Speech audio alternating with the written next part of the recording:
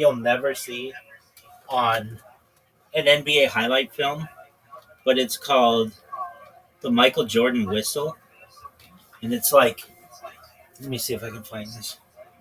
Um, I saw it on TikTok, and like TikTok is good for that kind of stuff, where it just needs to be uploaded for people to see, but like it's not going to be online forever. Okay, Mike, because like like yeah, I think actually that's where I saw it, but I think it went. Uh, Here it is. Yeah, Reddit is good for that. It's just basically the NBA is really, really sensitive about their um, about people finding this kind of stuff out. So is the NFL. So you're not allowed to post anything of the NBA without the express written consent. I'm sure you've heard that before, right?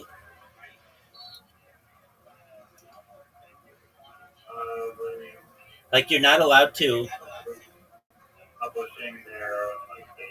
Yeah, you're not allowed to do that. All right, go to that video that I just sent, and I'll watch your video.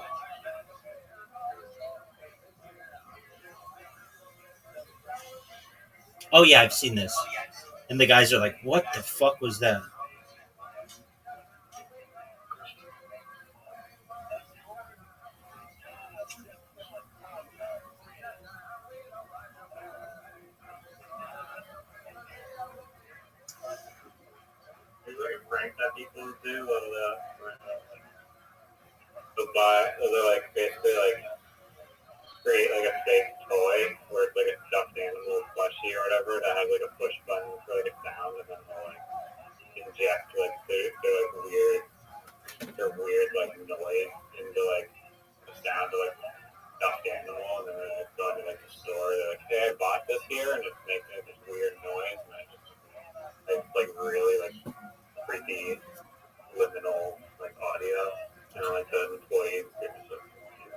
I've not seen that.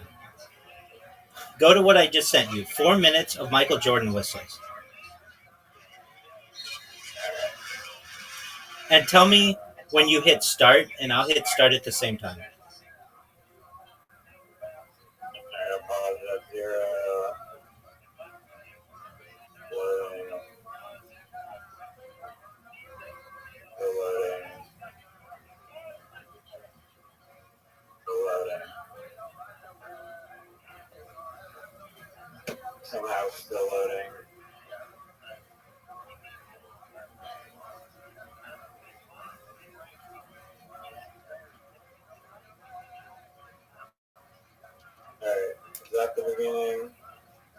Okay, so give. Okay, so it's gonna be 3, 2, 1, go.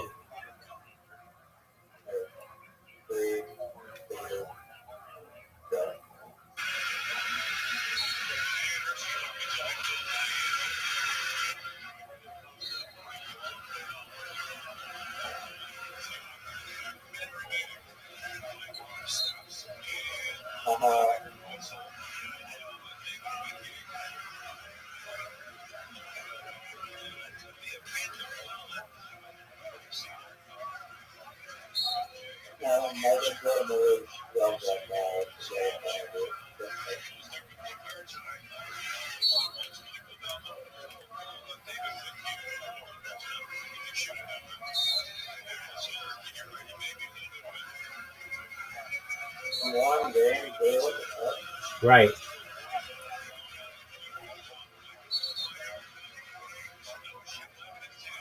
That's an excellent point.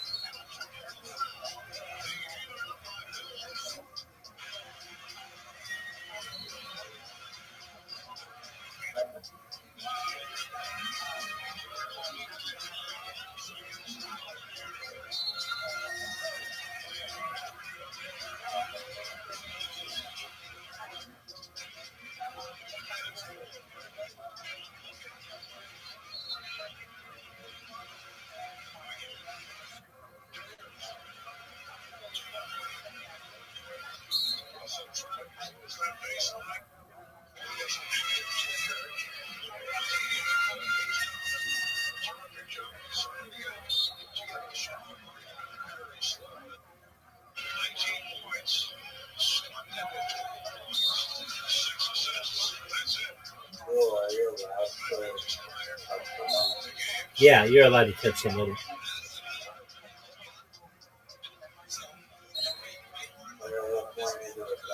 Dog, that's what makes the NBA such a bullshit league because it's not really clear. Right. Right.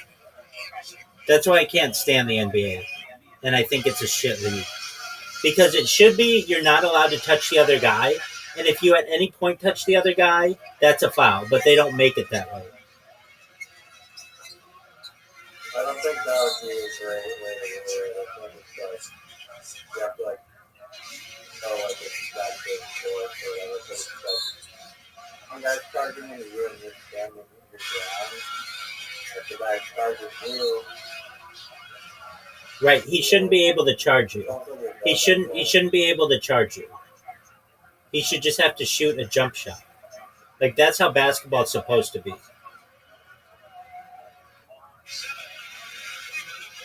Like when you make basketball into football, that's when people start to get upset.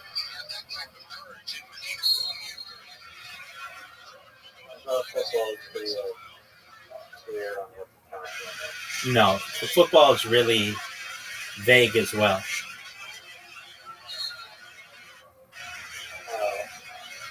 There's holding on every play. It's just what the referees want to call. Does, So you gotta refresh. Don't know why your videos. what does it do?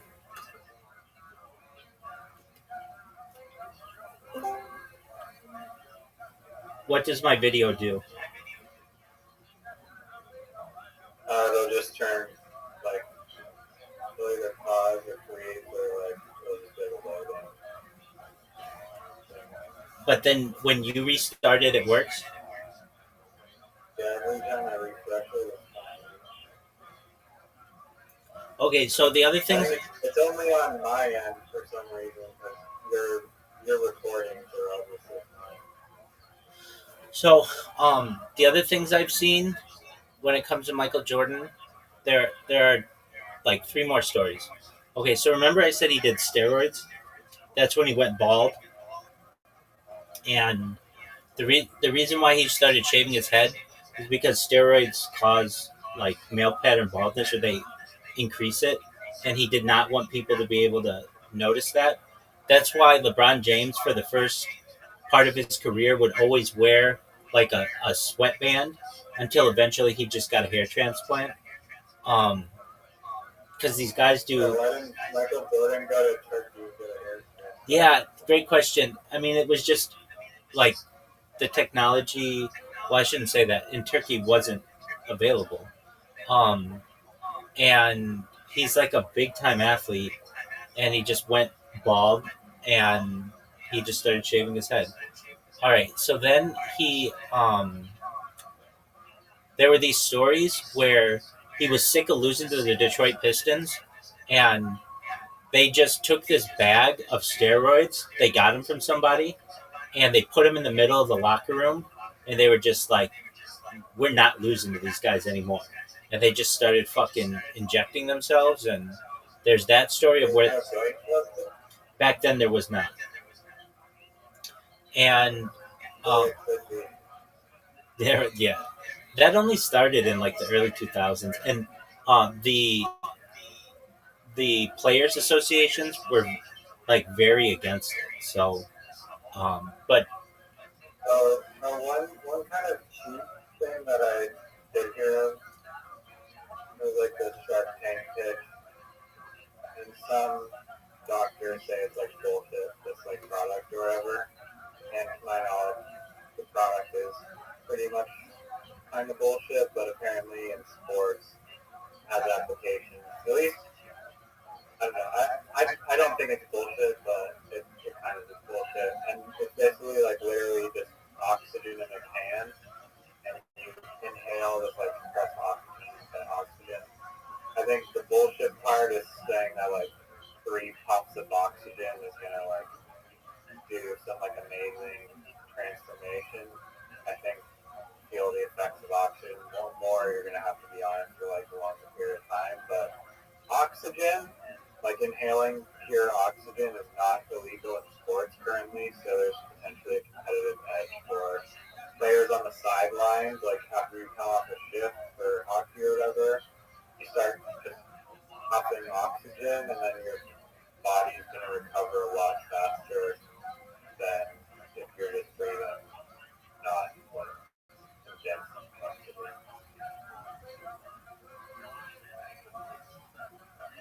I get that. Okay, so Jordan also was very competitive, as I said, but he didn't want anybody to be considered like even close to him. Like he wanted to be considered the greatest ever. And ESPN at the end of the 20th century did this thing, this sports montage of like the best athletes, and Jordan like demanded to be number one on that. Like they had Babe Ruth number three, Muhammad Ali number two, Michael Jordan number one, and he did this thing where so he played for the Bulls up until like 97, 98, and then he retired, and then he came back and played for the Washington Wizards for a few years. And the Washington Wizards, he also, well, he eventually bought a team, part of a team, but when he played for the Washington Wizards, they were going to get the number one pick overall. This guy named Kwame Brown, who was, for all intents and purposes, a really nice guy. And when he got to the team, Michael Jordan just abused him for the whole year and just got in his face like, who the fuck do you think you are, the number one pick? Go fuck yourself. You're never going to be anything. And like got into this guy's head, and he never did well in the NBA. And he had all of the skills to potentially be number one. He was eventually traded to the Lakers, but he just never turned out to be anything. Then there's this other story of Michael Jordan, and he would do this against young people. He never wanted to have any like real um, connection with LeBron James. In fact, the year that LeBron James came into the league, Michael Jordan retired the year before that, so that they weren't ever on the court at the same time. And Michael Jordan did this one commercial for Gatorade where he was going to play himself in basketball using a computer generated image. And they had to get a model to like be the computer image so that they could base something on. And so they took a really good basketball player, some guy who played like Division 1 somewhere, and had Michael Jordan play against him. And Michael Jordan just abused this guy verbally and physically for like an entire day, to the point where this kid was like, this guy was my fucking hero, and he turned out to be just the worst fucking human being I'd ever met. Where he was just like he would just be really mean to me, and at no point was he a nice person. And it was almost like Michael Jordan was fighting an internal battle. And um, so, I mean, when they say like, "Oh, Michael Jordan, he's the greatest," and all this other shit, that's cool, but it's not. It's not all that true, I would say.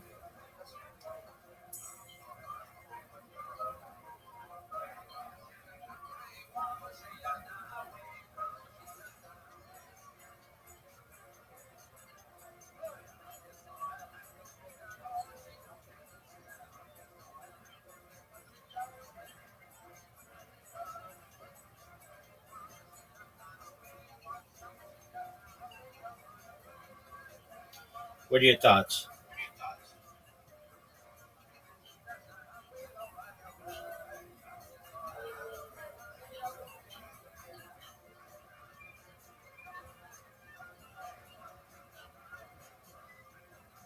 don't know. I mean, the last point about the kind of using those kids, just like kind of seems like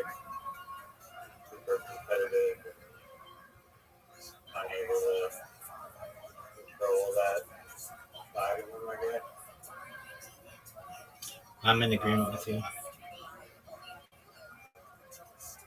I mean, arguably he's a victim of his own mind, and who knows how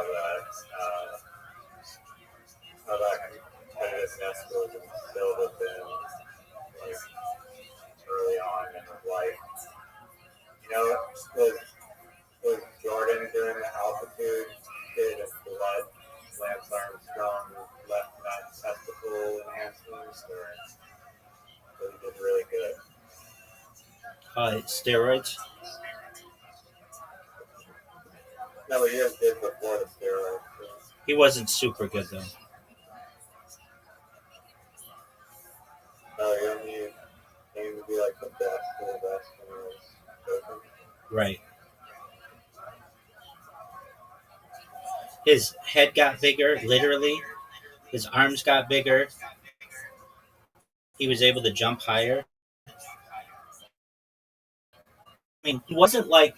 I mean, he won Rookie of the Year, but when he came in the league, he wasn't like LeBron James, like where he was instantly the best player in the league.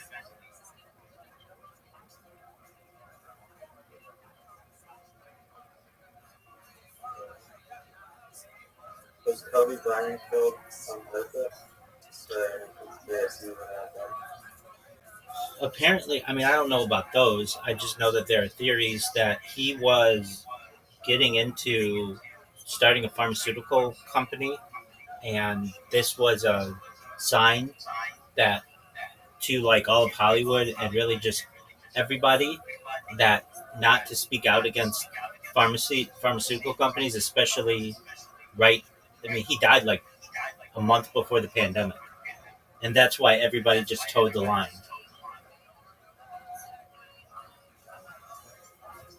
What do you mean by like okay?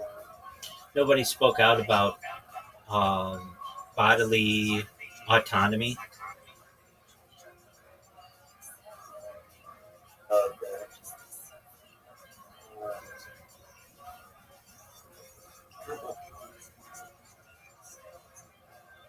What was his pharmaceutical company I was trying to say? I'm not exactly sure. Let me look it up.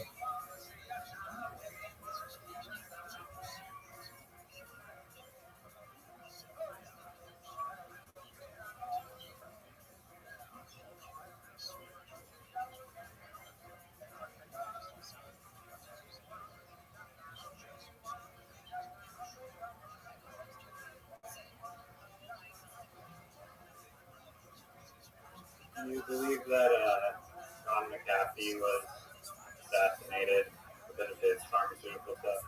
McAfee. Yeah, I mean, he had that fucking tattoo that even just said whacked. Yeah, I'm astonished that his crypto coin didn't go to like $1 billion.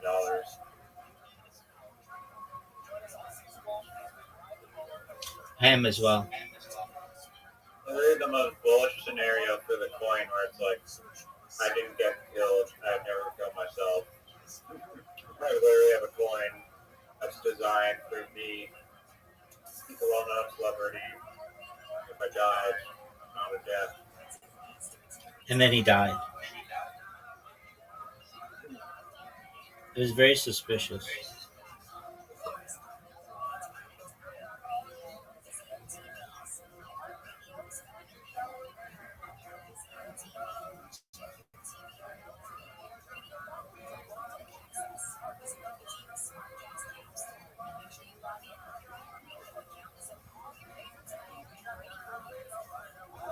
Okay.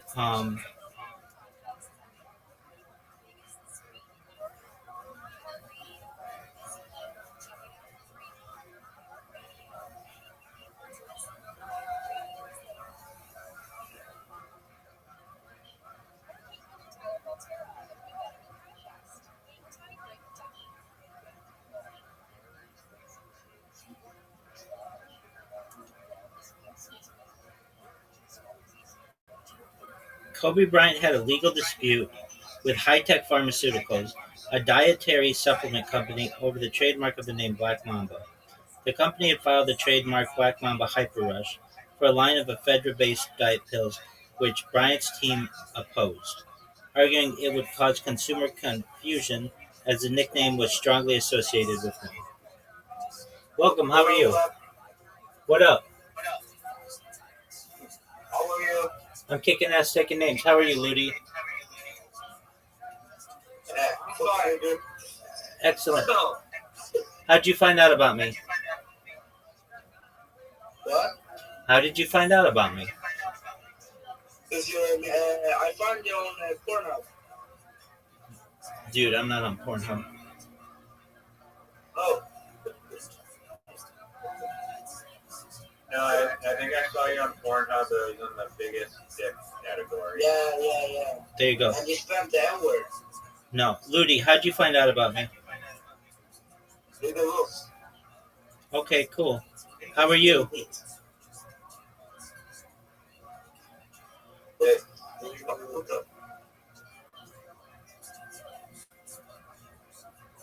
Huh? It's very wise. Pornhub 24/7. I think we go viral. Hello? So, we can take it. Please not.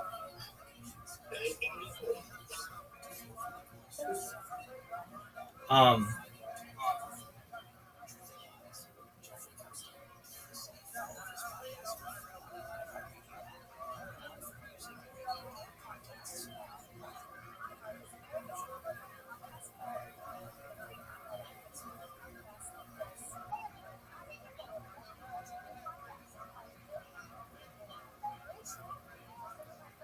so I don't know exactly about the Kobe thing, but um, I do think it was a message to people, perhaps, not to fuck with him. He lived like 5 minute drive away from me, and he would take his helicopter everywhere like a flying car.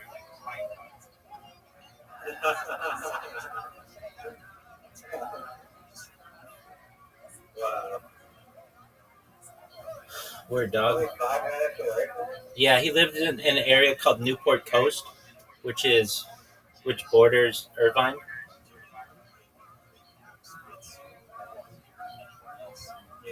Can you see the helicopter? Uh, so it's interesting because of like FAA regulations. There's like it's called John Wayne Airport. You can't fly a helicopter in that area, so they fly them along the ocean. So basically, he wouldn't have to take the route to go over my house. Um, but if he wanted to take the direct route, he could. But did I ever see it?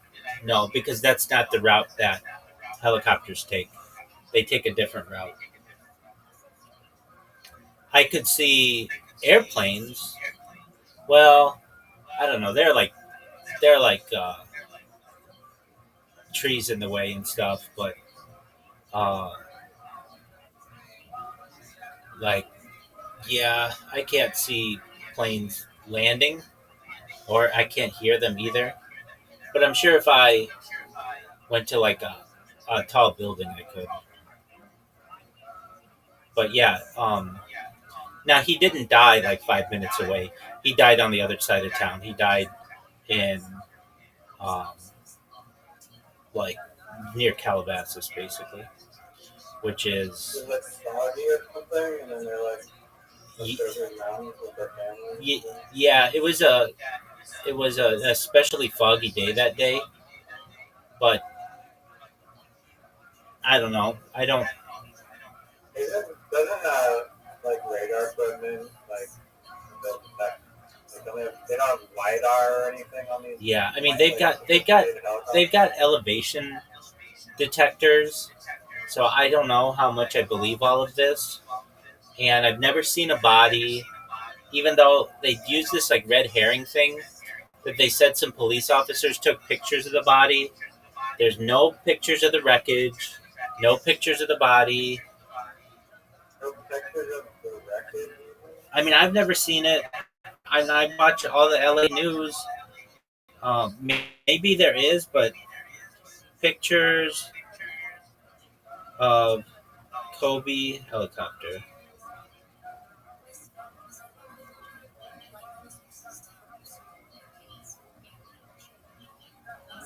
see some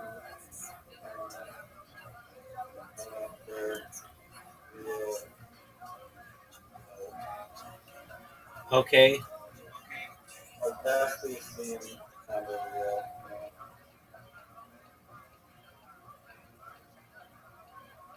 Um, Yeah, I think they're probably real. a number of photographs containing the documenting the site of the helicopter crash, his daughter, have been released.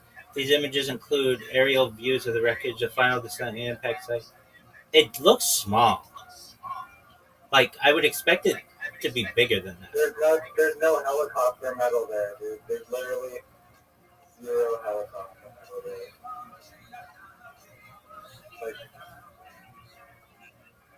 Like there's, there's some metal, but it does not look anywhere near enough exactly. to be a helicopter. Like I mean, would all that metal just melt in the fire? Nothing. it's just a small amount. Like I would expect it to be bigger than that, frankly. And like there would be propellers and stuff, like a tail. This one view. Yeah, I don't know. It does look like there's some tail. Dude, it looks like now that I see the crash site, it looks like the stuff is spread out, which usually tells you that it gets shot down.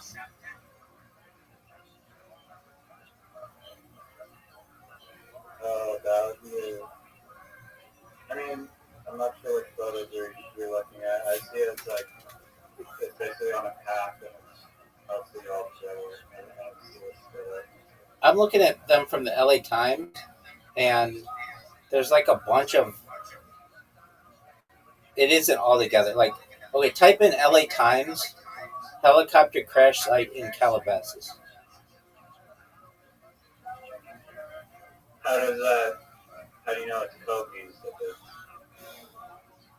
Because if you click it, it says federal investigators look for answers in Kobe Bryant helicopter crash.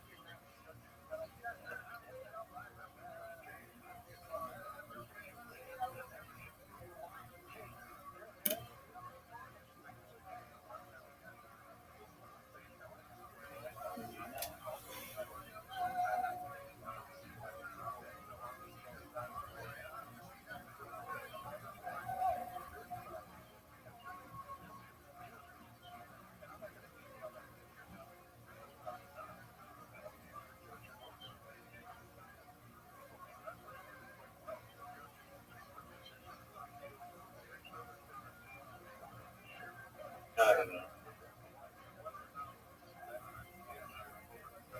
Potentially shot down out of the sky because people are probably trying to sue the pilot, right? Well, I'm not saying that. It just, if you put a bomb on it, a bomb could cause that. I'm just saying, like, if it just crashed into the hillside, I expect all the shit to be right in the same pile. I don't expect it to be spread out at all.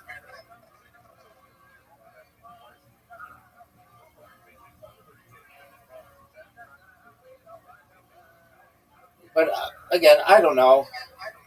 That one, I mean, there are no pictures of the bodies, which I don't understand.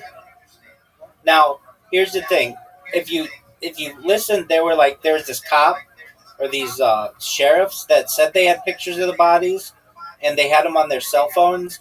And a bartender in like Ventura County overheard this and reported them, and allegedly like they had to get them off their phones or whatever. But I don't know. I don't understand when somebody dies, they don't take a picture of them and publish it.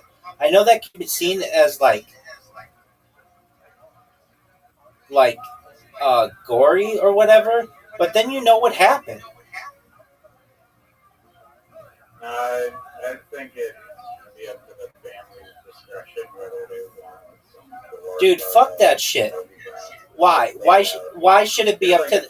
Why should it? Daughter, Yeah, why should it be up to their discretion? It's a part of human events. We shouldn't get so wrapped up in it. because it might be traumatizing to the victim. Okay, that they don't have to look at them.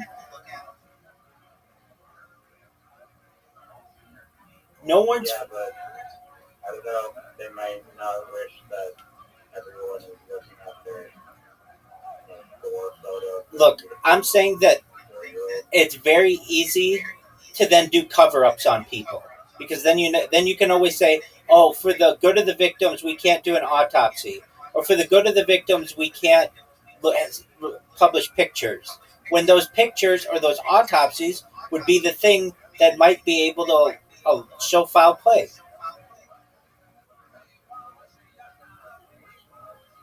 I I agree. I mean, yeah, you just like you don't want people. Can you agree that you don't want people like terrorizing the family by like because it's the internet. Someone will take the photo and just start like photo printing like thousands of copies and just like placing it all around the neighborhood. Okay, Just fuck with them. okay, that's fine, and there are other laws for that, but I still think that should somewhat be illegal. Should somewhat be legal. Um, what's stopping me from And it just should take? be legal. The phrase like it should be legal to Yeah, like post in store public photos areas, around the in neighborhood public areas, on the victim. in public areas, absolutely. Why shouldn't it be? That's a that's free speech. Um, because the general consensus No, quit with the general that consensus bullshit.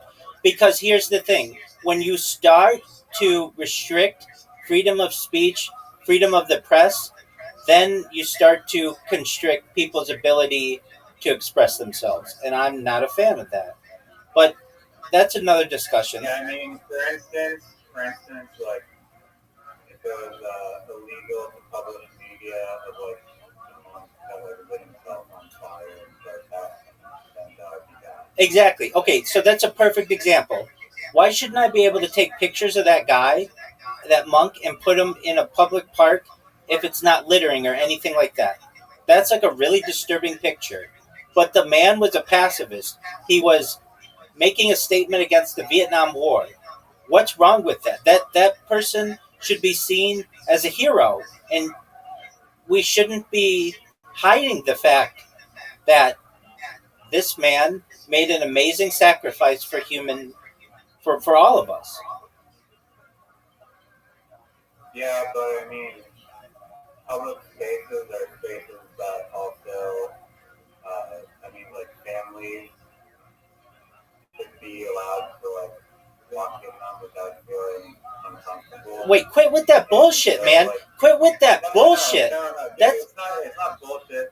Do you think that like, okay, you'll probably say yes, but you think that like movie ratings are just bullshit too, and that you should just take your like 5-year-old to an R-rated movie and watch them you can take your before. you can take your 5-year-old to an R-rated movie.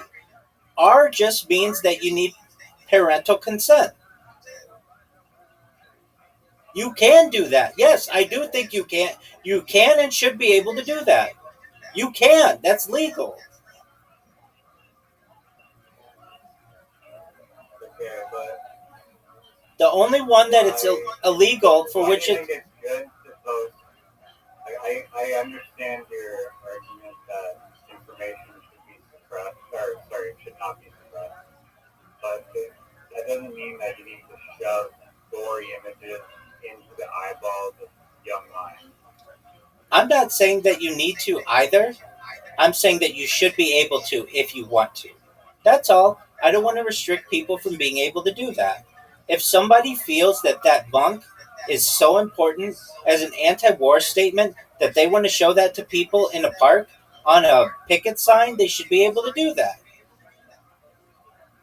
And I don't care about your weak ass little snowflake children and what they should be seeing and what they shouldn't be seeing. If you don't want them seeing that, then don't take them to a public place where it could be seen.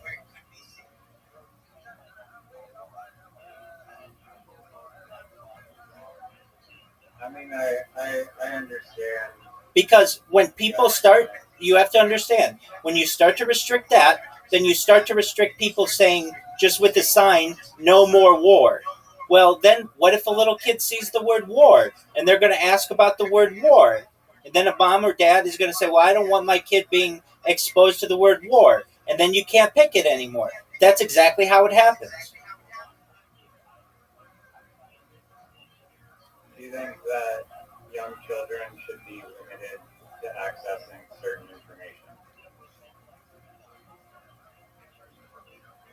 This is a question I ask myself all the time. And in an ideal world, no. What do you mean in an ideal world? Meaning, like a child should, we shouldn't make sex a taboo subject. It's love between two people or five people or whatever. We should be able to have real talks with children. We shouldn't, like in a village in Africa or in the Amazon, people are naked, both men and women, and it's not like taboo. Nobody cares. It's like that's just how you live your life. In an ideal situation, that's how it should be. It shouldn't be like just like the nipples on a woman are not allowed, but the nipples on a man are allowed. But then a man can be a woman and a woman can be a man. It gets confusing, and frankly, they're just subjective opinions. And in reality, it's just skin. We shouldn't taboo skin. It's just skin.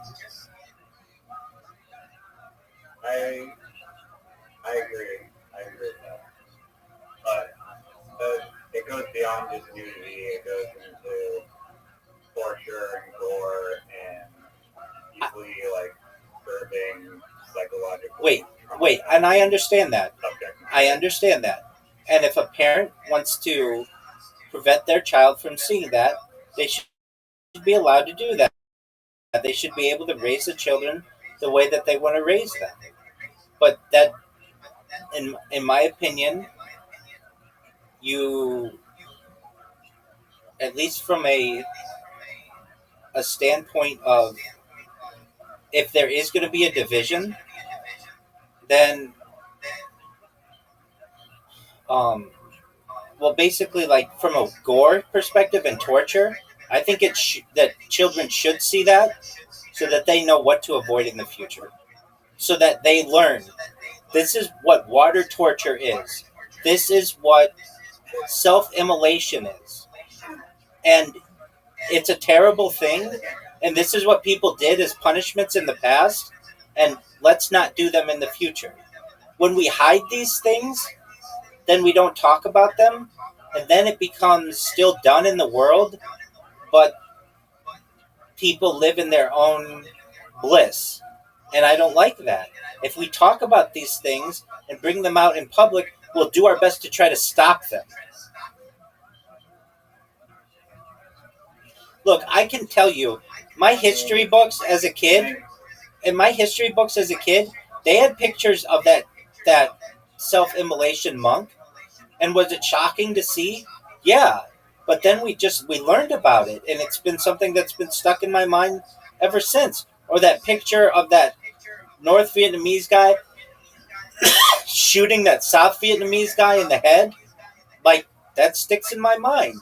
Those are parts of. Here's a strange exception to the rule is that clothes, like you mentioned, are like mandatory in public, but statues, for whatever reason, if it's made out of marble and carved 1,000 years ago, that's totally cool to be naked. Absolutely. Naked, dick swinging in the air. Why doesn't Donald Duck wear pants?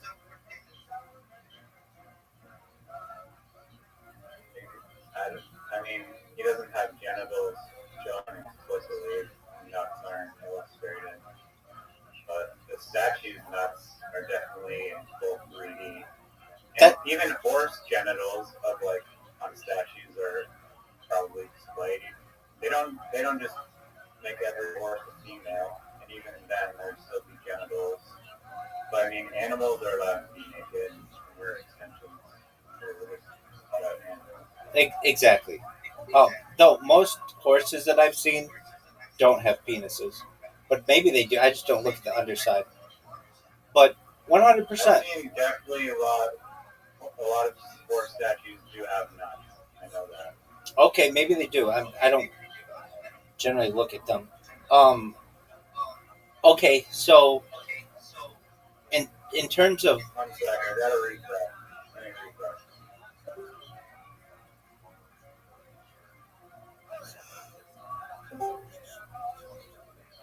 and I think the whole wearing clothes and stuff. I mean, it goes back to the Bible, but in my opinion, it's control.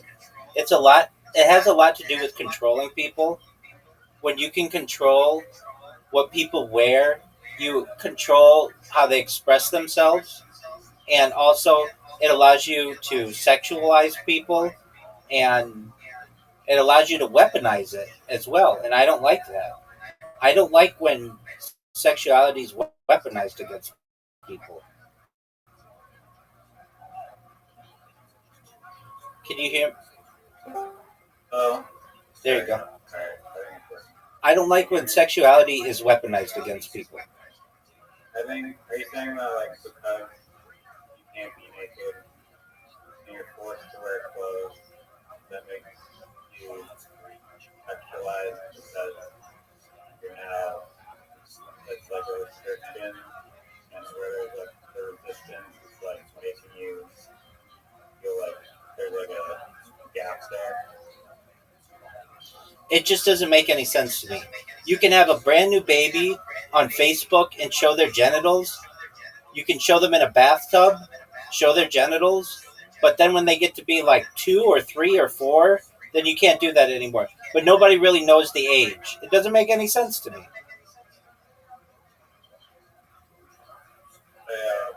I mean, It doesn't. It does not make any sense. it's because the group of bad apples called like a specific branch of pedophilia that's like that age category, but like Doug, they make it so that Doug. They've got their own problems, and that's that's like a mental disease that they have or whatever. I'm saying it doesn't make any sense. There's no firm line drawn, and I don't think we should sexualize it. Frankly, these people in who have been in National Geographic for 100 years, and every kid in the Western world has seen probably their first set of tits, aside from their mothers. In those, that's never been a problem because they're not sexualized. hello? Yo, what up, pimp? What up, dog? How you living, baby? How are you? Kicking ass, taking names. Every day's a holiday, every meal's a feast. What's good in the hood? What's good in the hood, my G? I just asked you that question. I got a question. Okay, I will fuck my grandpa. What can I do? Dog, I don't want to answer those questions. No, that's not. Bro, you wearing the same t-shirts like 1 week ago. Are you sleeping? Dog, I wear this because I am sponsored to wear it.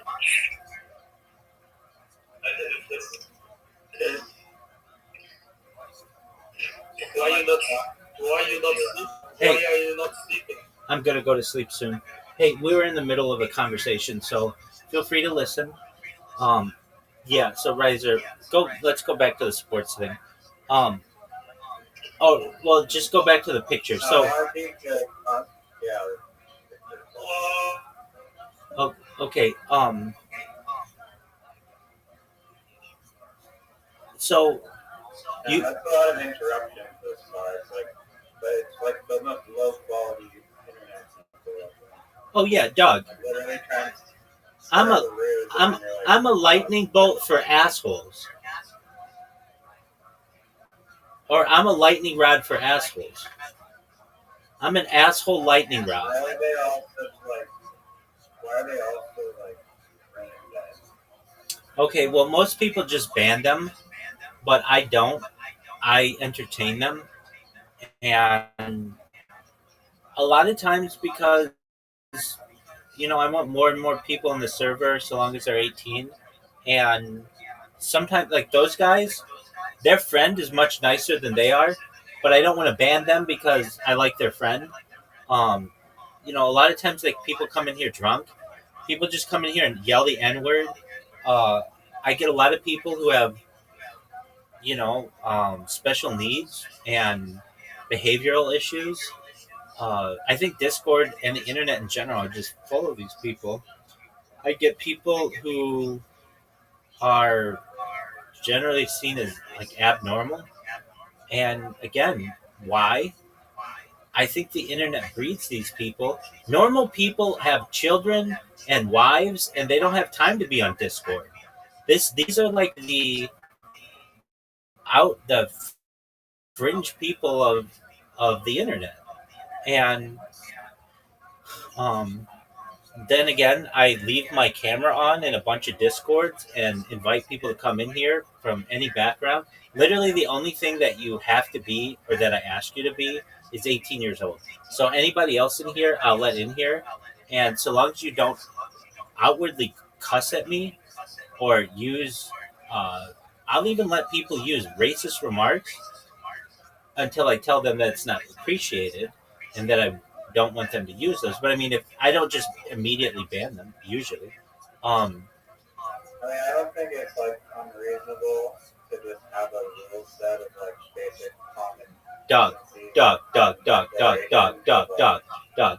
I say you have to be 18 to come in here, and people still don't read that. Yeah, no, I'm just saying like literally like most Discord servers before you join have like a list of 10 rules that's like don't be a dick to anyone in the community, don't bully, don't harass, don't do anything not safe for work, and it goes on. Right, but however you want to filter it or funnel it, you funneled it into like must be 18. no, I mean, I funneled it into one. It's do as thou wilt, just don't fuck up. That's the rule. It says it at the top. I do have a set of rules. Yeah. But if someone's like being like just saying like Jesus and like all these profanities, you tell them to like stop doing that. No, I use fuck and all these profanities. That's fine. No, I'm saying like if they're like bashing the Jewish religion. Yeah, I mean that's different. That's different. I don't like when people of any make fun of any people specifically, and I don't tolerate it. If people come in here and basically like trying to bully you and like do all this like talk shit about like your religion and trying to get back to like are you up for whatever, right? All the time, and they're allowed to do that. That's I don't think their internet privileges should be taken away. It's just I don't have to listen to that, and I get it dozens of times. It seems like a day sometimes, and there's only so much I can do.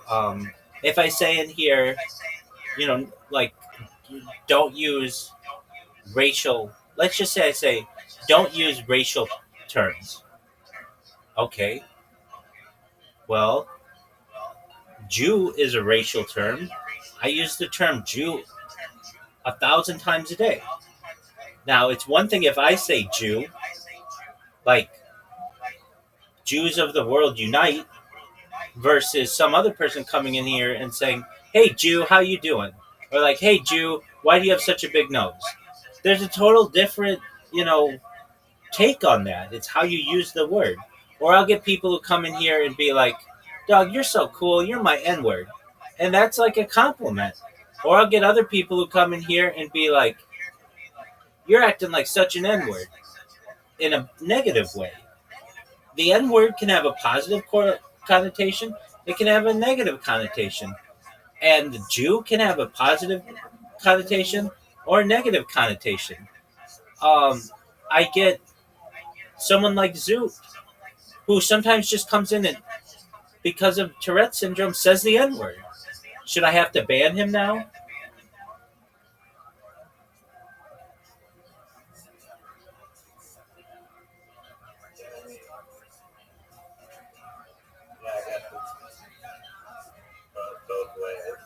there's no perfect list.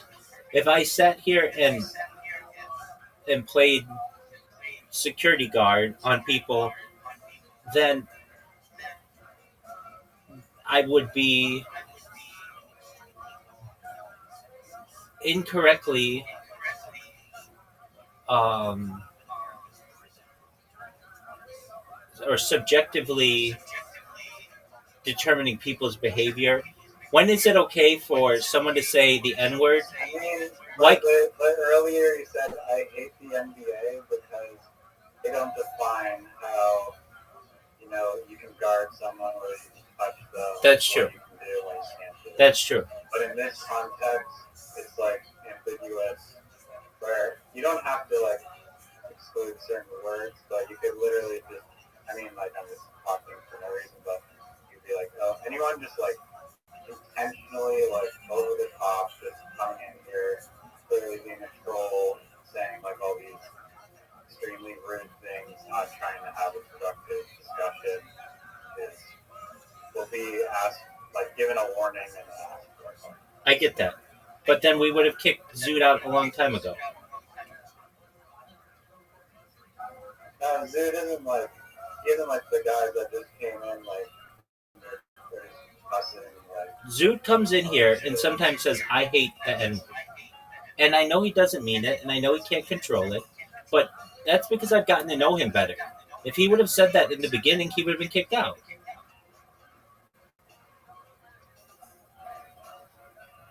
Yeah, I guess. I mean. And how do I know? How do I know if he's doing it? We have to know rules because there's the odd person with Tourette syndrome. So yeah, you're right. I mean, that's kind of what I have to do. I get people who come in here and they want to. It's rare, but I'll get people who like stream really mean things, and they'll just stream like beheadings and things, and they should understand that that's fucking up, and I get rid of them. I also get people who like will use the N word. There's a girl I know who uses the N word. She has black children, and I ask her nicely not to use it, and she doesn't always listen. But she knows my stance on it, that I don't like to hear that word over and over and over and over. Like, I hear it so often that it just becomes like annoying to me, even though I don't mind it in some contexts, but in other contexts it rubs me the wrong way. So I make sure that people know that there are some people to whom that word is very offensive, and I don't want to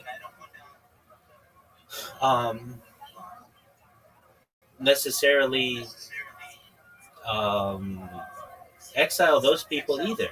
So I make people aware. I mean, generally the discussion in here doesn't get that um, that raucous.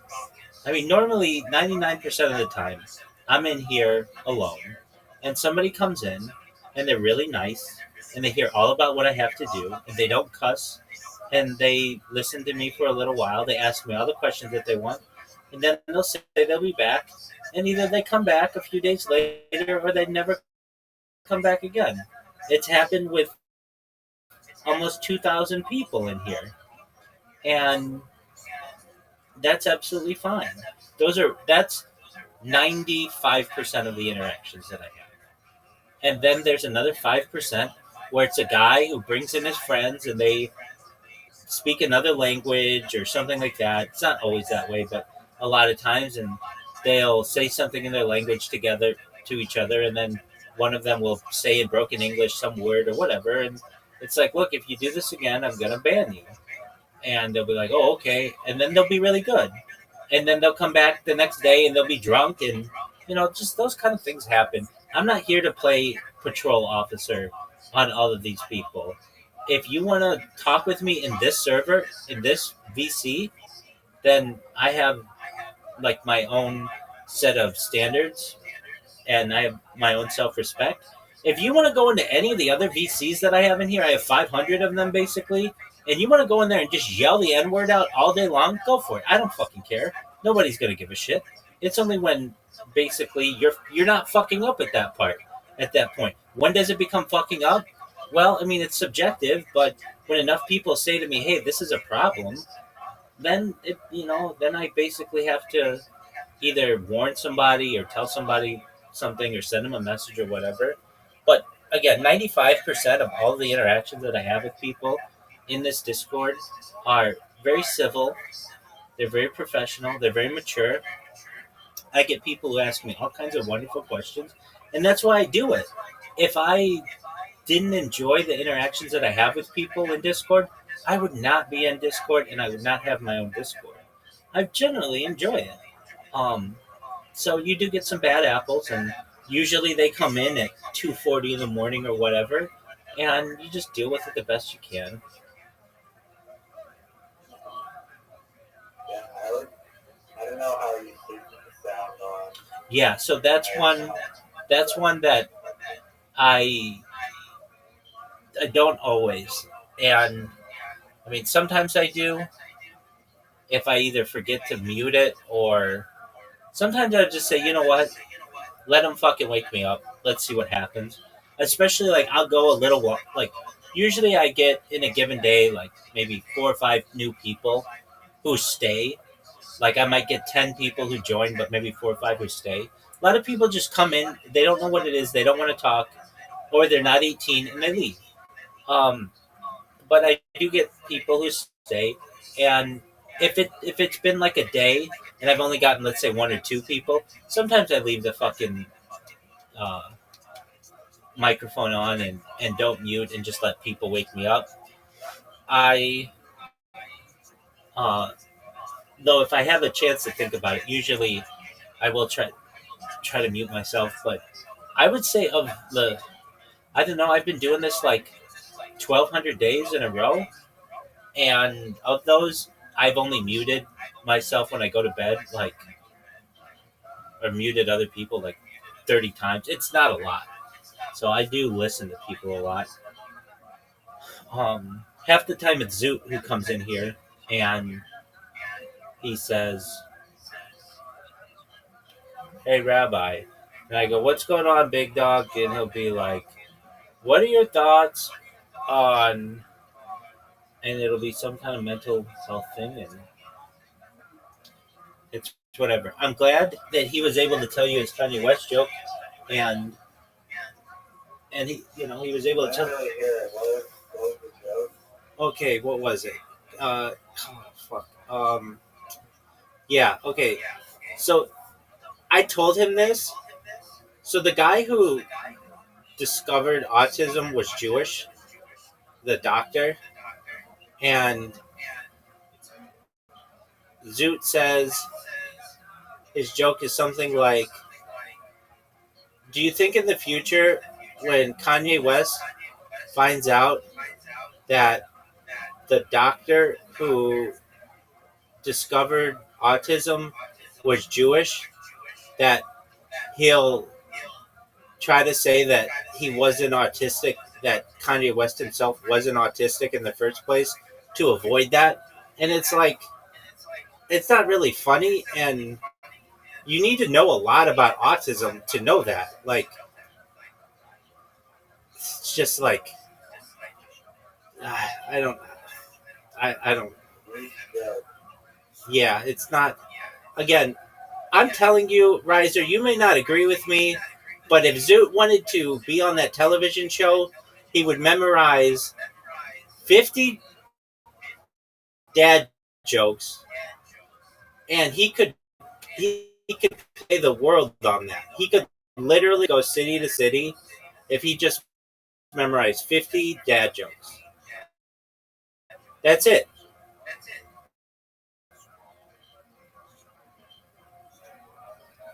He would be. Yeah, I mean, Hold on. He would get business opportunities.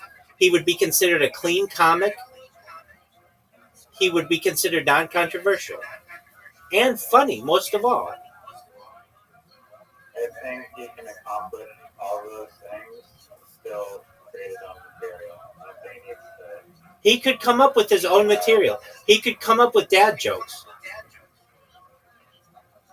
I mean, that's one specific topic to hone in on. I don't think Dude wants to limit himself to dad jokes. No, dad jokes are just, when I say dad jokes, I just mean simple, clean jokes. I don't mean are you saying dad or what? DAD? Yeah, dad jokes are simple, clean jokes. Not jokes about dads. No, not at all. No, it has nothing to do with dads. These are jokes that dads tell. Okay.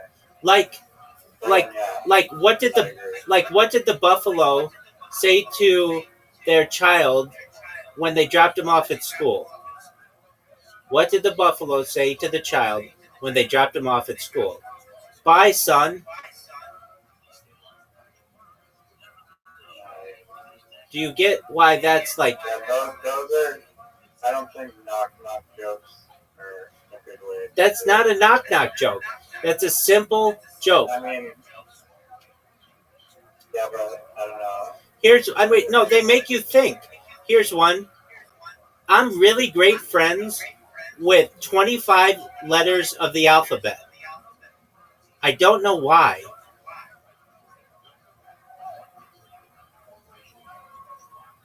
Do you get it? I prefer. Hold on. Answer my question. Do you get it? I do, but I. Okay, explain it to me.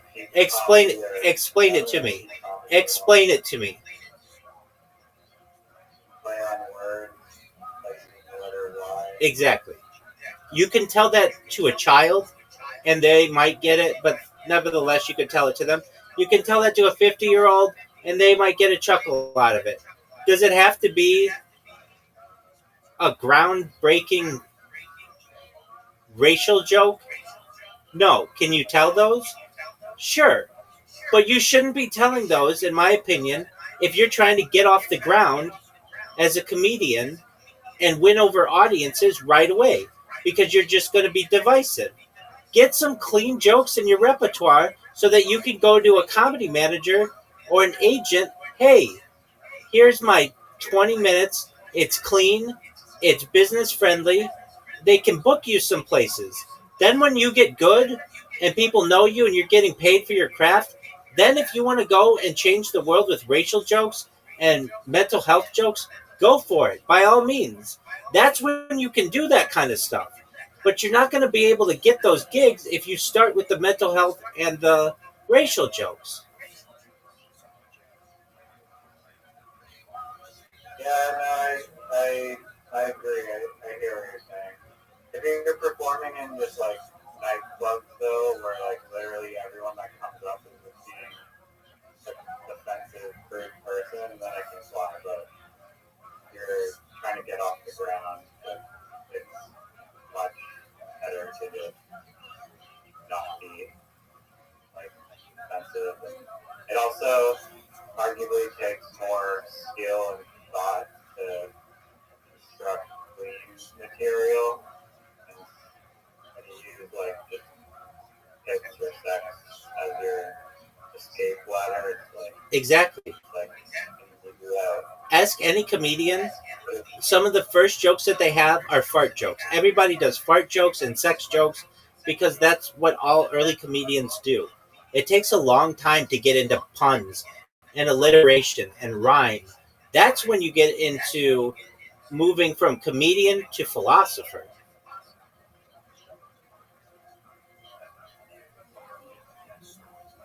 I'm not sure. I think it's just about how you describe things with your remarks and your observations and who you are in person. The way that the comedy scene works. I think I think Dude has enough of a funny bone, or if he could actually just like precisely channel the funny shit that he is able to say in his like crazy take, then I think he can be successful. I think he has the take, but he needs to actually be able to channel, which I think channeling parts where he's gonna have some room for him. The the way comedy works is you don't get paid right off the bat. You don't get paid for the first few years. You do open mics, and then eventually, if you're fortunate, a headliner will see you and say, "Hey, do you want to open for me?" That's great. Those headliners don't usually say, "Hey, do you want to open for me?" If the person isn't is controversial. If they're controversial, then they don't want to be associated with them. A lot of times, if you can just make people laugh consistently with a high laughs per minute, jokes per minute ratio, you're going to be successful. And then from there, if you want to get controversial material, by all means, do it. Great. But you need to have a foundation of jokes. If you come out with jokes that are just, you're swinging for the fences at home runs, you're not always going to connect. But if you bunt and you get really good at bunting and hitting singles and doubles, you're going to be a better, more well-rounded hitter, so that when you do want to take a swing at a home run, it's going to kill and you're going to dominate. Like basically, Zoot and other comedians, I've seen it too, they have these controversial jokes that bomb. You know, Bill Tony, you see it. It's like they'll come out, and it's like it's more gambling. It's just like these people are gonna really fuck with my like crazy take, or they're just gonna think I'm like literally a fucking guy. Right. One or the other. It's true, but that's a different show as well. That's one of the more controversial shows on the internet or in the United States. I'm saying, look, if you want to make money doing comedy, which that's what a professional comedian wants to do, you need to get corporate gigs. That's really important. You need to be able to do parties. That's really important. You need to be able to work in clean rooms. That's really important. You need I'd to. say that the internet, you can do podcasts and TikTok probably earn, like you don't have like necessarily have to be a stand-up comedian. You just be like a regular like bit comedian on Instagram, but I guess that's not really what we're talking about. No, that's true. That's true. There are people who were very funny and never told a joke. All they ever did was tweet funny shit. There are those people who were successful at doing that, and they'd get a following. Now, people would steal their material, but nevertheless, they would get a following. And that was 15 years ago, and you're absolutely right. You can get people who make, I mean, I watch them, and I'm sure you do too. They just do little Instagram reels that are really funny and really cute. And they get followers and they get endorsement deals. I've seen these happen. And they're not stand-up comedians per se, but they're able to play different characters or be entertaining, and they make money that way. But for the look, I'm saying if Zoot's goal is to be on television on this comedy show, get some clean jokes that they can put on television. Anybody who says anything to me differently, I think it's bonkers and doesn't know how the industry works. No, I agree absolutely. Like if he's going on TV, to literally come up with clean material. I think his probably is just dipping his toe in the water, and you wanted to go out and just like rev it to the red line and just see like if his edgy stuff would get a response. And that is giving him hopefully a little ego boost and confidence so that he's not afraid to go out and try again. I get that. TV show, for his little like walk-in Tuesday night like group of 10 people that he's performing for in some bar in Australia. That's cool, but for the TV show, like yeah, he's being very dumb but not. and especially because And the story that he told about confronting the solar panel, dude. There's nothing like. No, that one's not like a unclean joke. no, I agree. I absolutely agree. Except the thing that guy says, just fuck off, but he could just say he told me to F off. But that's a good story. That's like a great revenge story. And he could, like, you had a really great punchline that we should have said it. You know, you could have Will Smithed him, but you held back, but you got your revenge. And it's a lesson to everyone out there to keep your word, especially in business, or else you may end up losing your girlfriend over it and you didn't do anything wrong to her, but it's just how you treated other people. It's absolutely, I mean, it's a great little story anecdote that he has. Now, the thing is, if he wants to be on TV, it would be one thing if he still had 3 tries at being on this show. He's already tried 2 times and failed. He only has one other chance. And it's like, if you only have one other When did chance. he do the first 2 auditions? Did you ask him? No, I think he the similar stuff that he does, but I don't know. It's to me like you are trying to beat up a guy. Do you take the biggest swings that you absolutely can take, but you only take 1 or 2 of them and just hope that they land? Or do you take really small punches, but you know they're all going to land and they're really quick and they're really accurate and you know 100% that they're going to work every time? To me, you do the latter because it's less risk. And when you're in front of producers, they want to laugh, but they're also thinking to themselves, can I ever show this on television? And Down syndrome jokes are low hanging fruit. So, anyway, um, all right. I still didn't get a chance to tell you about my robots, but basically, just really quick summarization. I increased the amount of robots that I have, um, and I made them better on Kick, and I focus on Kick. And I was noticing, like, when people talk to me, a lot of times people would just like yell at me on YouTube in my YouTube comments, and I was getting like 5 to 1.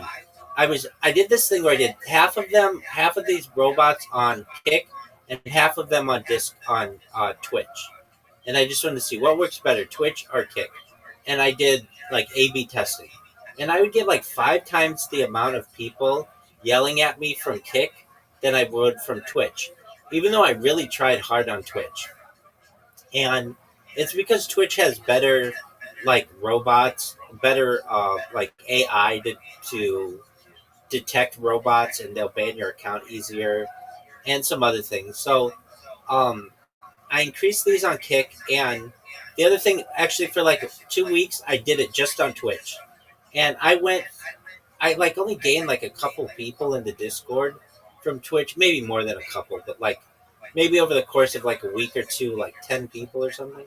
But when I did it on Kick, like when I haven't done it on Kick in a while, I'll get like 30 people in a day. Well, in like 2 days or 3 days, just like a lot more reaction out of people, and I'm starting to become more well known. I've got this girl in my fucking um, DMs right now. Yeah. Um,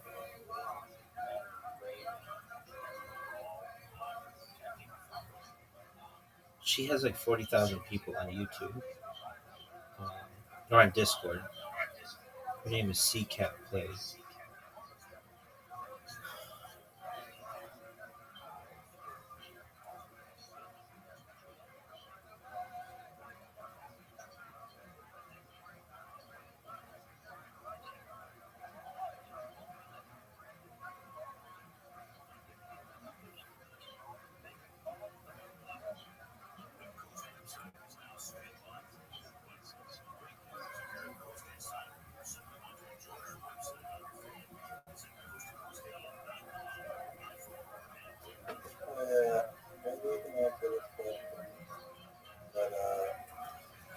8 inches.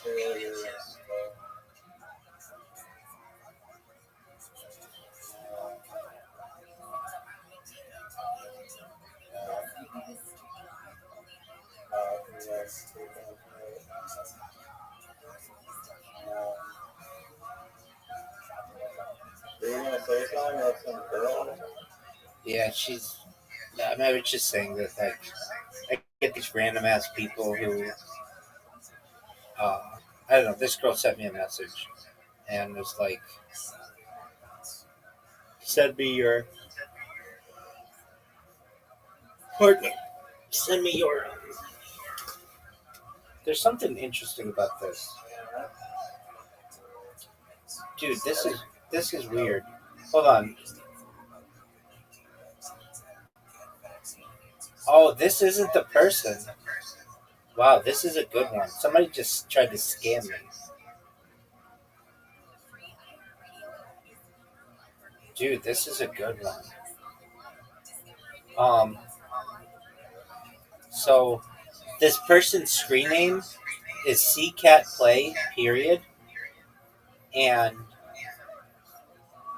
the period is a different screen name than the real person's CCat Play. So this person tried to scam me.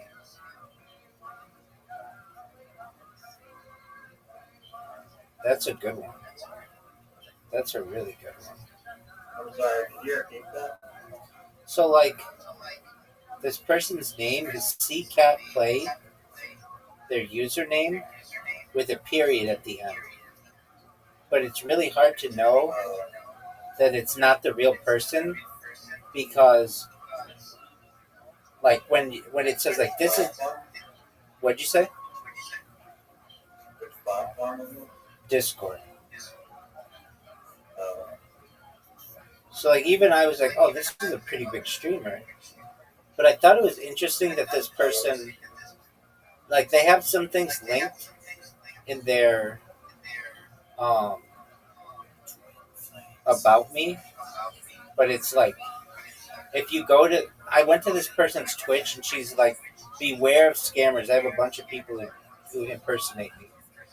And I can see why. Because they just take her name and then add a period to it. And then it's really hard to notice that because it's like, when it says this is the very beginning of your legendary conversation with CCAP Play, period, it looks like that's just the end of the sentence. But in reality, it's part of their username.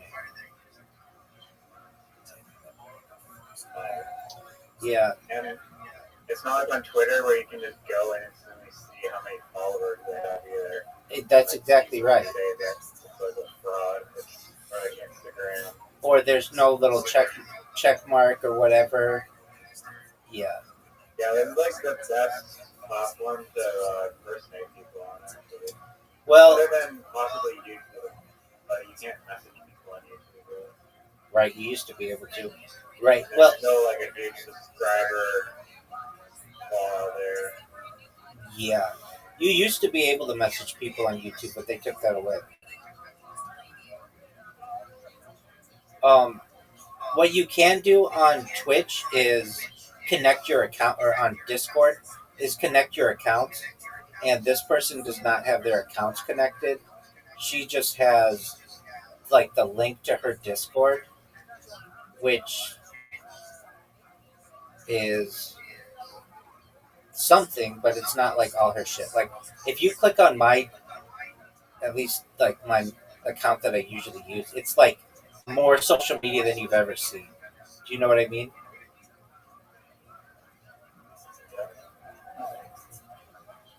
And so you know, like, well, they're all mine. But man, they could have gotten me good with this one. Anyway. What are they trying to do? Like ask for money? Well, no. The thing that threw me, like, made me realize this person is fake, is they talk about engagement, and like no real person gives a shit about another person's engagement. Like, you've never I mean, maybe, but like we talk about a lot of things, but you don't come to me in the first 5 messages and talk about like what are your strategies to increase engagement. It's like what? Like Funny, because I was just gonna ask about kind of something similar, but yeah. No, I mean, you just got a suspicion right off the get go. Most scammer messages, it's like, yeah, you didn't have the profile right. Message is just so like you just tell it's like not that good. right, the English is usually just slightly off. Uh, um, you were going to ask about engagement. I mean, not directly. I mean, I guess kind of. It, it definitely relates to social media, but I've seen like a bunch of videos on people that like are just selling crap online, basically, or if they have a product like this guy. There's a whole podcast for like 2 hours and 45 minutes on it. This guy who has a company. It's called like Neurogum, and he got a shout out from Joe Rogan. That Joe Rogan like chews this Neurogum shit, and the Neurogum has whatever some crap in it that's like some alpha brain whatever, and but the guy is also like before that point where he's getting like free Joe Rogan endorsements was like mastering the TikTok algorithm in order to actually build his brand. I feel like the packaging is like really amazing, but I guess the concept of just introducing brain cooking enhancers into gum was kind of new. So it kind of got traction, but I've just been interested. I feel like it's like a very valuable skill, whether you're converting people on Facebook or TikTok or some form of social media marketing. Like it can basically like move mountains. I feel like if you can actually master the social media marketing. Um, so I have this clothing brand that I want to launch. That I want to master it or figure out how to actually get the snowball money printer rolling and whatnot. And customer acquisition costs have to be low enough. All this stuff. But long story short, do you have any ideas on how to successfully market a product on social media? Fuck yeah, I'm the greatest social media marketer in global history. Before I answer that, how many days do you think you've spent in this Discord talking? Like in this call, in not on what day did you join, but actually talking in this VC. How many days, if you added them all up? Do you think it'd be a day? Do you think it'd be 2 days? The guy's been here for like a year and a half and come in sometimes once a week. I feel like once a week would be like my average. Incorrect. No way that's your average, but that's okay. Do you think my average is more or less? Dude, you haven't been in here in a month. Yeah, but before that I was in here like 4 times a week. Sometimes. Okay. So do you think you would total like a day? I think my average has been like once a week, kind of, and then the average length when I do join, it's like Really long. impossible to leave almost. Just keep talking, Right. which I enjoy, but um, usually the length I'd say is like at least 4 hours minimum. Today we're at like 6 hours. I've been in here for 8 hours, probably 10 hours even. We'll say like 7 hours once a week for a year and a half. Whatever number that is. All right. No one has time to do that kind of math. So you've been in here 228 hours. 56 divided by 2. No, it'd be 52. It's nothing. It's not that. 84. No. Potentially 84 weeks and 7 hours would be 588 hours. You've been in here 228 hours, which is equivalent to 9.5 days. That's really good. You rank. You can tell that? You Yeah, can see that? yeah. If you want to see it, you Where? scroll down under the Rabbi Rothschild section where it says rank ups.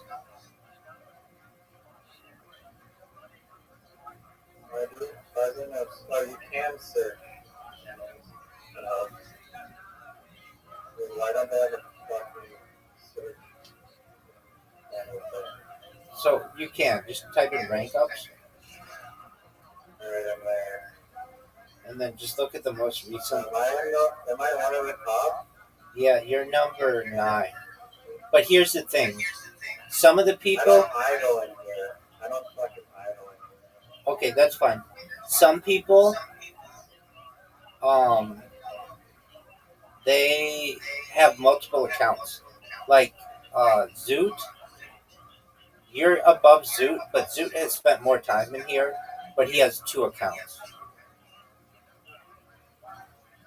I don't know. Right. But you're I number. mean, I'm still. Who the fuck is Dad matter? I have no idea who that is. I just look at their picture, and it's like, I don't think I've ever talked to this person. But maybe they I were. would say, like, Miss Aquarius has been just idling in here, like, 99% of the time. I think Caspian C, you probably talked to him, like, actual conversations with him more than me. And Zoo, I think that might be number 2. It would go. The top person with whom I've had the most discussion is actually probably Audie, but she has 2 accounts. So she's number 6 and number 11. So if you add hers up, she's at like 600 some hours. Yeah, but she sleeps in here, too. That's true. That's true. I think she's actually at 3 accounts.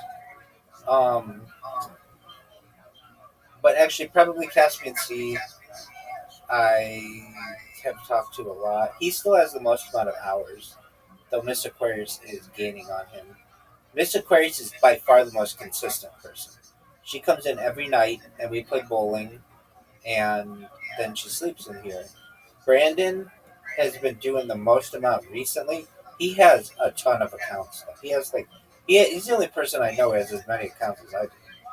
And but he's been here more recently, and I don't really know that much about him. I know he said he has special needs, which is cool, and he has he likes to stream, or he likes to stream stuff that I give him.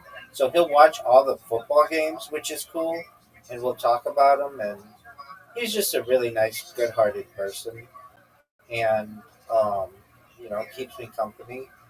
Um, so I would say that you are. It would go Caspian C, Miss Aquarius, Audie, Zoot, and then you. That probably is accurate if you combine. So you're probably like in the top 5, which is. No, I'm above Miss Aquarius and, like, just pure discussion, like. Oh, for sure. Yeah, Miss Aquarius and I haven't been. Um, we don't have really long conversations. We have consistent conversations,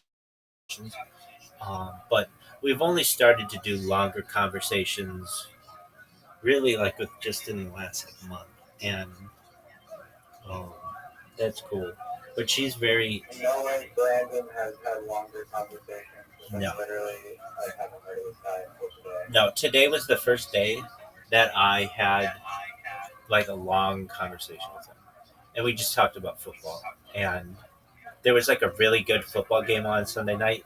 Like a really good comeback happened, and we talked about that. But like, I think he found me from Socialize, where a lot of people find me, and that's where Mr. Aquarius found me. And they come in here, and then I give them my spiel usually, and then if they like it, some people are like, "Can I just stay in here?" And I'm like, "Yeah, that's what I want people to do." And Brandon was kind of one of them, and but he isn't always in here. He like left for like 3 weeks or something and did whatever. I understand that. I did talk to Caspian C. He's moving to like the Pacific Northwest. He says, I think to go live with some chick. Um, I'm not exactly sure. He invited me to join the server that he started, which I got into, and you had to be like, it has like 30 people, or no, it has like 60 people in it, but you had to be like, um, I don't know, you just couldn't join it. Like mine's super easy to join. You get the link. If you're 18, you come in. That's it. It's really easy. But his, you had to be like vetted, and then he didn't let me in right away, so I was just kind of stuck there. Finally, he let me in, and he had this little section that he said I could stream in. And I tried to stream in it, I really did, but for some reason, it just said, like, it wouldn't allow me to connect in there or something. Um, Actually, it said messages failed to load. And I'm not exactly sure why it wouldn't let me stream in there. But then I noticed he's like, I let people say whatever they want, and like the moderators are really like, they're good people, but they're kind of off the wall or whatever. And I looked, and one of his channels had the N word in it. And I was like, what? Like, this just kind of seems classless. Like, it was like a hard R, too. And I said to him in a message, like, I don't think that that's the best look for your Discord. Like, I'm not saying he's classless, but why?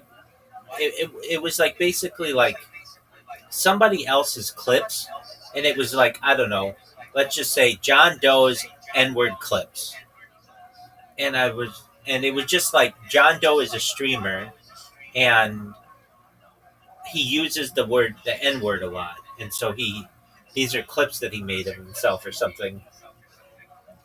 And so I messaged Caspian C saying, like, look, I'm having trouble streaming in your server, but I just want to make you aware, like, I'm sure you are, that like somebody named a channel with the N word.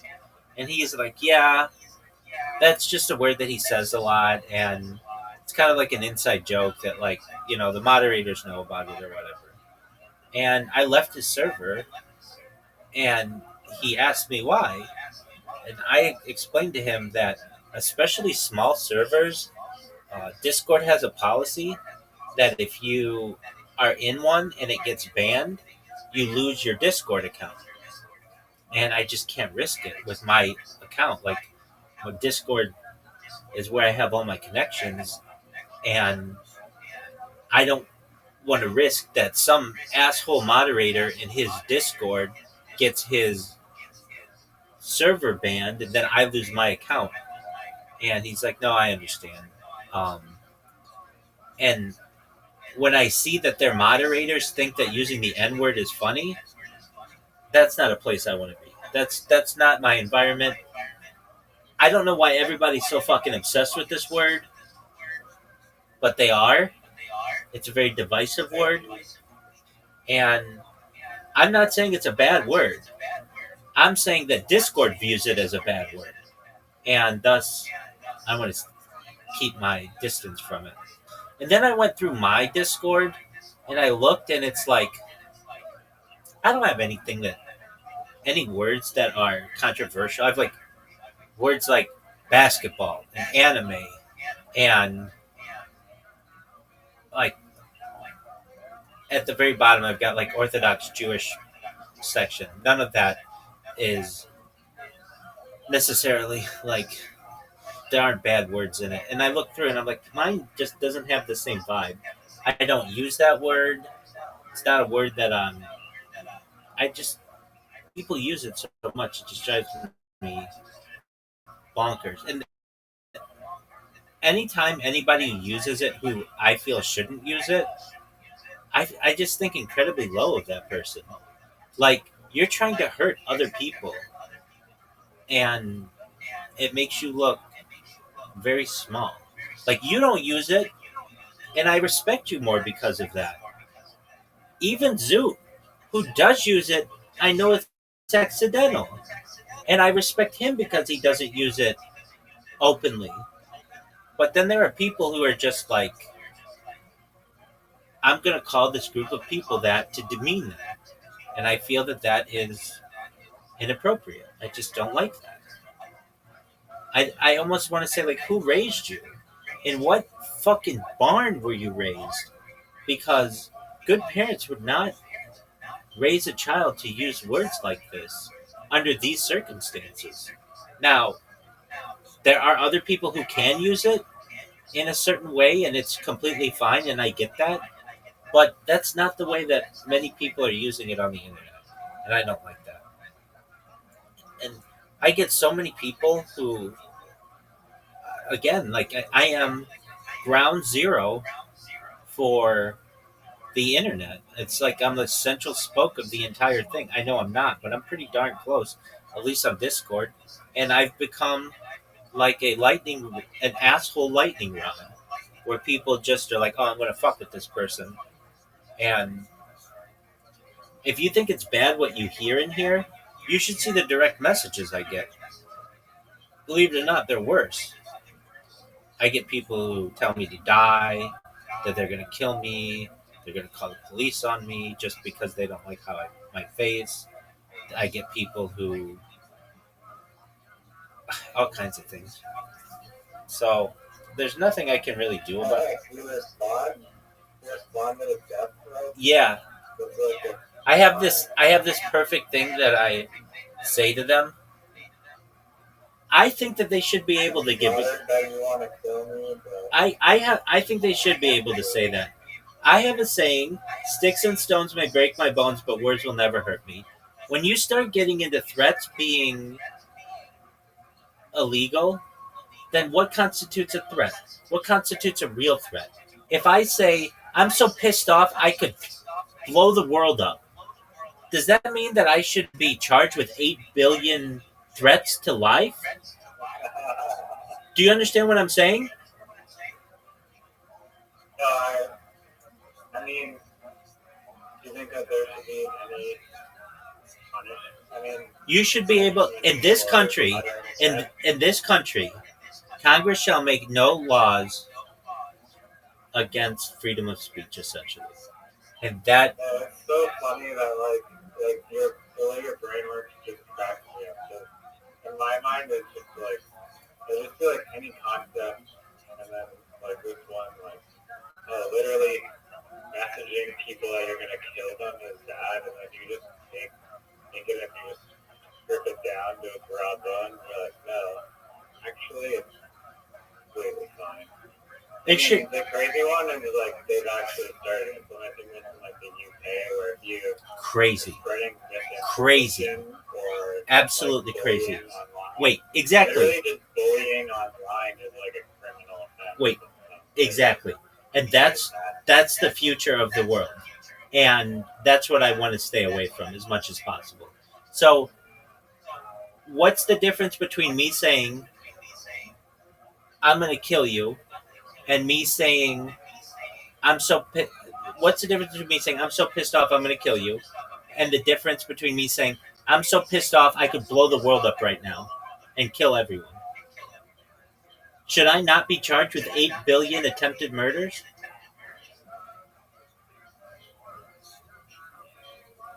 I mean, debatably you should, yeah.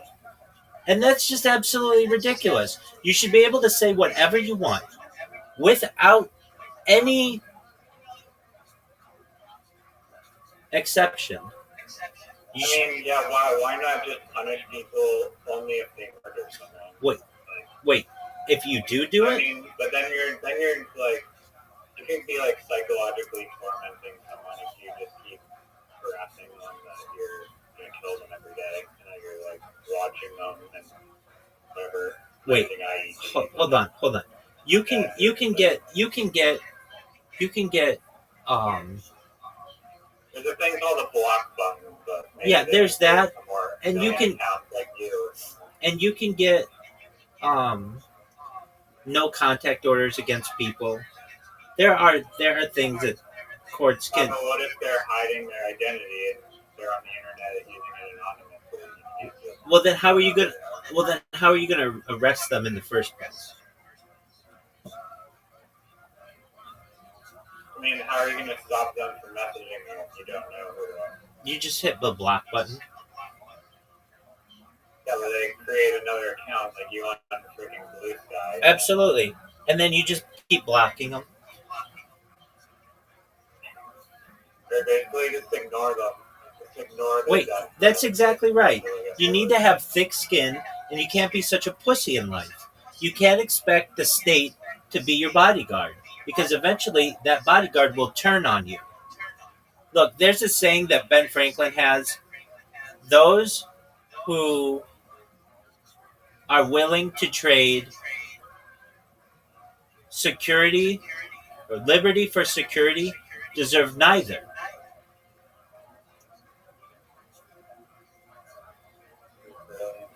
It absolutely is. So you asked me, what do you say to people who call you kike and Jew and I'm going to kill you or you deserve to die or kill yourself? I say the same thing to all of them. Either I ignore them or I say CSB. You know what CSB means? And neither do they. It's a cool story, bro. And if they say CSB, what does that mean? I say Google it. And then the first thing that shows up in Urban Dictionary is cool story, bro. And then it makes them look like a dumbass. You can say I'm stopping. Wait, it's not in Urban Dictionary yet. We'll get there. I could say You're making me wet. I could say you're J-yoring. I could say you're J-yoring, and that is in Urban Dictionary. But I just say CSB, and sometimes people get it, sometimes they don't. Now it would be another thing if I blocked them all, but I can't, and you know why? Because Discord has a limit of 1,000 friends and 1,000 people you can block. And trust me, over the course of the last year, I would have had to block more than 1,000 people.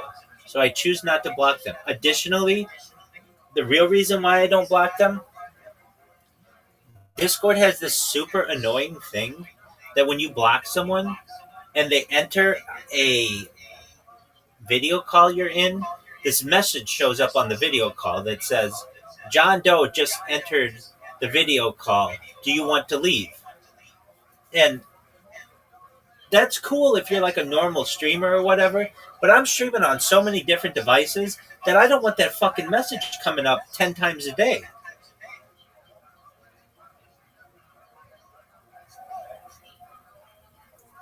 Yeah. I don't know why the fuck they limit the message. Yeah. It's because they want to limit how much server space each user has, and that's why they don't let you have like 10 million followers. That takes up a lot of server space. Doing Twitter, you know, like build millions of followers. Yeah, but that takes up a lot of server space.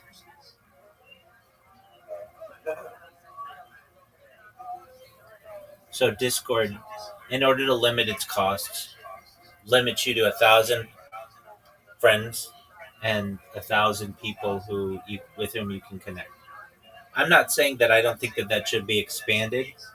They certainly don't have a problem selling out to some types of advertising or whatever, or having a premium version. I get all that. But yeah, in terms of threats, you should be able to say anything to anybody, because what you consider a threat is different than what I consider a threat. Sticks and stones may break my bones, but words may never hurt me. I mean, let me just ask you this. Let's say you kill my child. Shouldn't I be able to say to you, if you had anything to do with killing my child, I will make sure that you're executed? don't know if the Dalai Lama would approve of that. Hold on. I didn't say that I'm going to kill you. At least in the United States, state execution is a thing. And that means I prosecute you and make sure that you get the death penalty. Yeah, I know what's wrong with that. That's exactly right. That's my question. And I want you to remember that. Are you allowed to say that or not? It depends how you want to interpret execute. If you interpret execute as the cartel killing you, well then no. But if you want to define it as the state executing you, then yes. Okay. Yeah, so, I mean, you could. It's subjective. It's Will you absolutely. get in trouble legally if it's ambiguous and you don't say, like, I'll use the full extent of my law to get the state to execute you legally by law? Why do you have to say that? Why can't you just say what the state would do, which is execute you? Yeah, I mean, if you, like, you're framing it in a way that's, like, clear that's not you coming out with the razor blade, it's the state. No, but what if it's vague? What if it's vague? I don't know if that's illegal or not. It would be up to a judge and jury. It would be up to a judge and jury, frankly. That's what it comes down to. But this is what I'm saying. These are words. You should be able to say them. They don't hurt anyone physically. Sticks and stones may break my bones, but words may never hurt me. Because when you start to litigate English, then you start to say, well, you can't use the term execute. Then you can't even use the term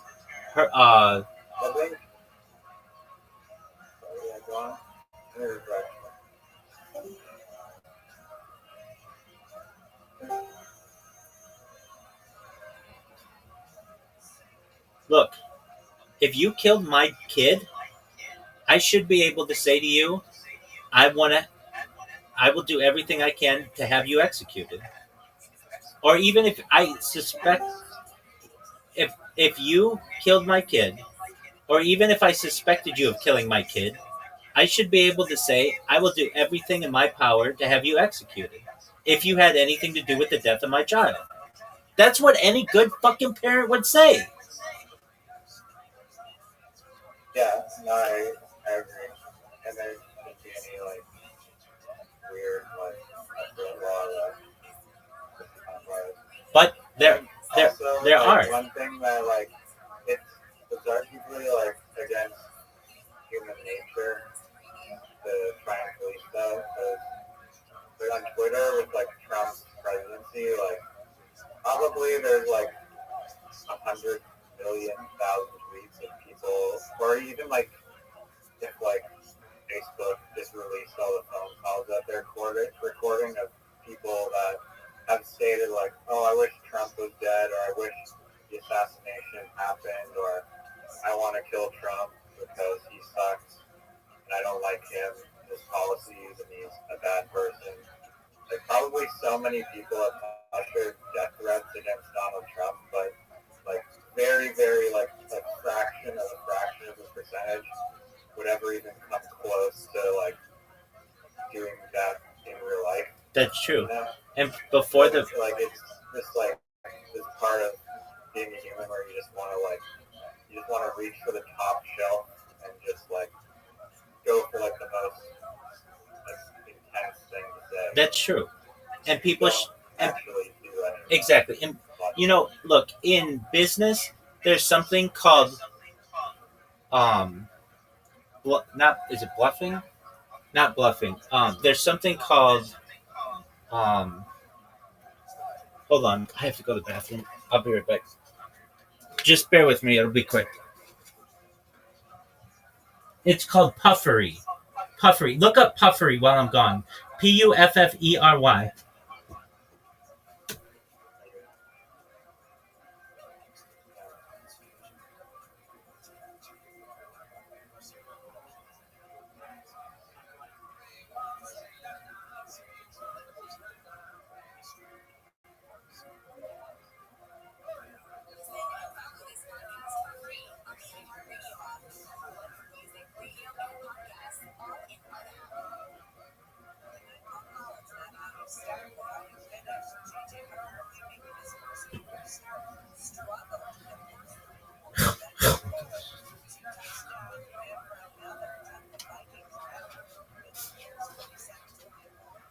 Riser, did you look up the term puffery? Yeah, Okay. So basically, puffery is when you can use words to say, this is the greatest car of all time, or this is the greatest pen of all time. Okay? world's best cup of coffee. Exactly. Okay. So you can say world's best cup of coffee. Why can't you say, I'm going to blow up the world? I'm so pissed off I could blow up the world. Well, according to the law, that's a threat against 8 billion people. There should be something in the law that is the equivalent of puffery for threats, where you can just be so pissed off that you can threaten every motherfucker on earth, but it doesn't really mean anything. You're just pissed off. Does that make sense? Yeah, I mean, you probably look at road rage. Road rage is like a case study of like how many incidents of road rage actually end up with someone hopping out of their car with a hammer and like actually assaulting someone versus how many instances of road rage are just people like honking, like brake checking and flipping the person to the bird and like cursing at them. Okay, so when 9/11 happened, there were arguments that said we should turn Afghanistan into a parking lot, which meant like killing millions of people. Technically, those are making threats against millions of people. Should you have to have How is that making a threat? How is that? Can you? I mean, this is being like a goofball, but can you just interpret that as no murder involved because we want to turn Afghanistan into a parking lot? well, that implied that we're going to kill everybody there. Not necessarily. That could be relocated. Wait, and that's a great point. That's a great Or point. they could live in the parking lot. Wait, absolutely. Absolutely. I agree with you. And that's what I'm saying. This should not be up to judges and juries. It's too subjective.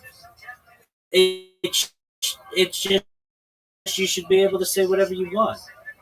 Now the reason why we even in this country because you used to be able to say whatever you want.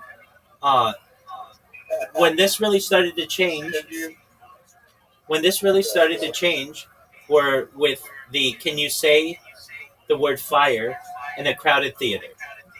And that was the start of these laws that then turned into threat laws and then hate speech laws. This all started with can you say fire in a crowded theater? And many people said that you should be able to. It's freedom of speech. Should you be able to say fire in a crowded theater? Absolutely. When? When there's a fucking fire.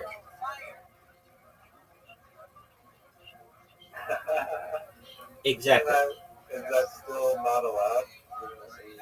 Fire? Let's say some other word for it. Flame. No, Combustion. There's combustion, guys. Leave. it's the idea that you could be prosecuted for this for saying this word because it can cause trampling and cause people to run out of the building. But if there really is a fire, you should say it. And it was very strategically used to be able to erode at the First Amendment because you used to be able to say whatever the fuck you want. And Do you think, according to these free speech laws, that you should be able to call public school and tell them that you're about to show up with like a bunch of AK-47 ammunition and start shooting? 100%.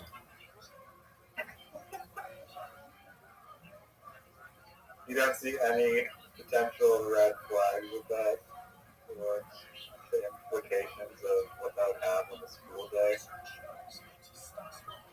If people recognized that this was a common occurrence, then they could say they just ignore it. Yeah, how do you tell if it's a call or if they're actually considering? You could send someone to their house to do a wellness check on them, but it shouldn't necessarily be a crime.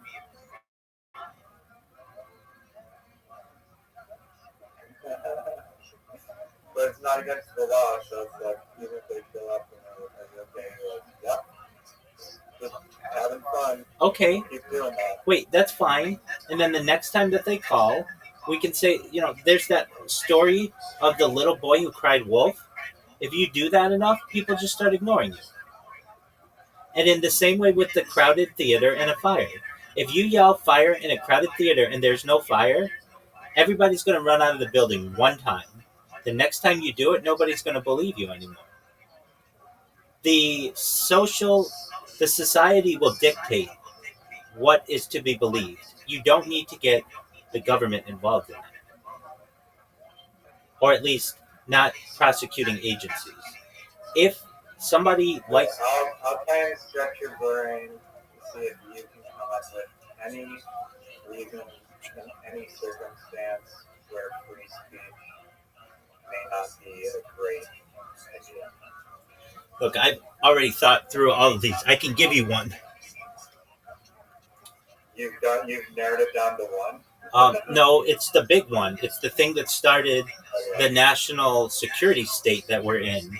So during World War II, there was a congressman who was recounting closed door sessions of Congress.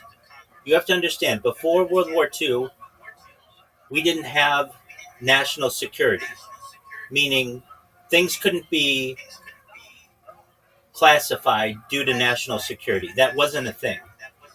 And what he said to the press was, those Japanese, along these lines, those Japanese don't know that our submarines are are are traveling at 100 meters under the ocean.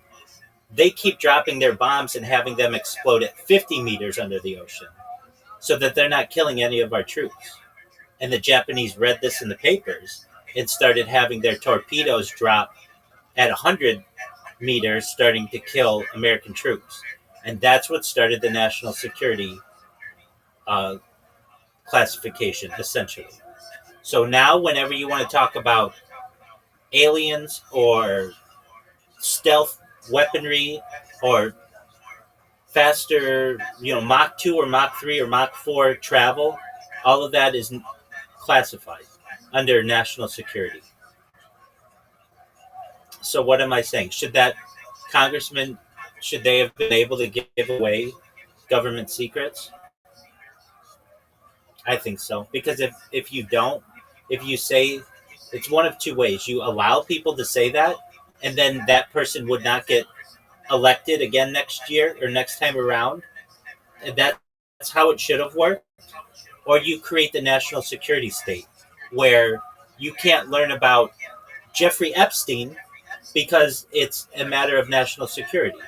What do you mean it's a matter of national security? We have child rape here. It's national security. Do you understand what I'm saying? Yeah, I do. I mean, you can hide behind it and be able to use it. It's like for the veil to just hide behind. But that's what's being done. That exactly. But that's what's being done, and that's what has been done. And now, when we want to talk about really important topics, the assassination of the 35th president of the United States, John F. Kennedy, on November 22nd, 1963, in Dealey Plaza, Dallas, Texas. We can't talk about that because it's a national security issue. This is the assassination. This is a murder of a man in broad daylight. But we can't talk about it, or at least Congress can't. But, like, I mean, that seems like an argument for pro speech, not against pro speech. I don't think that you're saying that, like, militaries should just open source everything, all of their technology, right?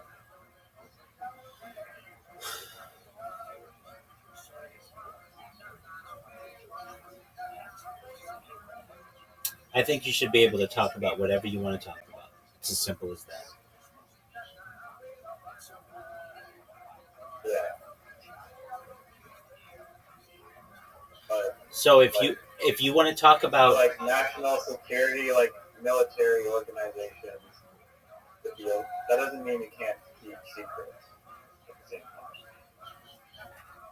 to quote John F. Kennedy, Secrecy in a democracy is repugnant.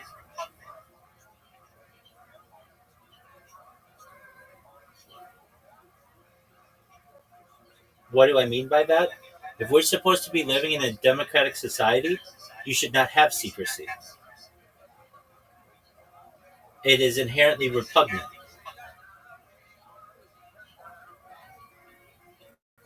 Things are supposed things are supposed to be open in a democratic society.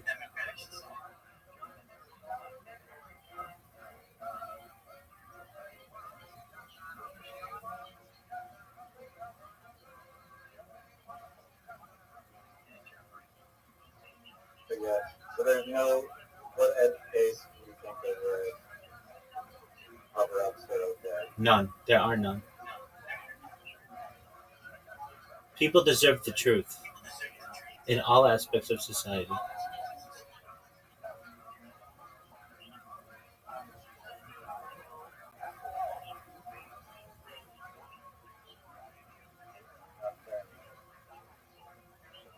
If not, people will use whatever reasoning. Oh, it's a matter of national security, or it's for the protection of the family, or it's to prevent the victims' names from being known. Like, here's one that's used a lot: rape victims. They don't want their names published in the newspaper. I just don't think we should stigmatize a rape victim. They're no worse than anyone else. If we change the way that we view that in society, then it would be like anything else. Like somebody got burglarized.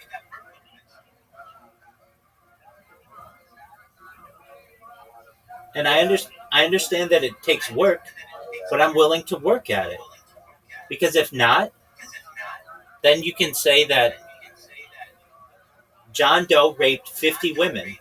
And then when he goes out and says, "Who did I rape?" when he's being prosecuted, they say, "We're keeping the victims' names anonymous." He deserves to know who his accusers are.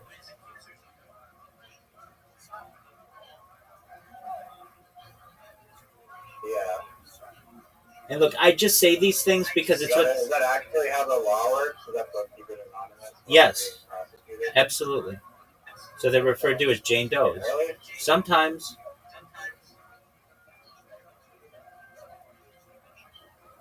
Not like, I mean, I guess there's supposed to be evidence to convict you. It absolutely is. The only way around this is free speech and truth. If not, you can always use an excuse to get around it. And I want to avoid those situations. Like basically, That's why police would be forced to wear body cameras at live stream 24/7. They shouldn't ever be able to shut them off while they're on duty. No, they need to be like Rabbi. They need to be your Rabbi 100%. And I'm going to tell you what, if and when I ever do go viral, that will be the policy. That not only Even off duty. no. Just while they're being paid on the clock, they will always have to wear their body cameras. You will not be able to shut them. You will not be able to shut them off. You will be not be able to mute them. Oh, right now they still have the capability to just like, mute them cover it up. and cover them up. Yep. And it would be, you'd have to wear the one on your chest. You'd have to wear one on your hat. That's 360 degrees. It's the 360 Pro giant invisible selfie stick. I think some cop got caught because he went in the back seat to screw some lady. Happens all the time. Happens all the time. They got locked in like a film. That's exactly right. Happened. They got locked in together. Yeah. Happens all the time. And then he tries to make up some weird excuse about he was like, whatever. And guess what? That person not prosecuted. The cop is not prosecuted, even though they're taking advantage of someone. That should be a type of rape. And they're using their power against somebody. That should be illegal. I mean, it kind of depends on the circumstance. If it's consensual. That's not consensual. That is not consensual. There's a a differentiation in power that means that it cannot be consensual. It's the same, or it's No. One situation is someone trying to avoid punishment by using like a sexual favor. The other one is they're mutually nothing to do with being arrested for jaywalking or whatever. Nothing to do with the reason why they're being transported to the police station. They're both are just horny and want to scream. No, that's a different situation. That doesn't happen. Nobody says, "Hey, let's go fuck in your car." Nobody says that. It's always in a traffic The stop. back of your police car, yeah. It's always Why would they just get each other's number and not do it in handcuffs in the back seat? look. I don't make these decisions. They're bad decisions that are being made by people. But I think those police should be prosecuted. And guess what? They're not prosecuted. And the way it works in the United States, which is absolutely disgusting, is they can just go work the town over and continue working. No, there's. I mean, I heard that there's basically a law that prevents police from being prosecuted for basically like almost anything, but Yeah, it's called I believe it's called qualified immunity, and that's a different subject that we need to get rid of in the United States. That's just a made up term. I thought that doesn't apply in cases of like notable like negligence. Look, that's a Like, subjective if you're term. and you just literally start assaulting someone on the sidewalk for no reason. That happens all the time. That happens all the time, and it's qualified immunity. And not only can't you sue that cop, you can't sue the government. Yeah, that happens all the time. You'll have two black kids who are just sitting there playing basketball. Some cop comes up to them, says, "Hey, let me see your ID." The black kids say, "Why? We're just playing basketball." And he says, "Well, you match somebody's description in the area, someone who's a suspect." The black kids get scared. They just run. The cop chases them down, beats the shit out of both of them. That happens every single day in this country. And I'm sick of it. I watch it. It's all over Reddit. It is fucked up. It absolutely is fucked up. The way that you can get around this is that you force police officers to carry their own insurance, just like doctors have to. And if the cops fuck up enough, then they won't be able to get insurance, and they can no longer be cops. Isn't there like a police officer like if you keep just like fucking up as a cop, don't you eventually like You become chief. fired? It's like a dishonorable discharge. Like they're like, yeah, you're literally not doing your job. No, that's the military. No, if you fuck up enough in a police, Like that. if you fuck up enough as a police officer, you become chief. Chief like promoted. They promote the worst people to the top.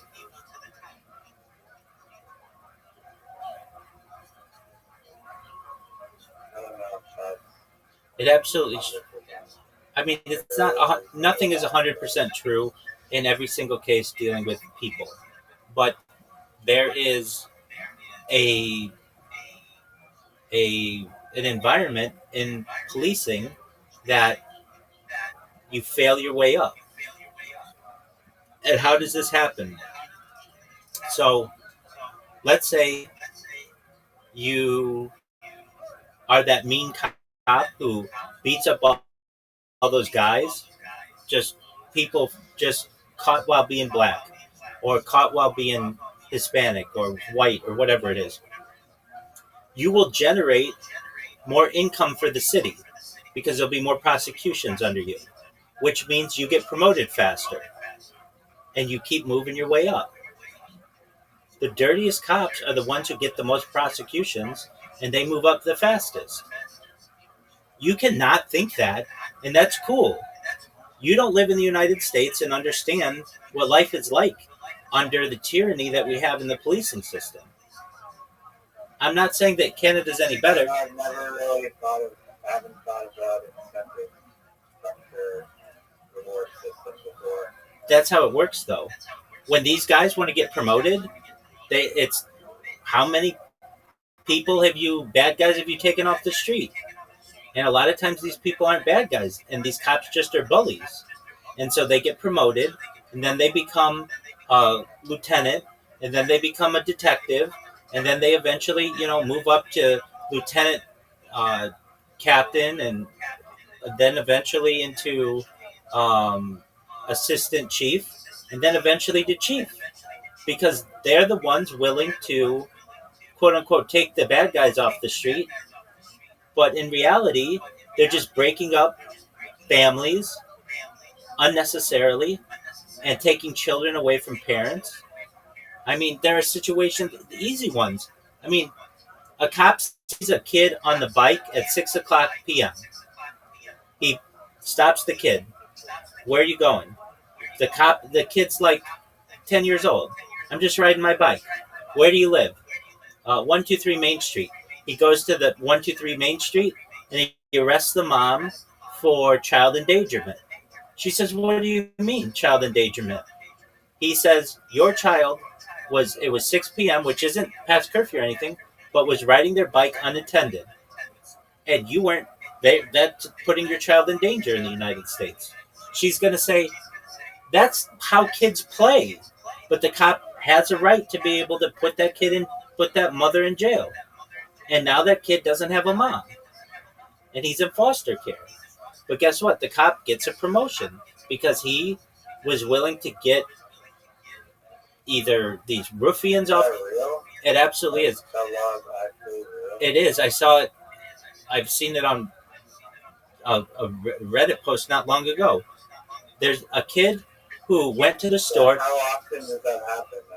every day. Every day in the United States that happens. Did it happen 50 years ago? No, that was just known as kids playing. No, what this mother did, she had her child. It was 3 o'clock in the afternoon. And the kid went to the store for the mom to get some milk.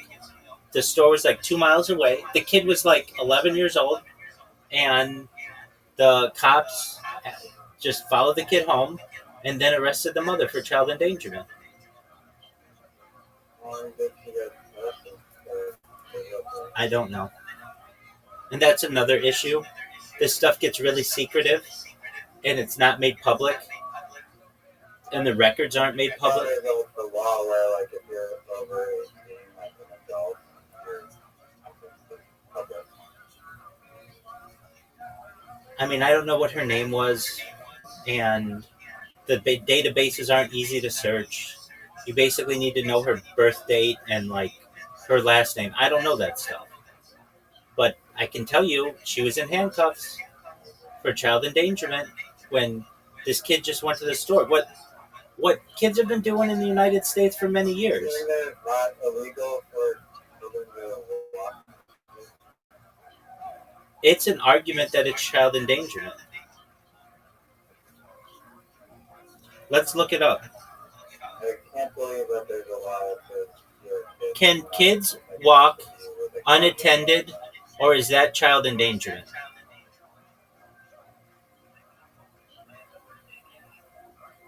When is it legal for my kids to walk outside without me? Let's look it up. Kids walking unattended. Whether allowing a child to walk unattended constitutes child endangerment depends on the specific circumstances, the child's age and maturity, location, the time of day, and the laws of the jurisdiction. So all of that is subjective, like specific circumstances. Well, what the fuck does that mean? As there is no single federal law in the United States that universally prohibits this practice.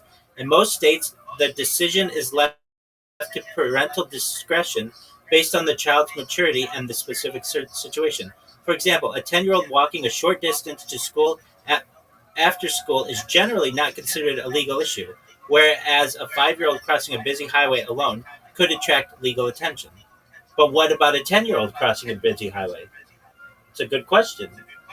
However, in some cases, authorities have intervened. For instance, a couple in Maryland was investigated for child neglect after allowing their children to walk unaccompanied in the neighborhood, though the case was ultimately deemed unsubstantiated. Similarly, there have been instances where parents were charged with child neglect for allowing a child to walk home from a park.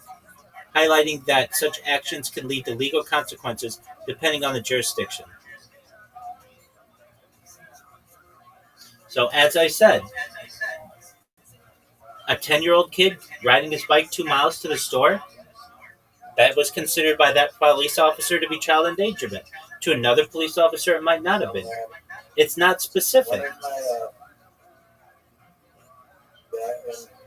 my the U.S. NBA referee live?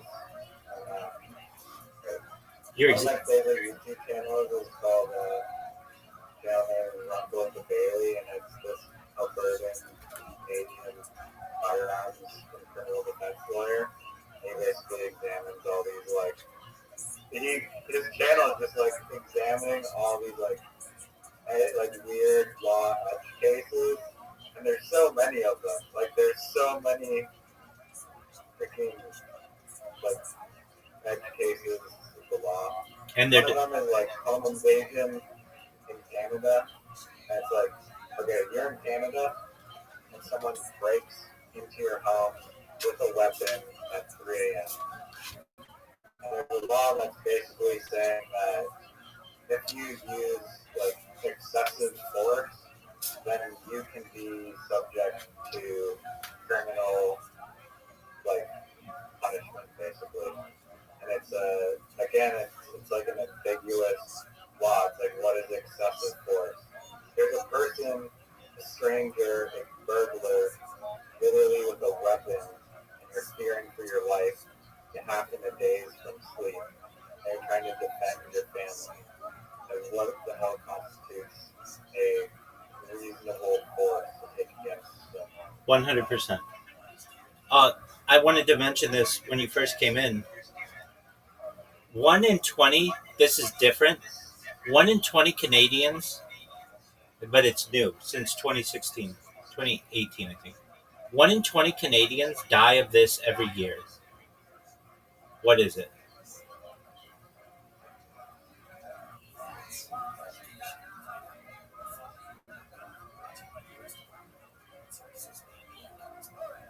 You want to guess? Honestly, I don't know. State sanctioned suicide. That is a huge amount of people. 1 in 20. And that's new. Canada? That have been, yeah, and you don't even need like a medical reason. You can just like, Are we talking about like the MAID program, like the early suicide, like lethal injection from the state, which is like government in Canada? you can say that you don't feel happy in a given day, and the state, and that you want the state to kill you, and they can. Right, like you consent to your own suicide? Yes, Are you sure it's 1 in 20? That seems like way off. I heard it on Joe Rogan last week. I mean, I'd like to see the sample size of that study because I have a hard time believing that 1 in 20 people are doing it. I think I'd be shocked if there was even 1 in 1,000. No, it's a huge amount. It's not talked about in Canada. Actually, Joe Rogan talked about it. I've lived in Canada. I don't know how many people you come across in Canada in your entire life, but Dude, here it is. Here it is. It's 5% of all deaths in Canada in 2023. That's 1 in 20.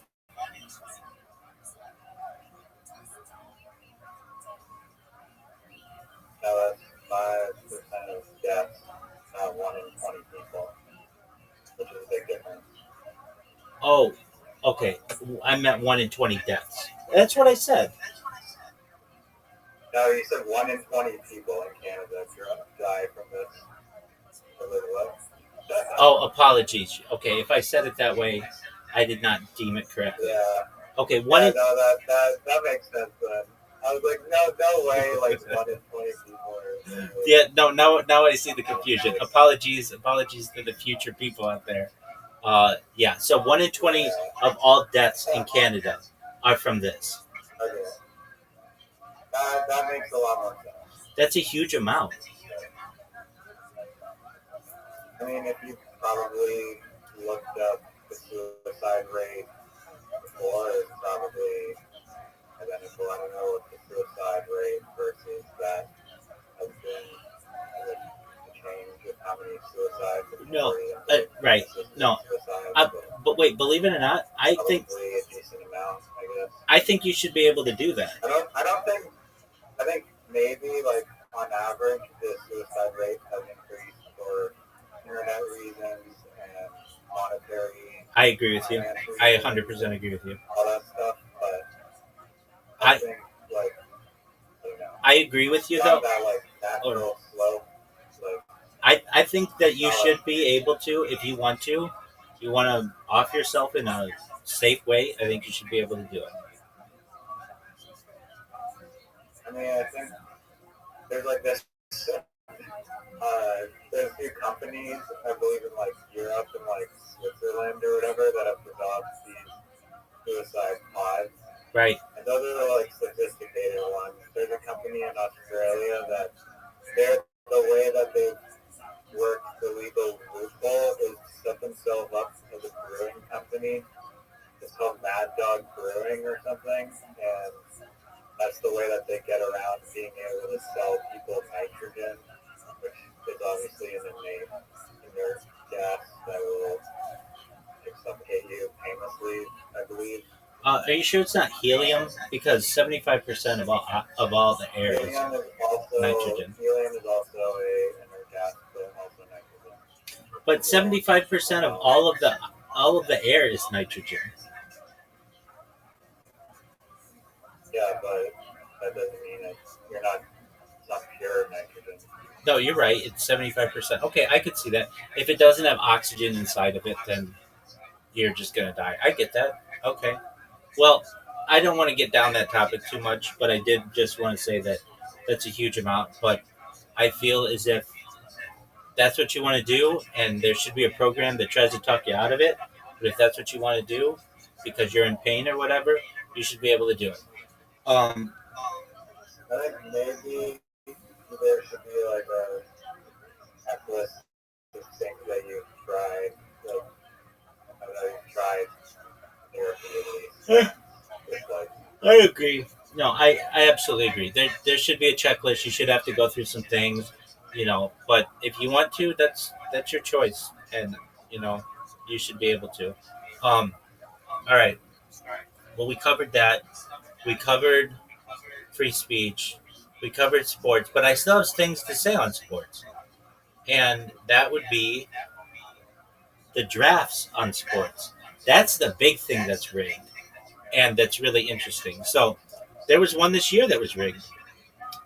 The NBA is the biggest joke of a league, and it has been. And okay, so the 1985 draft is like the most talked about one that's been rigged. So you had this really big, great player out of Georgetown named Patrick Ewing, and the league wanted him to go to the biggest market to New York, but New York didn't have that good of a percentage to be able to get him. So what they did is they did this thing, and you can actually watch this. It's on YouTube, where those big drums where they have like ping pong balls. Do you know what? oh, they literally do it like it's a freaking bingo. Well, wait. No. They would do that in later years, but instead of putting ping pong balls in there, they put envelopes in there. And what they did was Oh, that's hilarious. they froze one of the envelopes allegedly so that it was really cold. And so when they went in there to pick up which one would go to New York, all they had to do was feel for the cold one, and that one was the one they knew was going to go to New York. Does that make sense? Yeah, I mean, you could literally create like a smart contract that is not like great. Well, this was in 1985. Then what happened was people were starting. I mean, they like complained about it. If you actually watch that draft, they take the envelope and slam it into the side of the drum so that it's like dented, so that you can tell which one you want to go to um, New York. And he ended up going to New York and having one of the best careers of any center in the history of the game.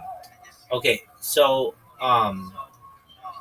then like people started complaining like that this wasn't that it was being rigged, and so now they don't even do the draft.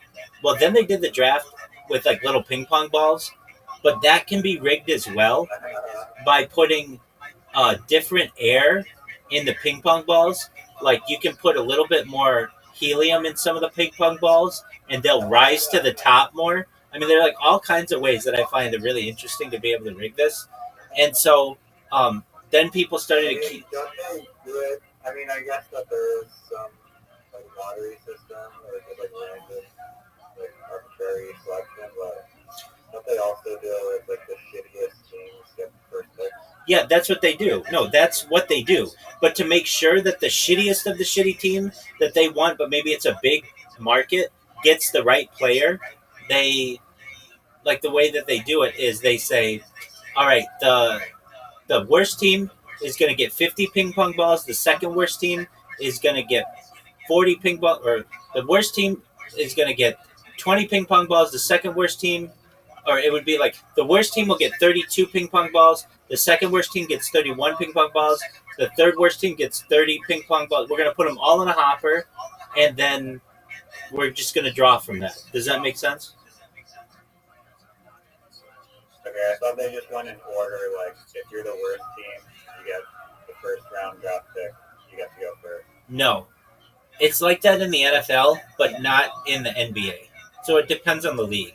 The NBA is all fucked up with that. Okay. So anyway, um, they just started doing. Then now what they do is they just do it behind closed doors, and then they just say some accounting firm oversaw it.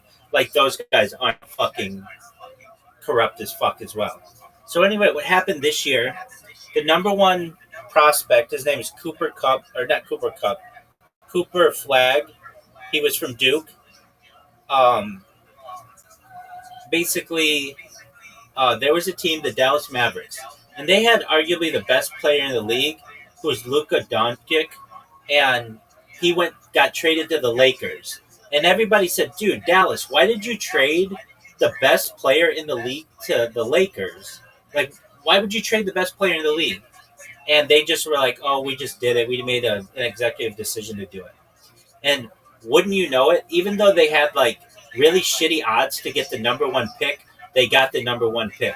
And so what would end up happening? The Lakers would get sold to um, the Guggenheim Group, which owns like the Dodgers as well, for $10 billion to the Bus family, which who sold them. And so it raised all of the values of all of the sports franchises in the NBA, and then the number one pick went to Dallas, and it just was like everybody thought it was rigged, and it was rigged.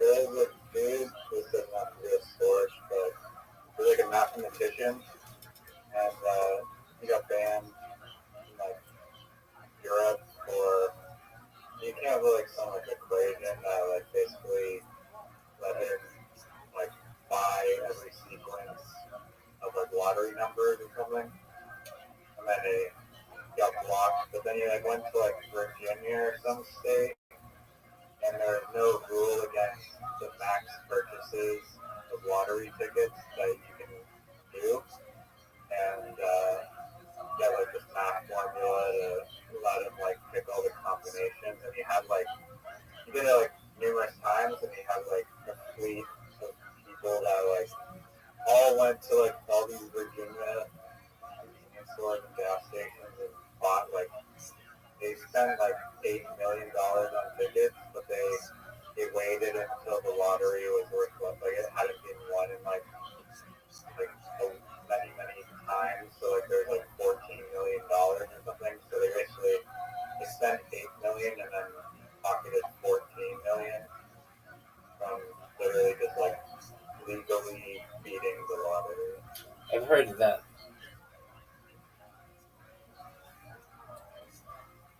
I've also heard when they have those ping pong balls that could be rigged by the size of the ping pong balls and the hole that they have to go up. And I heard about somebody who rigged it like a lottery organizer. Like basically, they ordered these ping pong balls, but the only balls that would go up into the hole were like a little differently sized than the big ones. And, or like, yeah. So they were like big ping pong balls that were the normal size, but they would not fit through the hole. They made the hole a little smaller, and the only ones that would go through were a little bit tinier ping pong balls, so that all of the ping pong balls went in the right order. Did you ever see the McDonald's HBO documentary, McMillions? No, Dude, that one's super interesting. Do you know the Monopoly game that they play at McDonald's? I love Ray William Johnson video, I believe, on the guy that drank the McDonald's Monopoly. Isn't that interesting? I forgot how he did it though. It's been a while. Yeah, like basically it wasn't He got along with it. Yeah, he got away with it for decades. right. He still got away with it. He never got prosecuted over it. He lives in a really nice house now. Um, so basically, what happened? There was a guy who was like the head of the security firm that ran the McDonald's promotion. McDonald's did not run it, but the security firm did, and he would give the winning tickets to people he knew within this crime family.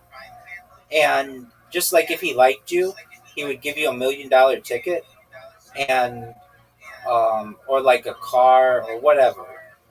And somebody connected the dots on all of the winners, all knowing this one guy, and eventually McDonald's had to give out like a bunch of money in like prizes and stuff. And they also ran like some kind of promotion where they, I don't know, give you $2 off a Big Mac for a month or whatever, some kind of promotion like that to try to win back the public trust. But basically, like no one who was a normal person won any of those $1 million advertisements for um, like the first decade that they did this promotion. And they promoted it all over the United States, like everywhere. And Yeah. Now there's another similar one to this. I don't know if you told me about it or not, but it was the Pepsi. I think I might have seen it on YouTube. yeah, The Pepsi yeah, bottle the cap the Pepsi points, yeah, contest. and the Harrier jet.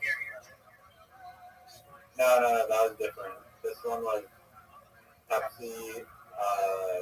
Oh yeah, that documentary was hilarious. Pepsi was my guess. Um, but yeah, this one was like Pepsi for like a lottery where it was like on the bottle cap you have like a chance to win money, and then somehow it happened that like literally there's like a misprint in like Oh, yeah, I told you about this. suddenly everyone In the Philippines. was like supposed to be like a millionaire, Exactly. and then they're like fuck. Yeah. And to this day, Pepsi is like hated in the Philippines because a lot of people like got really excited, like they were gonna be millionaires. I think each one of them was gonna win $100,000, like in USD. Yeah. It was $1 million in Philippine pesos, something like that, just from a misprint. Yeah, I mean that one. I feel like the McDonald's security breach was like could have been prevented more than the Filipino Pepsi printing accident. I I feel think like the Pepsi one was a little more innocent than the McDonald's one. I understand what you're saying. The so the Harrier jet. That guy actually did not win the Harrier jet, but or he did not get it in the No, end. wait, no, wait. Did you watch that documentary series on Netflix? No. I watched it. It was amazing. I was so happy to see that thing. Can you remind me what the fuck happened? I remember this guy. There's a commercial on TV.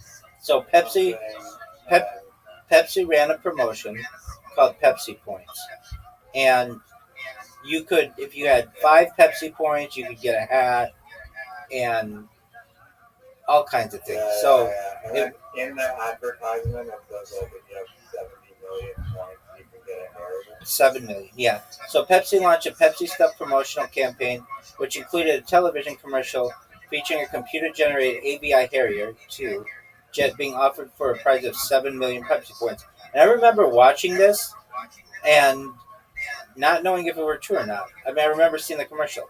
The commercial, which showed a teenager landing the jet at school and stating "Sure beats the bus," was intended to be humorous and entertaining advertisement to attract a younger audience during the Cola Wars.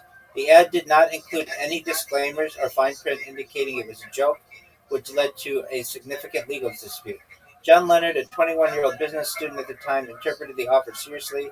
He noticed that Pepsi points could be purchased for 10 cents each, allowing him to calculate that acquiring 7 million points would cost $700,000. With financial backing from 5 investors, Leonard sent a check for $700,008.50, including $10 for shipping and handling, and 15 Pepsi labels to Pepsi requesting the Harrier jet. Pepsi refused to deliver the jet, stating that the commercial was a fanciful and humorous ad, not a binding offer. Leonard sued Pepsi, arguing that commercial constituted a valid offer that he had accepted by sending the check and labels. However, the court ruled in favor of Pepsi, determining that the advertisement was not a legally binding offer, but rather an invitation to negotiate. The court emphasized that a reasonable person would not believe a major corporation would offer a $23 million military jet for a consumer promotion, especially one that required a $700,000 investment. The court also noted that the commercial directed viewers to the Pepsi catalog for the actual terms of the promotion, which did not list a Harrier jet as a redeemable item. The court granted summary judgment to Pepsi, dismissing the case. The incident became a notable case in contract law, often cited to illustrate that advertisements are generally not offers but invitations to make offers. The story gained renewed attention with the release of the Netflix documentary Pepsi Where's My Jet in 2022, which chronicled Leonard's attempt and subsequent legal battle. The commercial was later updated to increase the points for the jet from 7 million to 700 million, reinforcing the joke's intent. I, I feel like he should have at least been able to sue them for false advertising.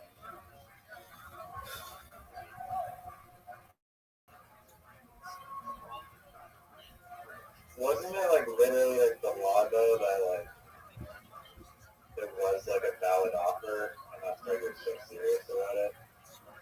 He said that it was. The court said that it was just an invitation to negotiate. Yeah, I know, but I think in like the actual like law, in the documentary, it was saying like, oh, there's nothing here in this commercial that like not make this a valid offer. Basically. I get that the court, like the judge, was like literally paid off by Pepsi, but the mistrial was ignored. But, yeah, do you think he should have gotten the Harrier or payment? Absolutely. Why do you think it was a valid offer? Well, it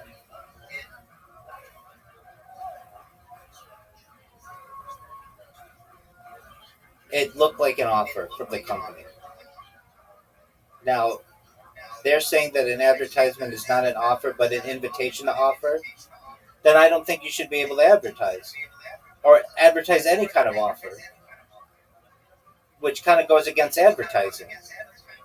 It's not an invitation to offer. That's just how the court ruled to get to be slimy about it because they had a multinational corporation that was influencing them on top of the United States government that did not want to give some civilian a jet plane.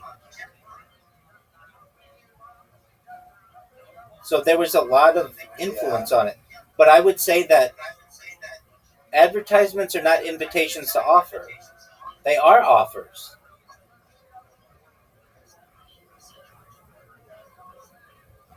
What would be the downside of giving them the area aside from the money? Like it's literally a claim. Yeah, Like I mean, a claim with a lot of money. It'd be like removed all the capabilities. Actually, it could be like classified military intelligence, probably. there's that. Yeah. To me, it was really stupid of the Pepsi company to have that advertisement and not think that somebody would pull that shit on them. Because, And they're also literally marketing to children, and that's the other thing in the court case where it's like, if, okay, maybe an adult would be able to discern the, like, verbally of the offer, but they're saying any reasonable person, this is targeted to children, like this advertisement was targeted to like literally 3-year-olds, so I'd say that no, the average 3-year-old probably wouldn't be able to discern that the offer was fake. I mean, I was like 11 years old when it came out, and I didn't know the difference. Meaning, I thought it was a joke, but I really did think to myself, wow, if you got 7 million of those things, or yeah, 7 million of those things together, you would get a jet.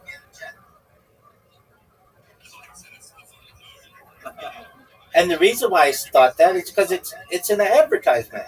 If you guys were so fucking smart, then you would either make it a number that nobody could ever attain, like you did in later versions of it, or you wouldn't put that in at all, and you would just have it be normal shit that you could get. I mean, I'm surprised that like it didn't affect other false advertising lawsuits. Because I feel like it could be like a cascade, snowball, waterfall, like test as like, oh, well, this doesn't constitute false advertising, then neither do all these other $billions worth of fraud. Right. They just used legalese to say that it was an advertisement is not an offer; it's an invitation to offer, and I think that that is I think that that is legalese. I think that is uh, just a way to sneak out of this, because in reality, advertisements are should be offers.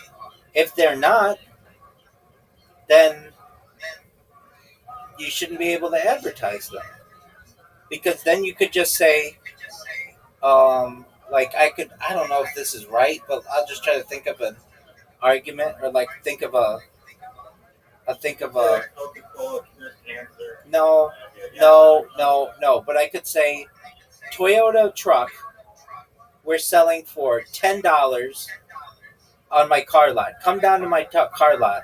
We've got unlimited to- uh, Toyota trucks, and then you come down there and you're like, "Hey, you got Toyota trucks for $10," and I say, "Oh, it wasn't an offer. It was just an invitation to offer."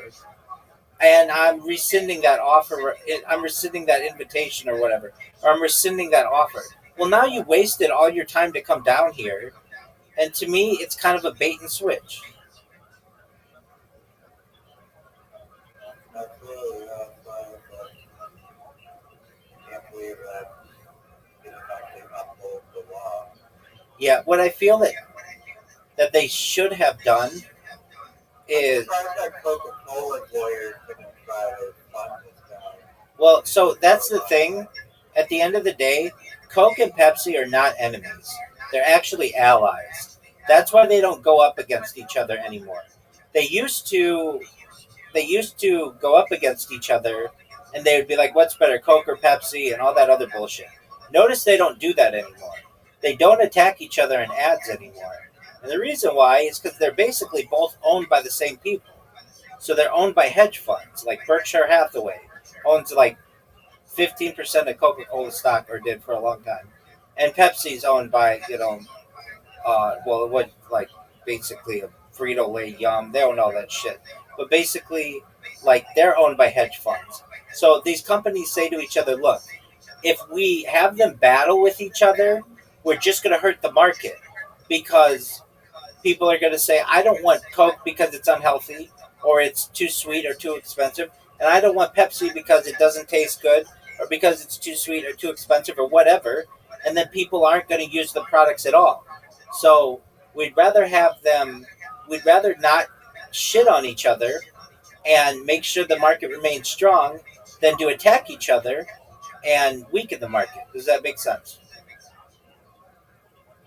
What can you compliment the Canadian advertising on the other things?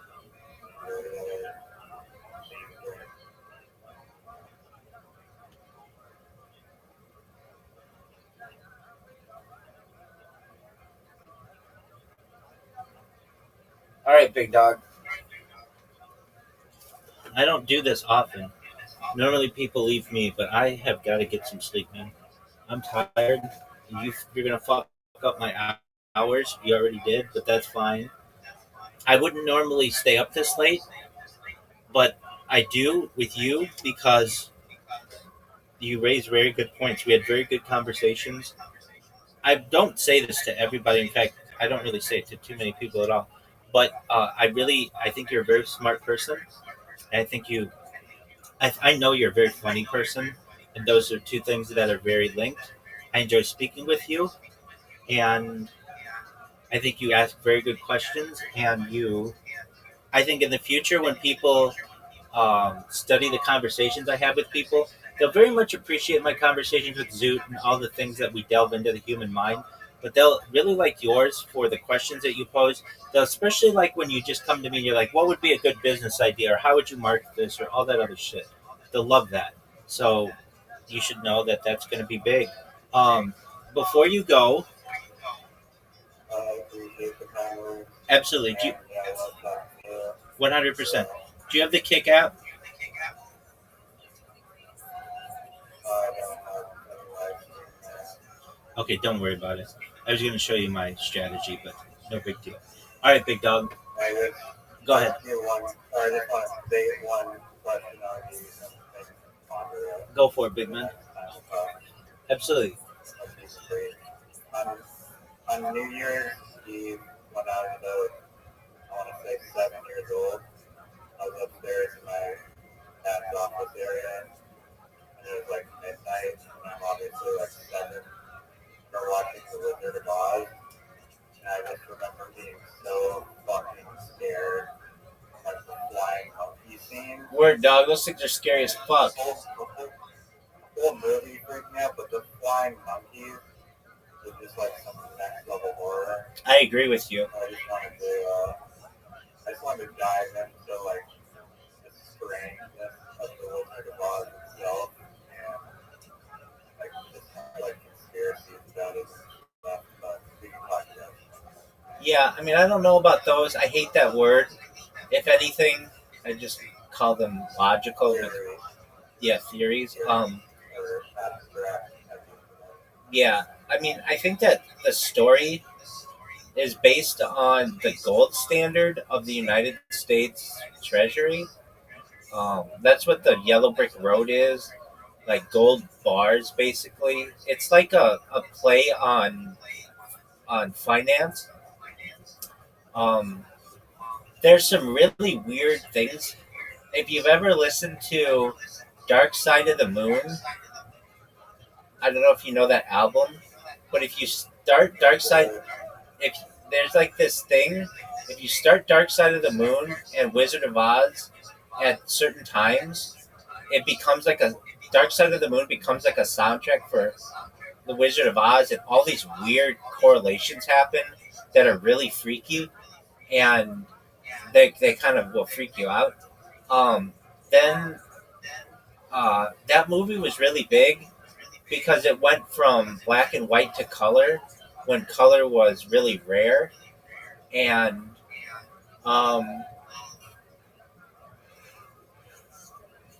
the idea that it deals with a witch and like or multiple witches is weird, and that there's a guy behind the curtain, that's weird.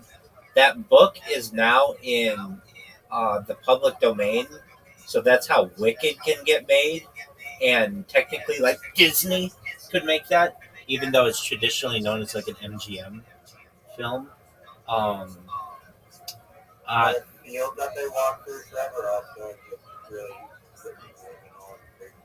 yeah, those Yeah, both movies, big, creepy. yeah, those monkeys freaked me out as well as a child, and Are they trying to be so creepy? Like, are they marketing it as a family movie or something? Because that shit is like horror. I mean, it just depends on. They want to make it look scary, so they did. And Oh god, like there's like little like Indian town things or whatever. yeah, the Munchkins. Yeah, Yeah, that's weird. Also the use of the color green. Green is like, well, this is before the CIA, but like green was seen as a color of intelligence, and it's why when you watch movies with like CIA characters, a lot of times they'll make the color of the character's eyes green, or they'll use something green. Um, and the like the counterbalance or whatever. I'm not even making sense. I'm so tired. But the counter between the Wicked Witch of the West and the Good Witch, that's a thing, and they they basically like just using a few sets really make you think these characters move in like a, a long way. There's something really weird that like, dude, you have to watch if you're at all interested in that movie. fucking, isn't there like a fucking, oh yeah, that couple works with paint and colors. It's like a crazy, like effect probably for back in the day. Oh, Is there, definitely. like a hot air balloon or something? Perhaps at the end or something.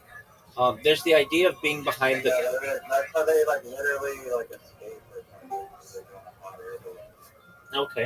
Or I don't know, or some guy flies away. Yeah, there's something like that.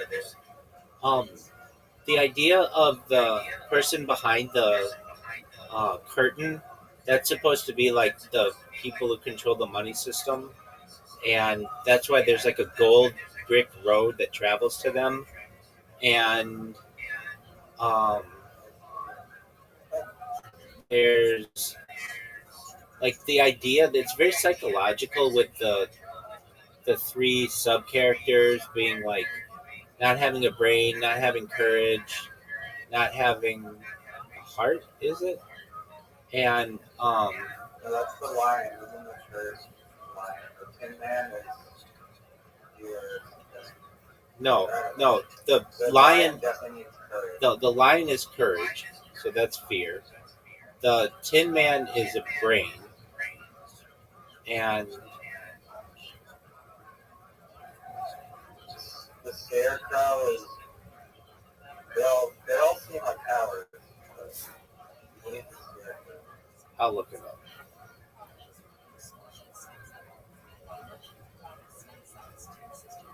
And also, like the use of those red ruby slippers, there was something towards that, like why they're ruby. They weren't originally ruby, but they showed up really.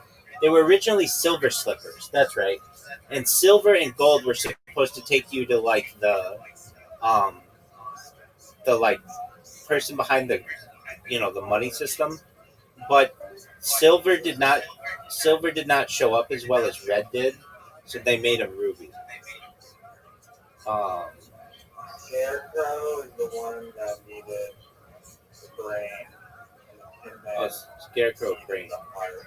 Oh, And Tin Man also the was it. Tin Man, for that movie, he had to get covered in like this like spray that really like freed him up and gave him like health issues and made him really sick or move. That's correct. Um, They're like literally just like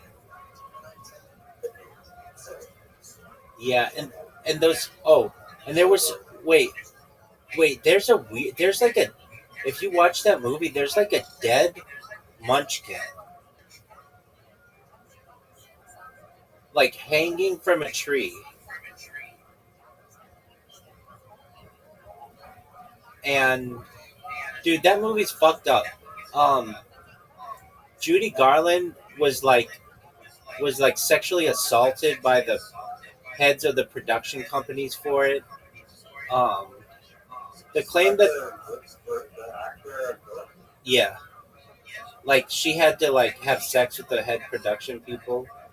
The claim that the dead munchkin is hanging from a tree is false. The figure seen in the background during a scene where Dorothy, the Scarecrow, and Tin Man walk down the is not a person but a large bird, specifically a crane, which is one of the birds brought from Los Angeles. Okay, that's fine. I mean, I'm not saying that one's true. I'm just saying I've heard of it. Um, but Judy Garland assaulted wizard. Oh yeah, that one's pretty well known. Um, and she was just like a little girl. Well, I think she was an adult, but basically, yeah. Uh, okay, so here we go. Judy Garland was allegedly sexually assaulted by some of the actors who played the Munchkins on the set of Wizard of Oz during the filming of the 1939 classic. According to claims made in a posthumous memoir by her ex-husband in 2017, Love stated that the adult actors who were 40 or older repeatedly groped Garland, who was 17 at the time, by putting their hands under her dress, and they believed they could get away with such behavior because of their small stature. These allegations are supported by Garland's own 1967 interview with Jack Parr, in which he described the Munchkins as little drunks who were often drunk and picked up by police. The claims that uh, there were other people who did this too. I mean, she's a beautiful woman. Um, did you know that she's Liza Minnelli's mom?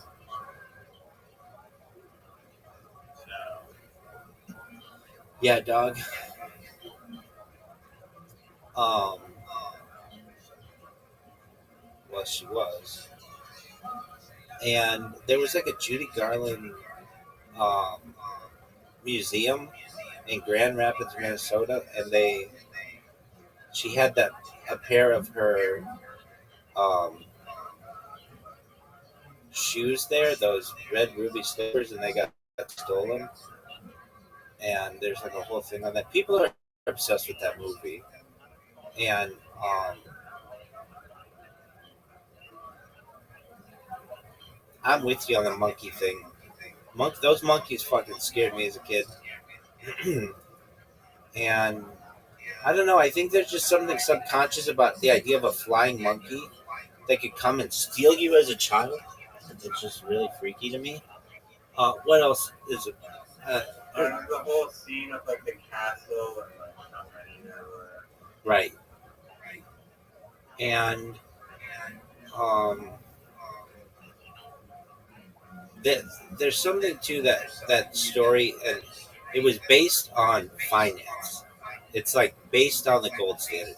Let me just look up that really quickly, and then There's like sick or something Wizard of Oz books like series and like the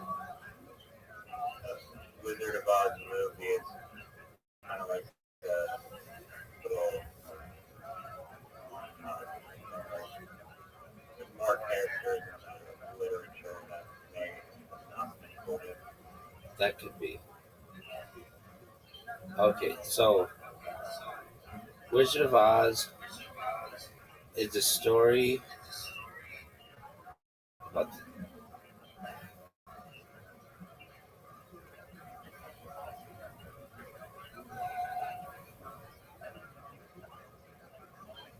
Wizard of Oz is a story is interpreted by political and economic allegory, reflecting debates over the gold standard of the United States during the late 19th century. According to the theory, the yellow brick road symbolizes the gold standard, a monetary system where currency was backed by gold, which many believe contributed to economic deflation and hardship, particularly for farmers and industrial workers. The Emerald City, the destination at the end of the road, is interpreted as Washington, D.C., representing the nation's capital and financial system, with the green hue symbolizing money and greenback paper currency. The story's characters are often seen as representatives of different groups, yada yada yada. The magic silver slippers, which Dorothy inherits from the Wicked Witch of the East, are a key symbol of this interpretation. Uh, Oz, they say, itself is interpreted as an abbreviation for ounce. Um, I mean, at least in Hebrew, Oz means power. Oh, there's that too. All right, big dog. I'm gonna hit it. Take care, my friend. Thank you. Sweet dreams. Absolutely, big dog. Have a good sleep. You too.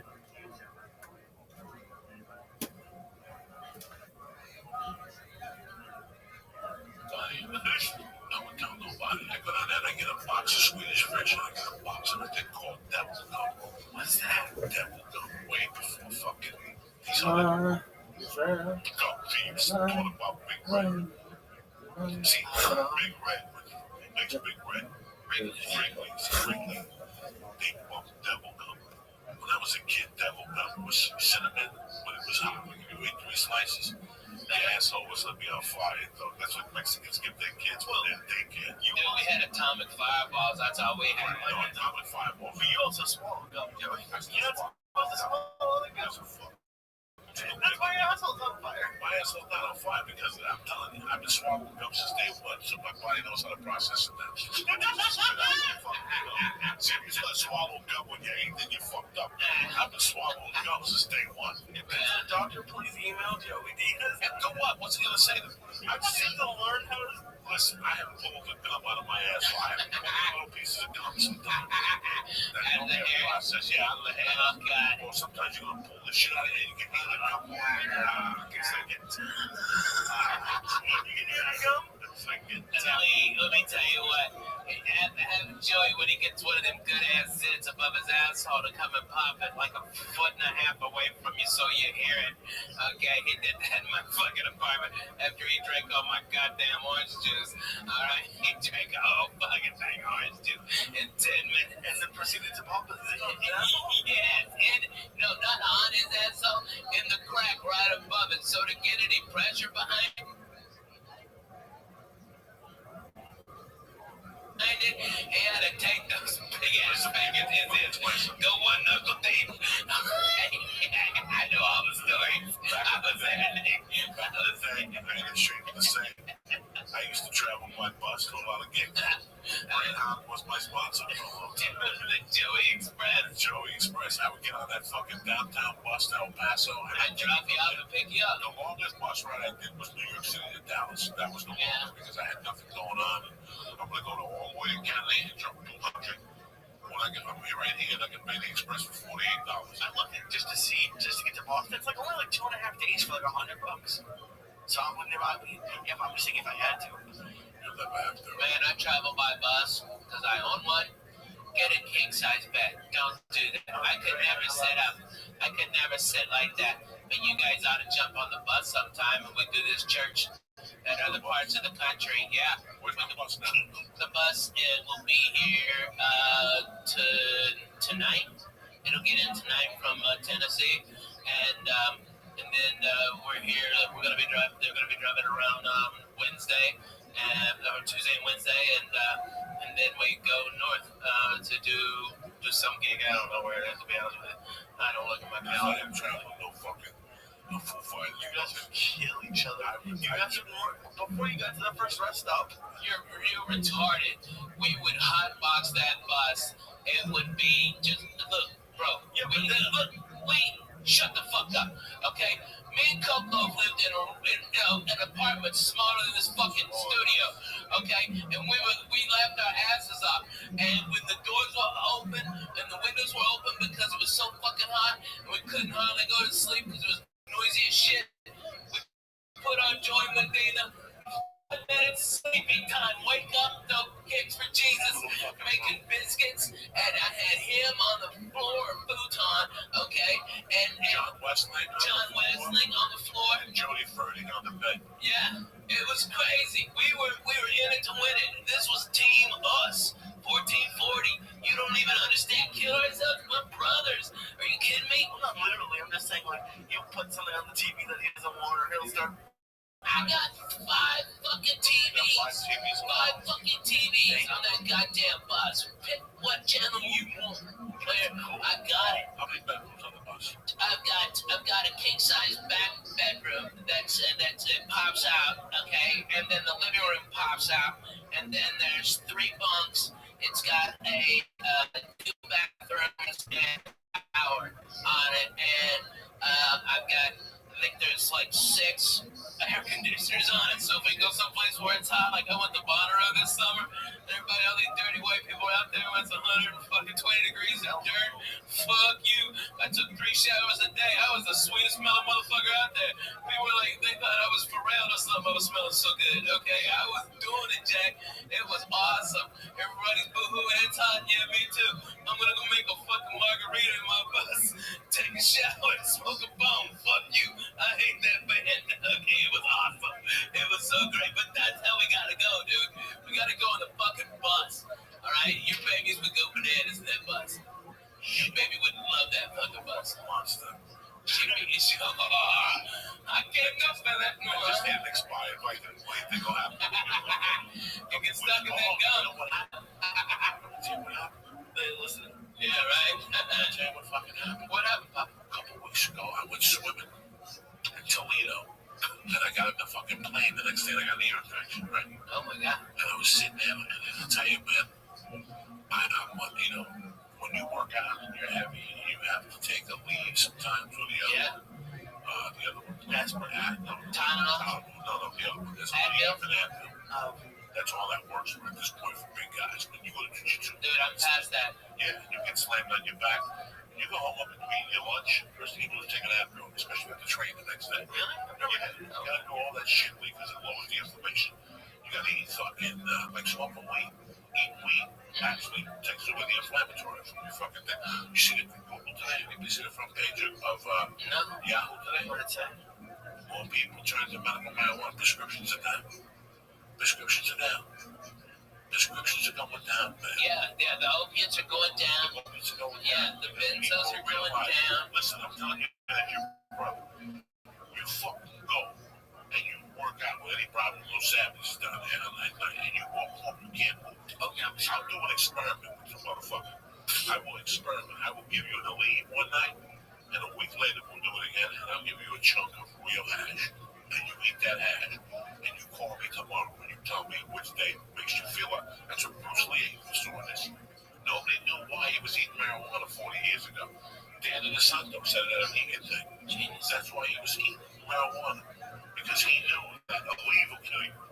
Yeah. Aleve and Advil will eat your fucking liver. You gotta drink gallons of water. You take an Aleve, you gotta drink fucking water throughout the daytime. That's why I don't take them at night.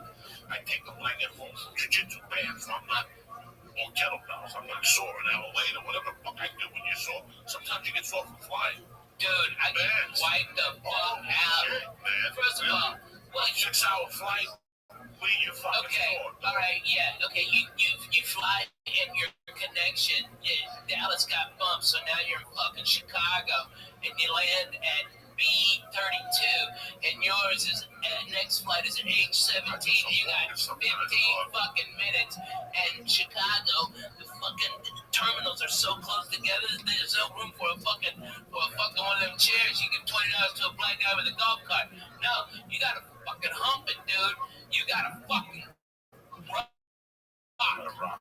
And then When you're hungry, fuck you. You gotta won't rock. eat. There's no But eating. sometimes I take out the one night with my ear infection. I go, you know what? Somebody gave me these 2 Vicodins. And they told me they gave me the rich white and the throw boy. I said, I don't give a fuck. Give me 2 because I know I don't need them. But it's not like I eat them. That night with the ear infection, I popped that Vicodin. And I gotta tell you something. I got fucked up on that couch, dog. I liked it. I fucking smoked the head. And I fucking went. He gave me 2. I said the other one fell out of the bag. That was it right there. Oh my god. That was the one I just found. I thought it fell out of the fucking bag. Man, I think I like those pills too much. I don't do them. I don't fuck with none of them no more. I like them too much. I like the feeling of when I'm on the road. Yeah. That's where I like something to sleep. I have sleeping pills that prescribed to me. Me too, because I can't sleep. You need sleeping pills on weed? Yeah. I could fall asleep right now. You're not us. When I get up at 5, You're a titty baby. when I get up at Thursday morning, and I gotta go to the radio, right? And I get up and it's for 6, right? Like they're picking me up at 7:30. Okay. So I don't want to just get up at 7. I don't want to rush. I want to get up. I want to relax. I want to read the paper. I want to eat a good breakfast. I want to write a little bit. I want to slow down. Stretch a little. Stretch a little. I'll get up, take a shit, do all that shit we're talking about. But getting up, time management, yeah, with hash, weed. Like you still need sleep with the fucking thing. Yeah, you fly to the other side of the fucking country for 6-7 hours. Okay, you get in your fucking shit hotel at 1:30 a.m. Those dicks are coming to pick you up at 5. They didn't even call it, had to be considerate of. Go, what kind of coffee do you need? Can I bring you some breakfast? I do all that. I do all that on my own. All of them. I do that on my own. So 7:30 when they get there, I'm prepared. When I get back to that hotel room and I get high, I'll sleep like a baby. Right. But after 2 shows, 2 weeks, There's too much energy. There's too much energy. After the show. So I know for a fact that I'm not going to sleep Saturday night. I know for a fact, even this week, I'm important for my flight. I got to be at the airport at 5:30. I get back to Burbank at 8 a.m. Yeah, I Jesus. tell my out. So 5:30, if I got to be at the airport at 5:30, that means I'm working at 4:30 in the morning. So I am prepared for that 3 hours sleep after the comedy club. So what I do is Saturday mornings, I get up, eat breakfast, and walk around. I get high, do whatever the fuck I gotta do. I get back to that room about 10 o'clock, Jack. And Ralphie does the same, because Ralphie will call me on Saturdays from the road. And I go, what time is it? That free time, that little time, that's it. Yeah, that's Once I take that nap after that, it's over. Because I'm sleeping straight till 3. Yeah, because we're at work. And I don't sleep late. Work. You know me, I don't sleep late. Ever. But Saturdays, I don't do lunches, I don't do nothing, because I know I'm going to be lurking all night. I know that I have a chance of falling asleep for 3 hours. Probably not even. Yeah. I'm used to it now. Bro, they got a flight. I'm going to Jersey. And I'm still flying into Kennedy, Jack. I'm going to New Brunswick. Because there's no everything is connecting to Jersey now. There's only one direct, and that's Virgin. But Virgin gets me in at 8:30. Virgin will get me in Thursday cool at 2:30. Sunday, I ain't waiting till 1 to fly back to LA. No. It gets me back here at 3:30. I can't do it. Hey, man, So, Virgin look don't at have Southwest. They've got one way to get 2 chairs. It's too connected. Listen, Southwest is good for 2 hours. Yeah. After 2 hours. Your back starts to hurt. There's no entertainment. There's nothing. There's no. Someone gives you free TV. They give you free TV on the Wi-Fi. You gotta bring your own TV. I go lock in and all that shit.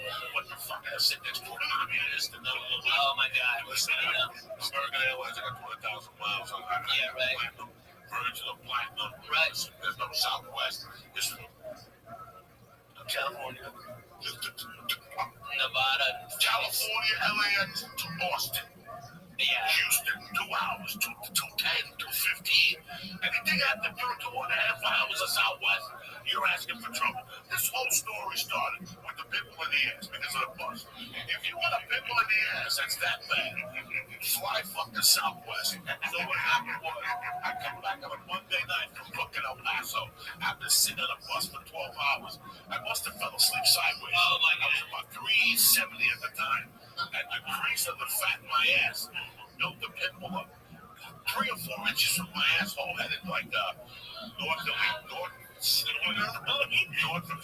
asshole is right here. On the cheek, on the inside, I got a pimple that stuck out an inch. And it was developing, like it started with an inch. How did he find it so quickly? How did I find it? I couldn't sit. He couldn't Every time I went to sit, I'm like, wow, something hurts. And then he pulled the hair out. So I took the fucking mirror, and I took this in the days when I was Is this in my apartment? Yeah, This is my apartment. and I looked at my ass, and no, guys, it was a whitehead up my ass. Oh my God. It was throbbing. It hurt so much. And I couldn't take it alone, sitting there coming around me. And I remember that he was telling me a story about something. And I'm sitting there, finally opening my pants from the front. I had no underwear on. No, you didn't even take your pants off. That's when you had the ball pants. I stuck my hand through A hole like in a fucking yoga position. I had to get to a yoga position, Lee, and I had to squeeze the pimple, but turn it. But I had to turn the skin down, so it would go pop. And Lee, you can hear it go pop.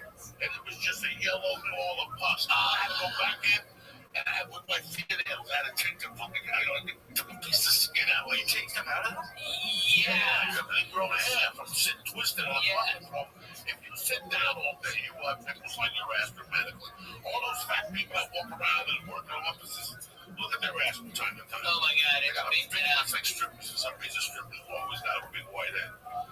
You ever look at a stripper's ass when she's dancing close? Look up close, and you always see a little white head on that cheek. I'm just teasing.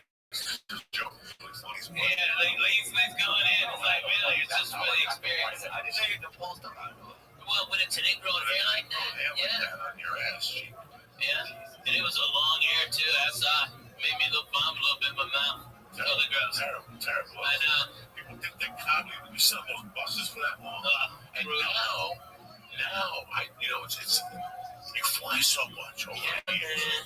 And Southwest, I love them. I'm not saying that they're a bad airline. Not at all. Southwest is big, fast, Burbank.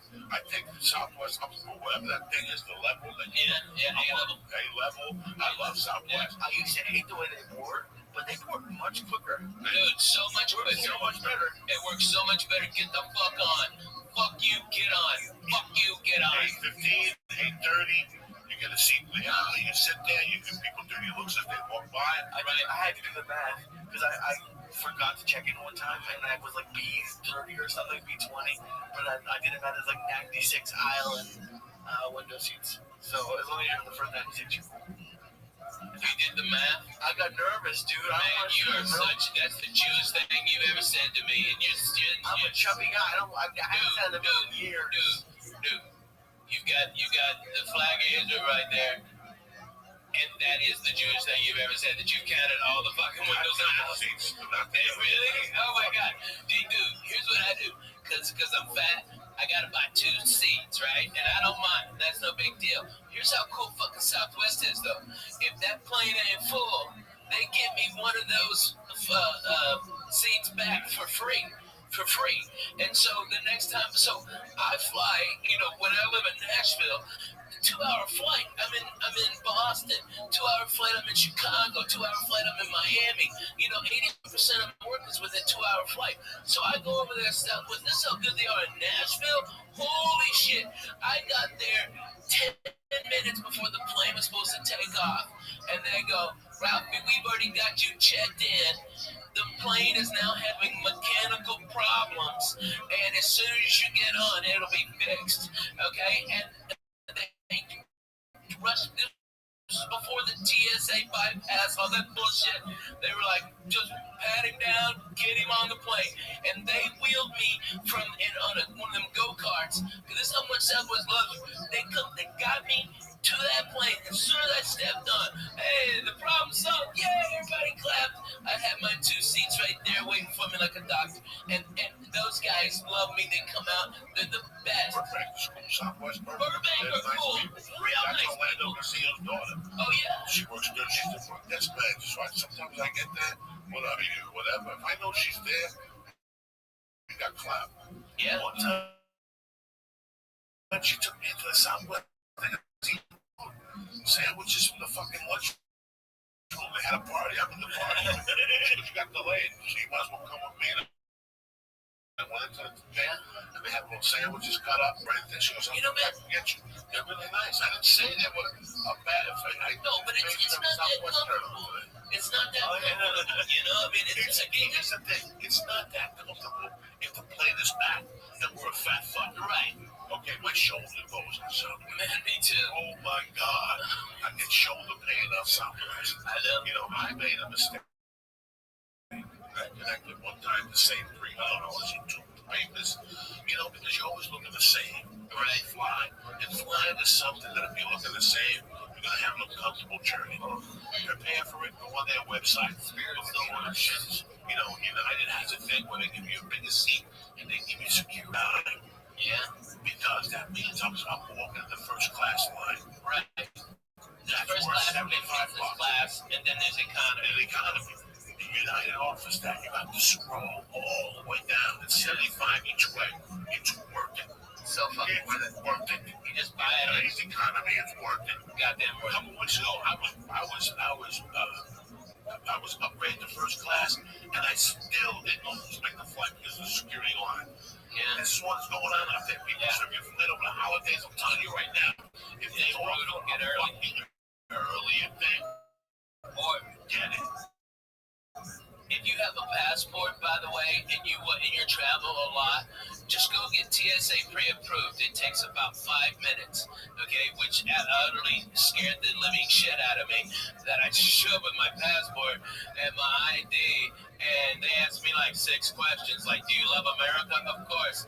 Are you allied with any of the terrorist group against the country? And I go, not only do I fucking hate them fucking cocksucking dirty sons of bitches, okay, they shot at me, fuck you, alright? I hate Russians, I'm bona fide, Jack, fuck that. And they go, have a nice day, Mr. May. I raise my hand, sign a piece of paper. Boom, had it then.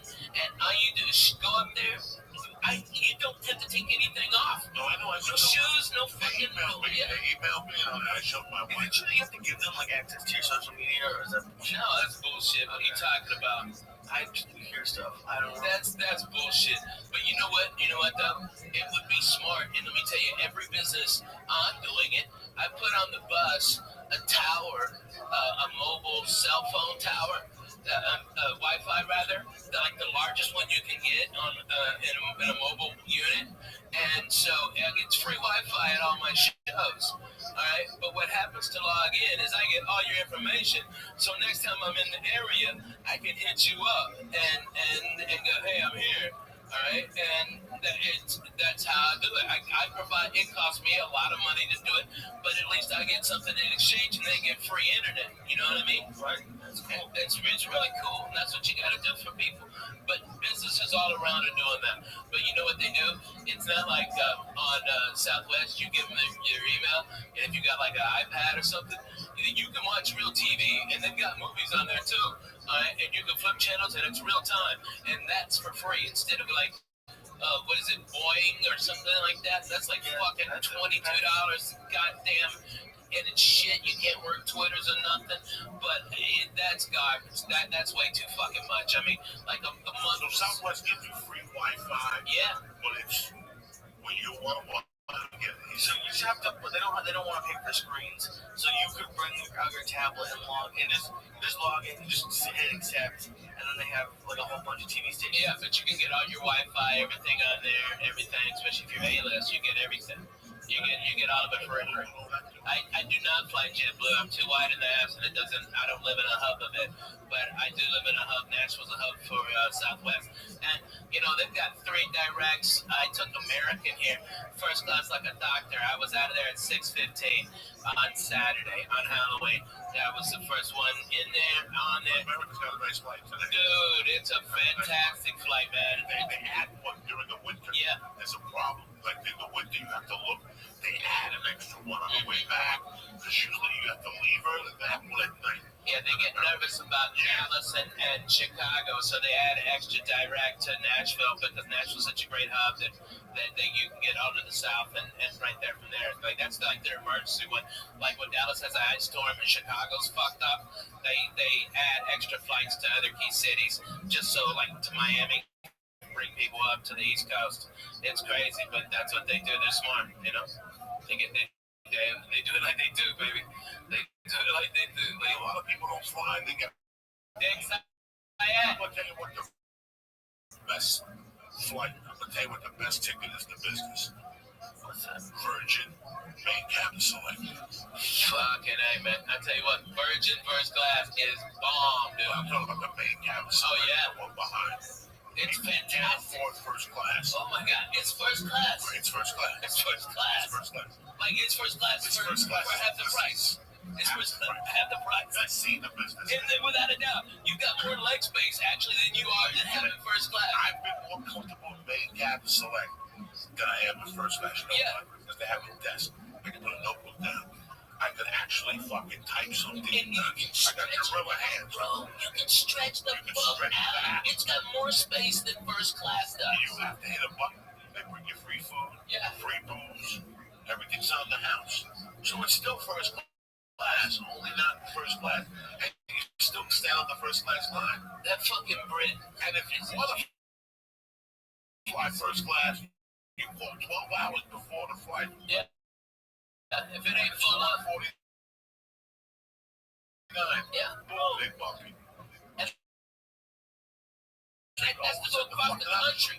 That's going across the The only country. problem is they like that. All right, I want to go to fucking Austin from LAX. Right. Yeah. You gotta go to San Francisco first. Yeah. That's the problem that I put. I don't want to get to LAX at 9. Yeah, that's hard. LAX at 9 is rough. That's a rough flight. You know what? American don't get me anywhere. Something about American Airlines. That's They why. have flights all That the is time. why I fucking fly American. They are Because 24 9 out of 10, hours. they got a vampire flight. They are 24 hours. They got a 5 a.m. to Chicago. That means you have to be at LAX at 4 a.m. What type of human being are you when you're working at 4 a.m. without drugs? You know? Yeah. I mean, You know, it would be more effective, like, if they ran, like, Southwest is almost a 24-hour-a-day airline, and especially with all its international flights now. But I'm telling you, man, American is the smartest in the business. They lower the rates for what they could, but they run them all the fucking time, and they lower the rates in that so they have more people go to the off times who are bargain hunting like the rest of us used to, and then main consumers can pay at an accelerated rate for the last immediate good flights that aren't as full because the cheap people got diverted to the other flights. It's a goddamn beautiful business model. That's how you fucking make money. But it's amazing how much these companies treat the customers like crap. Like, especially, Well, there's no fucking reason why they. I mean, all right, if you were the worst person in the fucking world, go work at the airport because no one will bitch about you because they don't have time to fill out a form. They don't have time to fucking talk to your manager. They just don't. They got a plane to catch, so they go, "Oh, that guy was a dick," and they watch your next plane. You can, it's free. It's awesome. You're an asshole. Go work at that airport. about a year ago, I made a really bad mistake. This is the type of person I am because I know it's a corporation, I know it's a company, and I know was a year that I never happened to know. I was on a chat today with somebody about agents, and I said, "Listen, I know people who are shit agents, but the agents are killing. Yeah. It doesn't matter. Just because he's, I was looking at it. Here's the funniest thing about IMDb. They've got a rating for agencies and managements and all that shit. CIA is obviously number 1. William Morris is number 2. Innovative is like 8. And then the agent top was like 200. It's like 300. I mean, it's a fucking nightmare. There's some management companies I looked at, and here's what's fucked up. You look at Jeff Susser's management, Yeah. they're 4,300. A regular person would look at that and go, I wouldn't even talk to that management company. Yeah. what do you mean for the, is that what they call it? That's how, that's the rating. That was the rating that was as far down the list. But they've got 3 clients. They've got 3 clients. The millions. So it doesn't matter. It doesn't fucking matter. They're It doesn't matter. coming in. You understand me? So it's all bullshit. What are the rankings based on? I guess. The client's earnings, and the client's earnings. And so, I'm with William Morris, and I think worldwide they're number 1, but here in America, CAA is, especially in LA. All right, but William Morris is badass. Who gives a fat baby's dick? And they're at that level. I mean, unless they're worthless or fucking strung out on something. I mean, there's been a lot that risen and fallen because of what they're snorting and what they're drinking on their fucking expense. But man, if you got one client and you're that guy's manager, if that fucking guy is Kevin Hart, your rating would be, I mean, that you only have one client and you're so far down. But Kevin will work hard and make a ton of money. But what if he takes 2 years off? Just to relax and build up a new act. That's when your rating drops to 5,000 like assessments. I mean, but how much TV does Stephen, Joe, and Kevin do anymore? No more. I mean, is Joe doing? He's still throwing people around in UFCs, right? Right. But that's theatrical. Some guy called me and they said he would be such a fucking amazing action hero. and I understand. Also, he would be fucking amazing. Okay, with Joe Rogan, okay, with a fucking skull and tags and crazy shit, okay, driving a hot rod through the fucking desert for hot bitches. What the fuck? I'm all for that. That fucking nice ass Corvette of his fucked up. Oh god damn it, run to it. He can do it. He can change your life up with a kid. If you put a show on TV, would you want to be executive producer? I go, he probably would do it if I asked him. But it's the last thing on his mind. It's the last, and if you understood his life, he does the easiest path of resistance. We were talking about work ethic a couple of weeks ago. He got that job at the UFC as a volunteer. He called the guy and said, I'll fly myself out. I just want to do something with my time. You guys have an idea what the UFC pays him? What he's become on that channel is like the voice of that shit. Yeah. This didn't come to him because he trained. He went to the IDT Institute of fucking United States. He stepped up. And that's what this whole thing's about. It's about. So if you have this job, right, guys, this is how he looks at it. And I look at it the same way, right? You got this job that flies you into Vegas or whatever every once a month to call a fight. They pay a shitload of money. He gets residuals from 2 shows, guys. Yeah. Remember, he was on 2 syndicated shows. Why would you want to drive from Warner Brothers and put up with that? Yeah. Why? You know how hard it is to be the Rock? It's fucking. You know how hard it is to be the Rock? See, people in So Kansas, because he doesn't know what the fuck he's doing. He's gonna wake up one day and go, first of all, how many needles can I stick in my blood? How many needles can I stick in my neck before my kidney blows up? Because that's how the public needs to see you all the time. He went on some show a month ago and said he eats 20 pounds of fish a day. That's all great, dandy. Okay? But you gotta stick needles in your body. I mean, that fucking thing. Hey, me and you go to some sushi spots. We got him on that one. Yeah, we got him. So, you got the trade. Right now, Joe Rogan has a family. He's living it, man. To come down and help. Why would you want He is such a genius. He's got something. What do I want? What do I want? Well, I want the Joey Diaz show. Not 20 million years. I'm 52. I did blow for 30 fucking years. I'm surprised I didn't fall in the mouth with so much bad pussy I ate. Like the Kardashian black guy. Oh, yeah. Lamar Odom. Let me tell you. I would fall with the mouth. Those bitches are the fucking kiss of death, dude. 20 years. I'm overweight. You gotta look at your fucking weight. You gotta look at your life and go, how long am I gonna fucking last?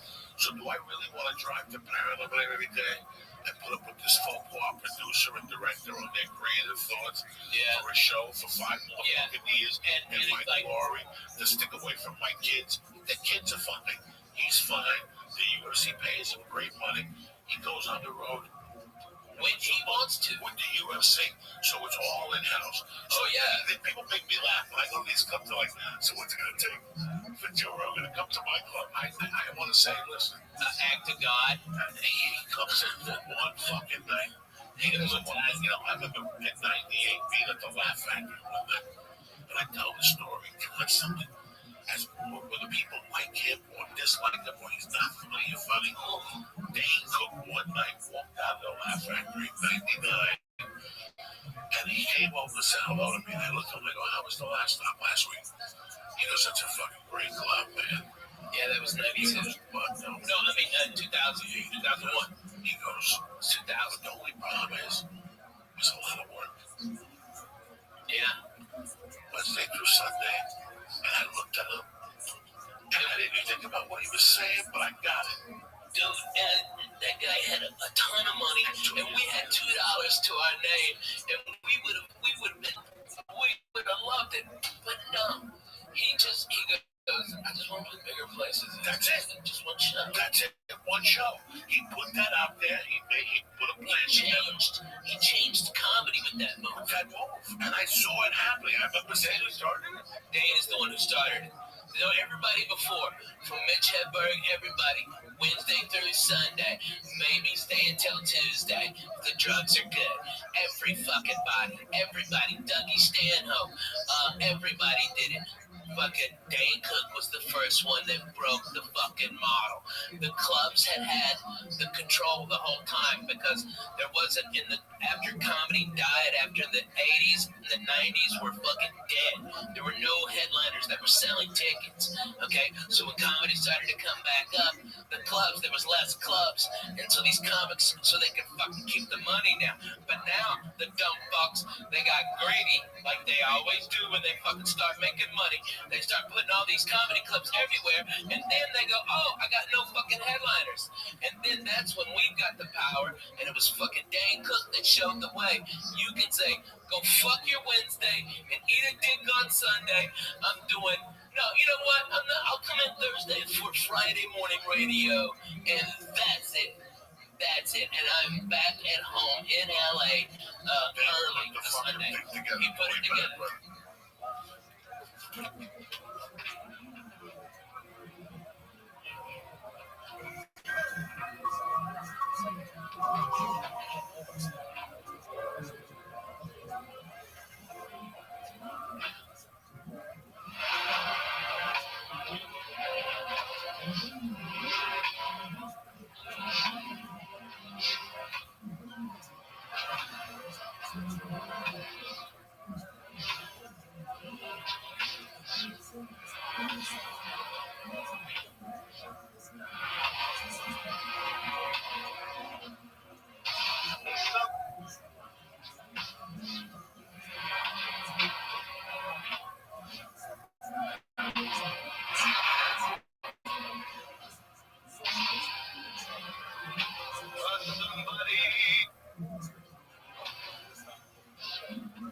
What do you think you're dealing with, Lisa?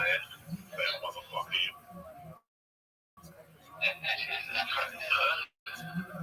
A lot of us are good. Fuck yeah, they're good. Let me tell you what the only reason I went to church was the other day. Why? Because it was the 36th anniversary of the night. That morning was the 36th anniversary of the day I got home. Stephen Miller's called the show. Stephen Miller's a couple times. And then he had a party one night. He had a party in August that year, and they put. He had older brothers. This kid, Stephen Miller, you never met him, Ralph. Great kid. He's got a cover band called the Past Masters. And they had a shed. And we were growing up parties, not big drug parties. They weren't drug parties. They were about music. And they did crazy things, like they would eat glass, fucking, eat a mouse and that off.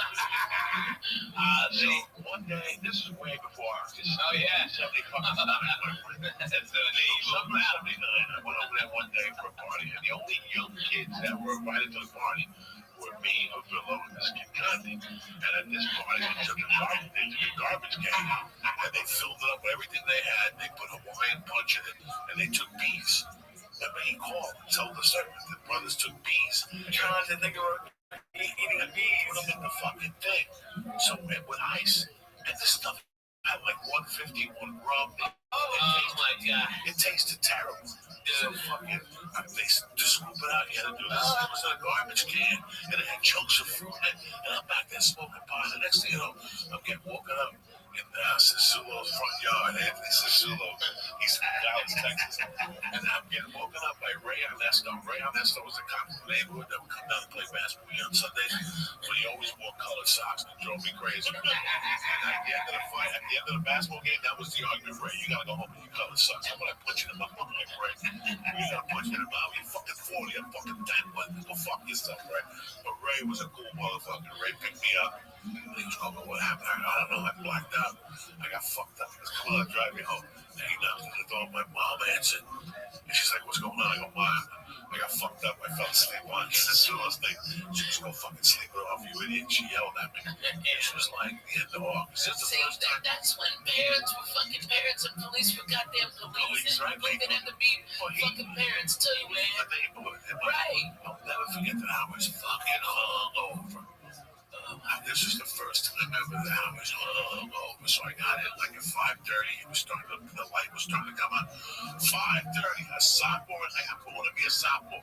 This is like 2 weeks before they put me in the hospital for a lung infection. I'm fucked up. I'm not doing drugs though, guys. I didn't do drugs. I was smoking pot then. I was high. I wasn't a big drinker, but I drank a little much. I'll never forget that.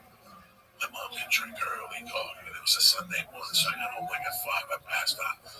About 10 o'clock in the morning, I could hear like ice cubes. Shit, that's what I woke up to. I could hear Cuban music, and I heard her come up the stairs, and she goes, oh, yeah, well, I'm happy to wake up.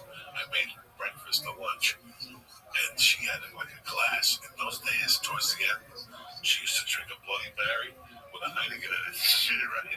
What the fuck? You make some Bloody Mary with a Heineken in it? Walking around your house? And she was such a spank. Like, she was such a spank. She could sell it. She could just fucking break it, put it in a drink, and eat it while she was talking to me. But you have to appreciate this. You can't write this. You can't write this. Now you're supposed to cut the lettuce off the celery. Yeah. She was such a spank. She just ate it, right? She just ate it. She would give it. She loved tomato juice, that V8. Oh, fuck yeah. I still love that, dude. I drink that like twice a week, 3 So times she a week. would put Tabasco on her Bloody Mary. She Oh, I put got Frank's red sauce. Oh, not me. So anyway, she looks at me and goes, I'm fucking, I got a headache that's pounding. And she goes, oh, yeah, they don't see the act I cook for you. And then she goes, she looked at me for like 5 minutes.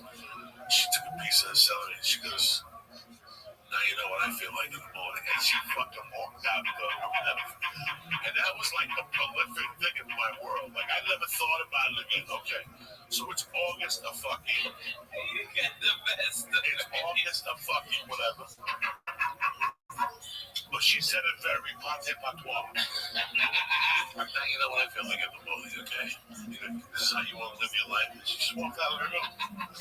Okay, so this is in the August, mid-September, October, November.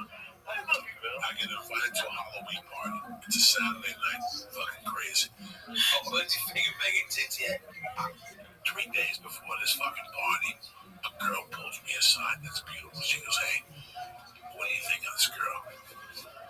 I go, why do you ask? She goes, she wants to get together with you. You want a number? I go, sure. But she had just broken up with a kid. And even in 1979, I went up to the kid like a man. The kid was a tough kid. I went up to him and I said, can I talk to you for a second? He already I go, I know you're not with her anymore. Do you mind? And he goes, you know what? I like you. But I do mind. I'm still in love with her. Just give it some man. Okay, fuck you. I just, but that's how deep I was at 79, guys. At 15, I already knew there's no other reason you gotta be a man. You gotta be respectful. And then Halloween night, we all dressed up like ghosts. And we took a hit of acid. We went to the Gamio's garage. And it was tremendous. It was tremendous. At 11 o'clock, I went to fucking meet her. And some girl came and said, she's not coming. You have to go get her. And I was like, what? And the girl was hot. And on the way we walked, in fact, Jimmy Holloway is her cousin. He's listening to this podcast. Robin Thompson, it was me and her. Robin Thompson started walking her boyfriend, Glenn Zemnick, who was a man already. Me and Robin were 15. Her boyfriend was a man. That's how this bitch was. He was a fucking man. This bitch didn't even date high school kids. He got out of the car and told we were leaving together. Started yelling at her, but I stuck up for her. He was like, I'll deal with you some other time. But he it was very nice to me that night. All this shit went down. I forgot the whole thing. I forgot to call home. That was the rule of the house. You gotta fucking call home. So Saturday night was this night. It was a Halloween party. But it was in those days, that year, if you look at 1979, Halloween was on a weekend. Me and the other boys at trick or treat. Halloween, Bravo Little, it was like on a Wednesday. So, but the party was Saturday. Yeah. So it was like Halloween was like Monday, and this party was on a Saturday. So it was like October 28th. You like trick or treat like 3 times. So what happened was I stayed there, and all of a sudden I realized it's 3 in the morning. And I called home, and my mom answered. She goes, "What the fuck?" And I go, "Listen, I'm up here, but there's no buses." It was a one trick, but what was the date on the fucking Saturday night? The Saturday before that, 27th. The 27th, because she died on the 8th. So she died that Wednesday after that, not after the Halloween, 10 days after Halloween. So it was a week and a half. She died a week and a half later. So she gave me the speech on a Sunday night, and she died November 8th. So look at it. You follow me? Wow. So that Sunday, she goes, "I'm on the couch. What are you going to do?" And I go, "I don't know." She goes, "We'll take a taxi home." I'm like, "I'm not going to take a taxi home. I got other buddies with me. We're all going to walk home together." And I'd done the acid and stuff. And the acid was coming down. I was getting like the little jingles and shit. So something happened. Somebody took a ride downtown. But by this time, we're talking. It's 5 a.m. I'm not going to call her back. She was already sleeping. And I'll never forget that I fucking got my friends dropped me off. I had a ghost costume on. And I walked up the fucking stairs. And as I was putting the fucking key in the door, she opened it, grabbed me with one fucking hand, and just smacked me across the face. She hadn't smacked me in 4 years, 5 years before that. Yeah, I was a big boy, and that just wasn't her MO, to hit me.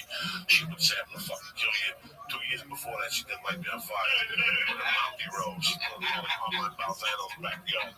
So, but she was pissed. And she slammed the door. She goes, "Let me tell you something." She goes, "Someday you're gonna be fucking married. You're gonna have a fucking wife, and you better fucking call every hour on the hour. That's the deal in this house. You can stay out all fucking night. I don't give a fuck what you do. Drinking with your stupid buddy." She went off. And she got us. All I wanted, I'm standing there going, "You just smacked in the fucking face hard." Like it was a hard smack to the face. Like it was still stinging. And she's like, "You fucking idiot. What the fuck is wrong with you staying out till 7 in the morning? Get upstairs to your room. I don't even want to look at you." And I was pissed. I'm like, I might even move out. Like that's it. I'm gonna get the fuck out of this bitch. Fuck this place. Fuck you. No wonder your husband left you, the other one died. Fuck you. Holy shit, that was fucking real as in geek. That's real. My father died at 37, and then one who was a killer left up because he hit him in the head with a fucking saint, a fucking Catholic saint. Which one? Guadalupe? No, Santa Barbara, the man with the sword. He flipped the cigarette, and she fucking waited for him to fall asleep. She broke it over his head. Nobody could deal with that. He didn't even know what to do. He was lost. He was the deep sleep.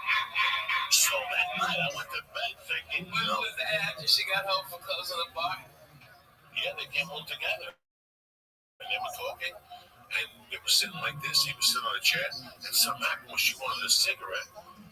And he took it. And instead of handing it to her, we were old school Cubans. Right? I don't give a fuck. What if somebody flicked a cig? Can I have a cigarette? Like if I'm thirsty, hey Thugler, can I have a sip of your wine? Sure, You fucking threw it at me. It's the same fucking thing. It's rude. It's fucking rude. So my mom's demented drunk head was a disrespect thing. So she waited for me to go to bed. She hit him in the head. And he fucking left the next day. But so I'm walking up the stairs thinking, That's just. I'm walking up the stairs. Oh yeah. I'm walking up the stairs thinking, you know what? I ain't tolerating this shit no more. I'm 15 and a half. I get a job. I go to the Balzanos. That was my plan. I don't need this shit. People hit me I with this shit. remember the Balzanos when I was working at Hasbrook Ice one time. Yeah, Pete. Political Pete. So the next morning she woke me up. I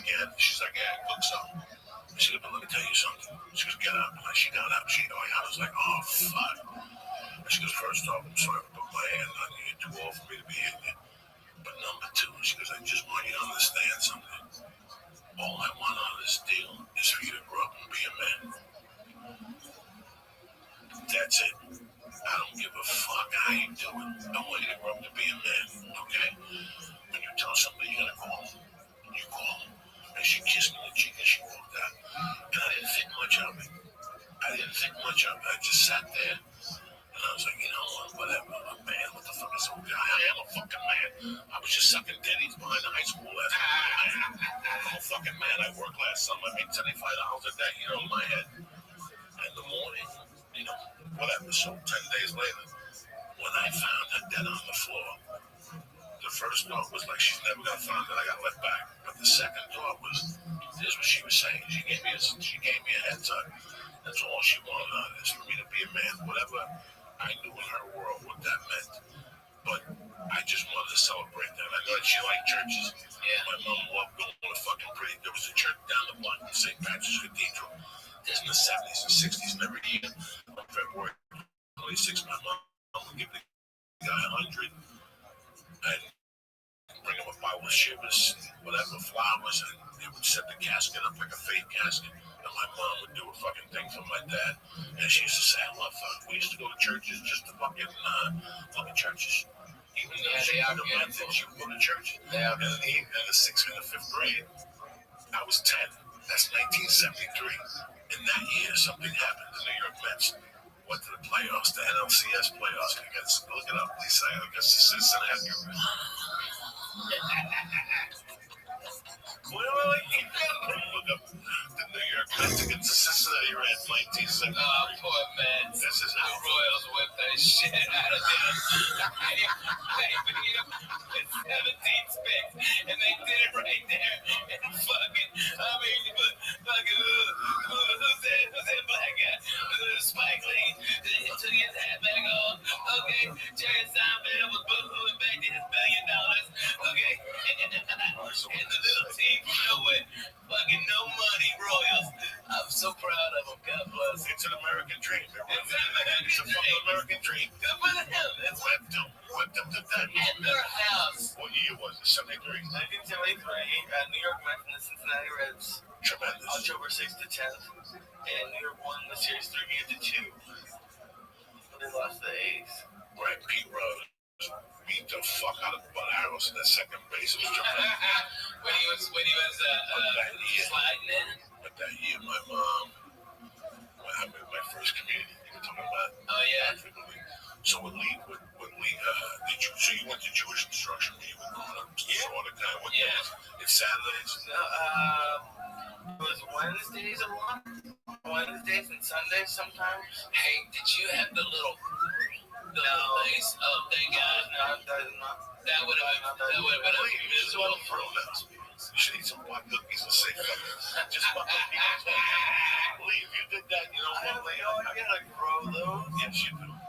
How do you grow those? You just let it fuck. What am I supposed to do? Pray? It's a I'm fucking not like an asshole. no, make it big mutton chops. Everybody think you're a hipster bag. It'd be great. You got a girlfriend? Get you some mutton chops.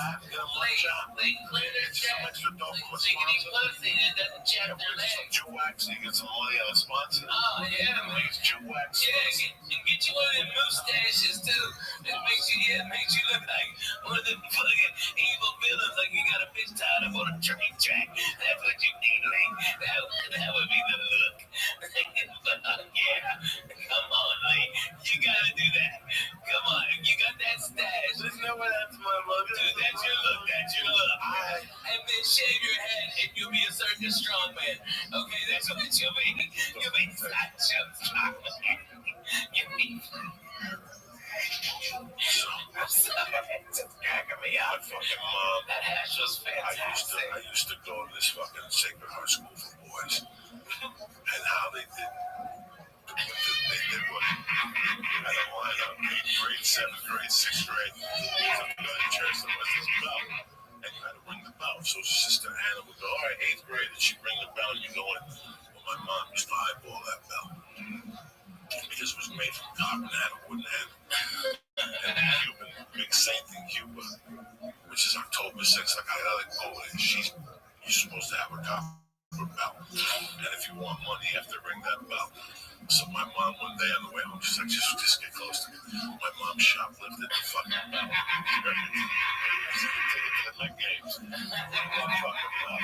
So the back of mine, that bell was everything. That bell was bringing her luck. Every time I'd see her, she'd give me a kiss and You're a genius. That church is bringing me good luck. The fucking about the Mets. Hey, what you stole from the church is bringing me the Lord. That's amazing. So every time the Mets would play at home, she'd ring the bell. And if she went to a Met game, she'd take the bell and put it in her purse. And she'd ring the bell at the Met game. This is true fucking story. This is how crazy this is where I came from. Oh man, I know you don't have all this time, but have you thought about like trying to go back to 1973 Met game like video and see if you can hear the bell? That's Holy crazy. shit, you're blowing my fucking mind. I couldn't. No, I couldn't do it. You would hear it, you would hear it going Rusty stop. She would throw chicken wings when he'd run back. You hear the Rusty stop. So she'd run inside of it. I pulled up on my way, take a while. And I mean, she hated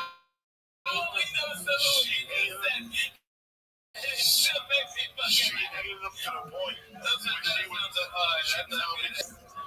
You know, they want to sit in right field. And I think Rusty stopped playing 73 Mets. Was it 73? Whatever Rusty stopped. They had a horrible, I think it was Rusty stopped. It was Theodore. The motherfucker always had to hit the cutoff. He was a right fielder. Yeah, he always had to hit the cutoff. That was the story. The guy would win the glamour. And so she comes with a chicken wing. Oh my God, that's the best. Here's the deal. The guy would go, Denora, I got signed on right field only. So he would have to run past her. If she would sit there and he ran past her, she would lose her mind. She would go ballistic. All 8 times he run. Oh yeah, Rabbi, y hueputa. She fucking yelled at him in Spanish. And then if she was close enough, she'd throw chicken wings at him. Oh yeah, y hueputa. So when the guy would ask him, where do you want to sit? And he'd say, like, what do you want to sit? My mom would go, oye, no me ponga para ese lado, compadre. And he would say, anyway, I don't like that fucking dude. So she would sit on the other side. Who was the left fielder?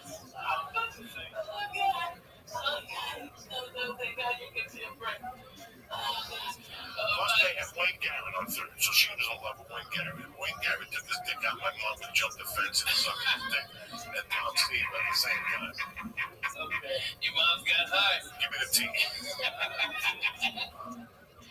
By the way, this Friday I'll be at the Club Nokia here in Los Angeles. If you're a church member, please come in. I'd love you. I'd love to see you live. I'm going to do about 2 hours and blow your fucking minds. Come on, baby. What's the team? Who's the left fielder then? Who was the fucking baseman? All right. You want the left fielder or Cleon Jones? Cleon Jones. Who was the third baseman? Wayne Garrett. Yeah. Bad motherfucker dog. He reminds me of David Wright, the hot corn they used to call him. And my mother loved Wayne Garrett so she could tolerate Cleon. And my mother used to call Cleon Jones La Cleon. Vamos para la Cleon. Vamos a hablar con negro. Because he was black. So my mother would clap for Wayne Garrett. She liked Wayne Garrett. But if you put him on the other side, she'd be to him at the game with Rusty stop. She'd turn and look at me and then he probably want to look at this motherfucker. I gotta sit there and look at this motherfucker. So, Why would you like him? What did you do? She lost like $10,000 one time. He dropped the ball, and that was it. That's it. My mother's world. Because I heard He did something stupid. he couldn't throw it to first base. He had to hit the cutoff. I don't know what he did to my mother. My mom just didn't like him. So my mom, when she sat on the right side, not only would she ring the bell for the Mets, but then she put Voodoo on Rusty style with the same that year, listen to me. Like a fucking Mets beat the Reds, right? Sure. Jesus Christ. Yeah, they won three games together. You understand what that was for the fucking Mets to beat the Reds? The Reds were beginning a dynasty. That was the Big Red That was Machine. the Big Red Machine. Now, you know what happened? Holy shit. You know what happened? My mother, when they went to the World Series, my mother I remember I was still going to Sacred Heart School for boys. I still remember that play of this thing, because my mom had that belt. And if, listen, this is going to get creepy. It's going to get creepy. Not only do you, the school, you go in on Sundays, And you come home on Thursdays. Here's where it really gets creepy. Wait, go even deeper. See what day the World Series was on. The game, what was the series when the Oakland A's beat the Mets? 1973 World Series. Look at the day they clinched. So this is really going to knock you motherfuckers out. Okay. Oh my God. See if it was a Sunday. The day they won that game, the Oakland A's beat the Mets. Game 6 was on a Sunday. Was it 6 games? 7 games. Sunday, October 24th. Who the fuck do you think you're dealing with, gentlemen? You ain't So listen to me. Listen to me. Listen to me. I still remember. What's his name catching the ball? And my mother looking over at me and going, let's go. We're going back to that fucking school. And on the way, her like playing, she wouldn't even look at that fucking bell. So for the last 3 months, all she does is she loves this bell. Put the bell down like light a candle next to it. Have a chicken head to me. She did the whole thing. Sangria and shit. She gives the blessings. The day the Mets lost, she personally got in the car because usually she go to the bar. And my stepdad or one of my mom's friends would drive me. And we'd all go out to dinner as a family, and then my mom would go to the bar. But she'd have to be there till 5. No, 3 if you were working a bingo on Sunday. Yeah, man, that Catholic church is a beat. My mom personally drove me to the fucking school. Got me out, and I could see she was agitated the whole time. And in the middle of the agitation, she gave me a hug. And she goes, do me a favor. Get this fucking kiss of that bell away from me, right? I'm like, why ain't touching that fucking thing? They've been looking for that bell for 3 months. They've been doing searches with dogs for that fucking bell. Oh my God. And I go, you put the fucking bell back, you robbed it. Yeah. We are in front of the church, the nuns are 10 feet. 10? I'm fucking 10, and my mom's telling me, go put this. I don't ever want to see that fucking bell again. I don't want to see that. I don't want to see that bell. I don't want to see Ruskin stop. As long as I live, I swear to God, I don't know what I hit. My mom used to get superstitious against certain things. Okay, so now the bell had carried her throughout the whole baseball. Not only that, the bell helped the Mets beat the Cincinnati Reds, which at that time were royalty. Yeah. Okay. Now, because they lost in Game 6 or in Game 7, the bell was bad luck. She didn't want it to fucking out. Take this fucking bell out of here. Like I said, she personally. How much you think she lost on that bet? Because you know she bet the shit out of the Mets. 50,000. Jesus. I hate that motherfucker too. My mother, I burned that bell. my mother had a gambling problem. What women today think with those slot machines. That My ain't no mom made you look like a fucking. My mom was a betting all baseball. sports. No, just baseball. Baseball and horses. And the horses will kill you. It's every day. You can't do anything every day in life. She lost everything because of her baseball bet. Everything. And her teams were betting baseball were the Red Sox. At that time, they were hot then. Those were one of the. So this whole last week was really, I watched the fucking Met games. I watched them. Did I cheer for them? I gotta tell you something. I was cheering for them up to when they went to Shea Stadium the first night. And when I saw them singing, Ring Me a Song, You're a Shadow Man, whatever that Billy Joel thing, that was it for me. I was disgusted. I have never been that disgusted. That's not the New York I left. They were all hugging each other, and they were singing, Sing me a song, you're a piano man. And Billy Joel was on top acting like a jerk. That stuff drives me crazy, dog. That's a baseball field. You're supposed to go and drop things, and ring bells, and yell. Saturday is this shit. They created it into something else. That's what pissed me off. That's why I got so mad. I'm like, so you sang for 2 nights. Also, when they get beat up in shade. No, that's why I kept tweeting last night. Didn't you see what I was tweeting last night? It was fucking Billy Joel. Get him singing. That's the night they won. The night that he fucking sang that song. Now they're losing. Where's Billy fucking Joel when you need him? Where the fuck is that cocksucker? Fuck yourself, Billy Joel. That's what I was That's fucking. no, Kansas City. Let me tell you what song Kansas City played. Kansas City played, but my man Brad Pitt was trying to sell Moneyball. Moneyball, and you know why? Did you watch the series? Fuck yeah. Fuck, I didn't watch it. I was disgusted with him. Are you serious? Because I That piece of shit Monday night game. Did you watch that fucking football game? That was hot garbage. What were you watching? I was here. He was here. Let me tell you The something. fuck? You got a fucking 9-foot TV behind you. No, like he said, he don't watch no. This is I love the World Series. That's American. What were you doing? Were you playing some? He was here working. He was here working. Playing a shooting He was game. here working. One of those screens had one of them fake shooting games. No. He was shooting somebody in fucking in Belarus right now, and they're both cussing out dirty fucking Russians. He knows he can't. I know. He was googling his fucking cousins. All right. Whoa, listen. Yeah. Did you notice what Kansas City did? And I love that. I hate when people forget about the game. Small ball. League, they stole bases. I love when people steal. They put pressure. You really want to fuck with a motherfucker? And if you look at the Cincinnati Reds, the big red machine, that's all they did. Their job. Next time classic baseball, the Cincinnati Reds play, you sit there and you watch that whole game. And you're going to go, oh my God. Nobody had more than 15 home runs. Gary Foster. Small ball. The main job they did was steal. Get a single and Stealing singles is something that's forgotten about. Yeah, man. You know that's why Ricky Henderson played baseball so long and for so many teams. Because think about it. He played for the Red Sox. He played for everybody. Ricky Henny played for everybody. Listen, Ricky was goofball dumb, but he was one of the greatest baseball players to ever get behind. All right?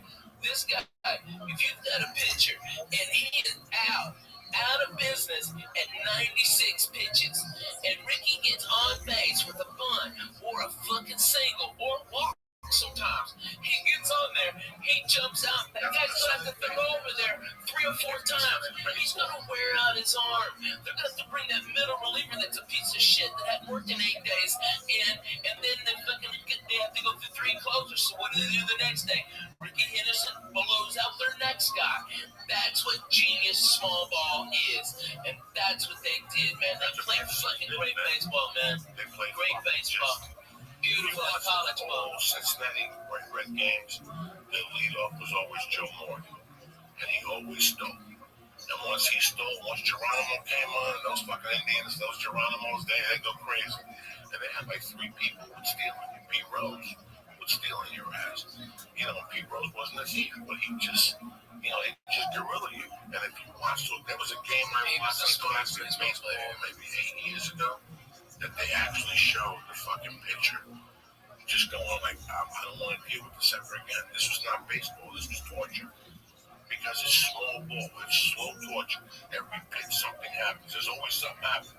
Every time you let that ball go, it's either a single or bunt, or this motherfucker's stealing. That's torture on a pitch. You gotta duck. You lose your concentration. It's fucking crazy. And that's cool. I used to love baseball. I used to know everything about the Red Sox. It's 162 games before the postseason. I don't have time to watch all of the games. I don't know. Well, not every one of them, but watch one of each series and feel like a fan, you know? You know what I mean? I like the Houston Astros. I started stand-up there in 90. I loved them. Me and John Wesley, we went for a foul ball, and little kid was going for a foul ball. We were stoned out of our balls. And instead of me squashing that kid for that fucking foul ball, I broke the seat. Okay, and the kids got the ball, and everybody's cheering, and we're on the big screen, and I'm holding that chair together, motherfucker. I got my left hand on the chair up. Okay, and John's laughing. He goes, "You broke that chair." I go, "This motherfucking chair is done. I broke that ass and done been there 30 fucking years, and I fucked that chair up." We got up, it fell to 4 pieces. I swear to God, get Johnny West on the phone. That is so fucking funny. Oh my God. A couple of things, cocksucker. I've broken a lot of shit. I used to bring lawn chairs. Lawn chairs go out. Pittsburgh Funny Bone. Yeah. The home with Creepo. They used to have naked women pictures all around the bar. Yeah, right. I hated that. I always used to hate those. And I hate lawn chairs, though. Yeah, the chair you have on your balcony. I never knew why you had that goddamn chair I there. broke one and you broke one. Oh, I was like pushing the jar that you came and just tormented. Well, from background, this is the worst chair. Someone you shot the pilot for VH1. Didn't I break a chair? Yes. Something happened from you broke a chair. It was awesome. for a long time. I was breaking fucking Oh my God, that's so fucking funny. chair broke. One time with sleep apnea, chair broke in Miami. Dude, you broke Gavin's toilet. Remember, you went in there and you just sat down too hard and you broke that fucking toilet. And then you made the slow creep. And water came out and flooded Gavin. And Gavin got out of this because you were sleeping in my mouth. And you were like, fuck him, I'm going in here. I broke Gavin's fucking full time. That was classic, dog. I heard that thing snap in 8 ways. When you're a fat fuck, not even knowing, it's the most embarrassing thing.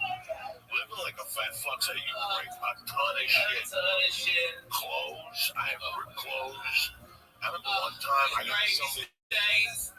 time in somebody's car in a Jeep and I went to get the handle and I went to pull up and have the fucking thing down. Oh man, It's tough being a fat motherfucker. man, ain't nothing easy. Let me do some shout outs and get the fuck out of here. I'd like to thank Mike and Mary Johnson at Unique Bows. Thank you very much for the bows. We put them on a little hair for Halloween. Thank you for listening. Rusty Shackelford, Dead Squad Dallas, and the rest of you I crazy love those guys, man. Sandman, Benito Munoz, Sean Cappuccino, Jimmy Carroll, and Girth Brooks. You know who I know is watching? It's my man D in Colorado, who's a cool motherfucker. I know D in Colorado, that motherfucker has got weed 15 foot tall. 15. The biggest ass bud. Dude, he's a great guy, man. That guy's cut from rare. I just talked to him on Twitter a couple of days ago. He's a good Yeah, he's a good dude, man. He's a good dude. dude. What's up with you guys? We're going to kettlebells tomorrow. Yeah. You staying for jiu-jitsu? We're going to bust it. We're going. That sounds really killer. Let's do it. Let's fucking go. I got shit on. I got to take headshots on Wednesday. Stupid shit. Yeah, I'm going in and out. Alright, you fucking gonna get real. Okay, we're 3 fat guys. You're gonna talk about workout sessions now. We were talking about fucking asshole breaking bed. I'm better bed, motherfucker. That's what I did. Fuck breaking them. I'm the best. Bro, he wants me to flip over my back. I can't do it. I've never in my life been able to do it. He's like, oh, just do it. I'm like, yeah, what's never gonna happen? It's fucking good. You do the best you can. Don't worry about doing that. Oh my God. No, I know. I'm just easy. Okay, I can't believe I can join this conversation, but I can actually and be relevant. Holy shit. Okay, I've been trying to limber up and like, because traveling so much it hurts, and so my doctor, as part of I broke my wrist, has said, as part of my physical therapy, go to yoga. Okay, so I'm having this one-on-one with this yoga instructor. Okay, I'm going down and I got my legs spread as far as I can, and the fucking yoga mat split in the middle, and my ball hit the fucking floor, and I almost passed the fuck out. My fucking thighs have been killing me for 3 weeks. Dude, I swear to God, I did the full splits like I was trying to block a goal. It was the worst. Oh my God, dude. I think I ripped my groin muscles. All the shit. I ripped that yoga mat right down the fucking middle. You're the first person I have said that to because it's so embarrassing. But those fuckers were real if you get fucking 450 splitted. Oh, Jack, I busted my ass. It took me so long to be able to get up. I didn't even know what to do. The instructor just pushed me back on my back. And it eased up. And oh my God. One of the worst things ever happened was when I drowned at the YMCA that time. That's how we work. Oh my God. As a fat guy, I was never more embarrassed in my fucking life, man. I've done some fucked up shit as a fat guy. Hell, you get embarrassed about being fat. You get fat shame. At the time, I almost drowned at the Wiley. Fucked me up. I didn't say nothing for like 2 months. I didn't say nothing. I just snorted coke and tried to hide it and shit. That was embarrassing, though. I was just starting to lose weight. Things were going great for me. I lost like 8 pounds. I was still snorting blow. I was doing big blow. And I fucking got Terry went to work and I overslept. And I said, fuck it, I gotta swim. And I went over to the Y, and the Y is packed. I used to go to the Fat Man pool, which is a little Russian pool. Right, it was like 4 feet, but it was 96 degrees, so it's like a therapeutic pool. And I would walk around, and if there was nobody in there, I would do laps. And then it's short laps, and nobody would see you. If you go to the big pool, there's kids, and people see you, and there's lifeguards. I was still too embarrassed. I'm not going to be a fat guy who wears a t-shirt in the pool. Oh, I am. I'm a hot mess. You don't want to see So me. I said, fuck I it. keep all this head. I'm going to fuck it. I'm going to go in there without a t-shirt. Lee, I was 400 pounds. There was fat everywhere, Lee. And I'd sit in the sauna, and I'd make it like I was losing weight in the sauna. Then I'd go on the steam bath, then I'd jump in the pool. And I do this every morning at 5 a.m. I did this to start off, but I was still smoking blow. So in my mind, if I ate sushi and I went to the steam room, I would sweat the cocaine out. I wasn't a fiend no more. So now it's 2 in the afternoon. I go across the street to the Y. I'm still a little hungover on the glove. And the fucking steam pool was packed. With kids jumping up and down. And I'm like, I can't do my fucking laps. But the adult pool, the lap pool, was wide open. Oh, shit. I said, fuck this. I swam out with the boulder. I've been swimming for 3 weeks. I'm ready for a big fucking pool. Why am I swimming with these fucking fat fucks for? I went over there, I put my name on the blackboard, guys. I put my goggles on. And on the deep end, I jumped. Just the cold water hitting me, bro. It just shocked my body. It just shocked my fat little body. And then I'm trying to swim. I'm swimming. I'm putting everything I can. I'm turning my head. I'm on my form. And I look up, Lee, and I haven't even moved like 5 feet. I'm fucking sideways. But by this time, I'm out of air. Like I was smoking 2 or 3 packs of cigarettes a day. I'm dying. I'm 10 feet out. But I can't swim back. And my feet can't take it, so I'm just holding on to the rope. And people are swimming by me. They're going, come on. Let go of the rope. Come on, swim. And I'm like, guys, I'm dying. I'm trying to get the shortest distance was this way. If I swam vertically to the fucking wall, I'd never make it. So I had to swim this way. So I pulled myself like Spider-Man. And I get to the wall, and I'm huffing and puffing, guys. I'm like, guys, I was fucked up. Seriously. That's when I realized this has to end. And I'm holding on to this, and I can't kick no more. And I'm out of oxygen, and I'm holding on. And I got my fucking chin on the thing, just holding me. And some kids are like, Mister, are you okay? And I'm like, no, I'm not okay. Help me. They're like, come on, pull them out. And all these little kids get together, these little Mexican kids, and they're trying to pull me out, and they can't pull me out. They're like, 1, 2, 3, pull. And they're pulling. I'm like, and I'm turning purple. I'm not breathing. I don't even know about breathing through my nose. I'm starting to panic. People are starting to circle and look around. And these little kids can't pull me out. They're like, fuck it, ring the buzzer. And they ring this buzzer. And it's going, and all of a sudden this chick gets on the thing and she turns this thing around. And they're actually going to make me listen to this. They couldn't get me out. So they were going to fucking drop a hoist into the pool, and they wanted me to swim into it, and they were going to pull me out like a fucking whale, like orca. And by this time, there's 50 people watching me. You have any idea, Lee, how embarrassing that is? I got dead stick by my stomach. I'm purple. And they're like, swim to the middle. Get to the middle, and go in, and we'll drop the hoist. And the hoist will pull you out, and then we'll bring you to the side. Lee, by that point, I'm so fucking embarrassed. And now, out of the corner of my eye, I see ambulance tech workers running in with a fucking mattress like I got shot in Vietnam. And something made me put my fat little foot over. I just went, and my fat foot got pushed up.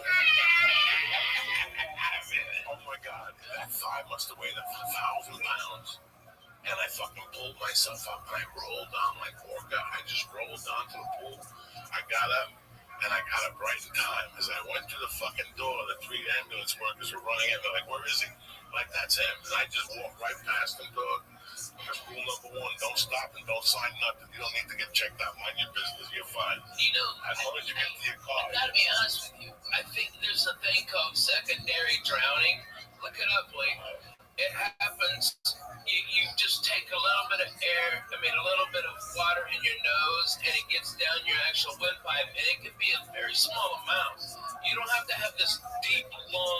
thing. It's a secondary drowning. Look it up. Lee, explain it.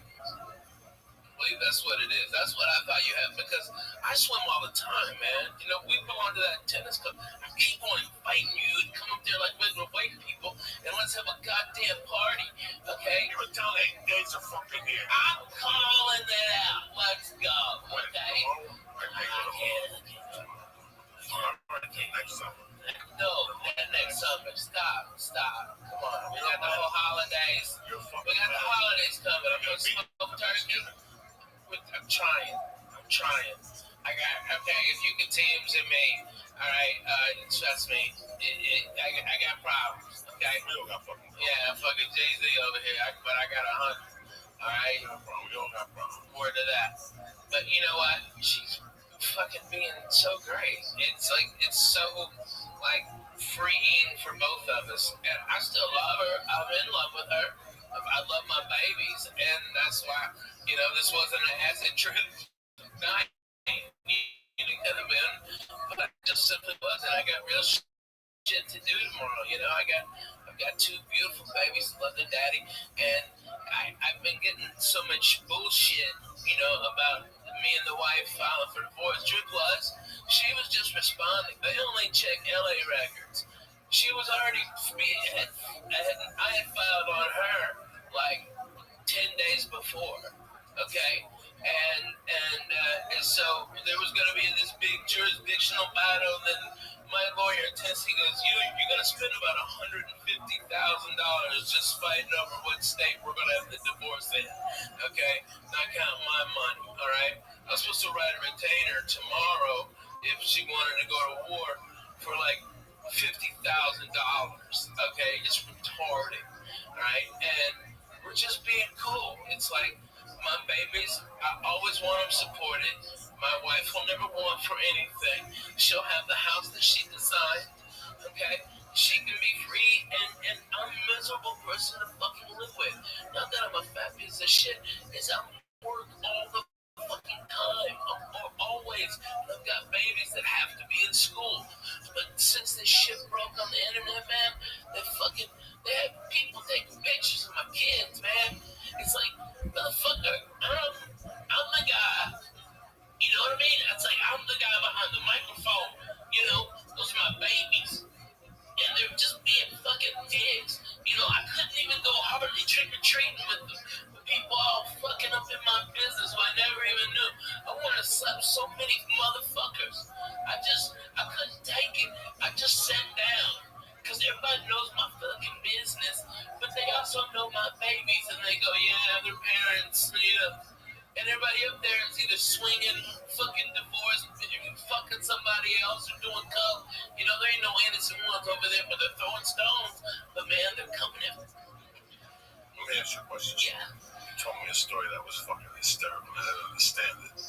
Because you're a funny fucking dude. Whatever's going on in your life right now, Ralphie, with your children, the people in the church we love, man. I know. Got your back. I want you to know one thing. Divorce ain't easy. There's 2 ways to do this. You want to do this with shotguns and Jews? No. Or you want to do this with, and that's the way you got to do it. You have a career. Yeah. And you want peace of mind. You want peace of I'm in mind. love with her. Listen, man, sometimes people try. I'm thinking about this Rosalind one. I didn't know. I don't know anything. Guys, I don't know anything. I just found out that these people broke up. And she's dating a new dude. When does this happen? How does this happen? The singer from No Doubt. She's dating the judge from fucking the show or something. He broke up with his wife, and she broke up with her husband after 14 fucking years. And they had like a thing today, like, That's Blake Shelton guy. Yeah. Listen, man, people in life sometimes don't get. I pray every day that Larry stays in love with me, and I keep it together with her. I pray every day because I know how quick it can go.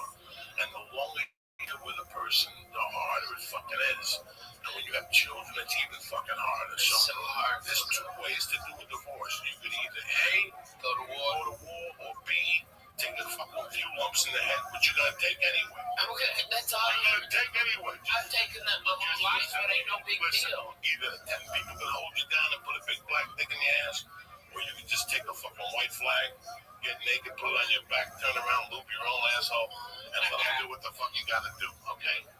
You know what? A dick in the ass hurts both ways. But I'll tell you what, it hurts more if you clench it up. She If you didn't clench it do up, anything wrong. She didn't do nothing wrong. And you know what?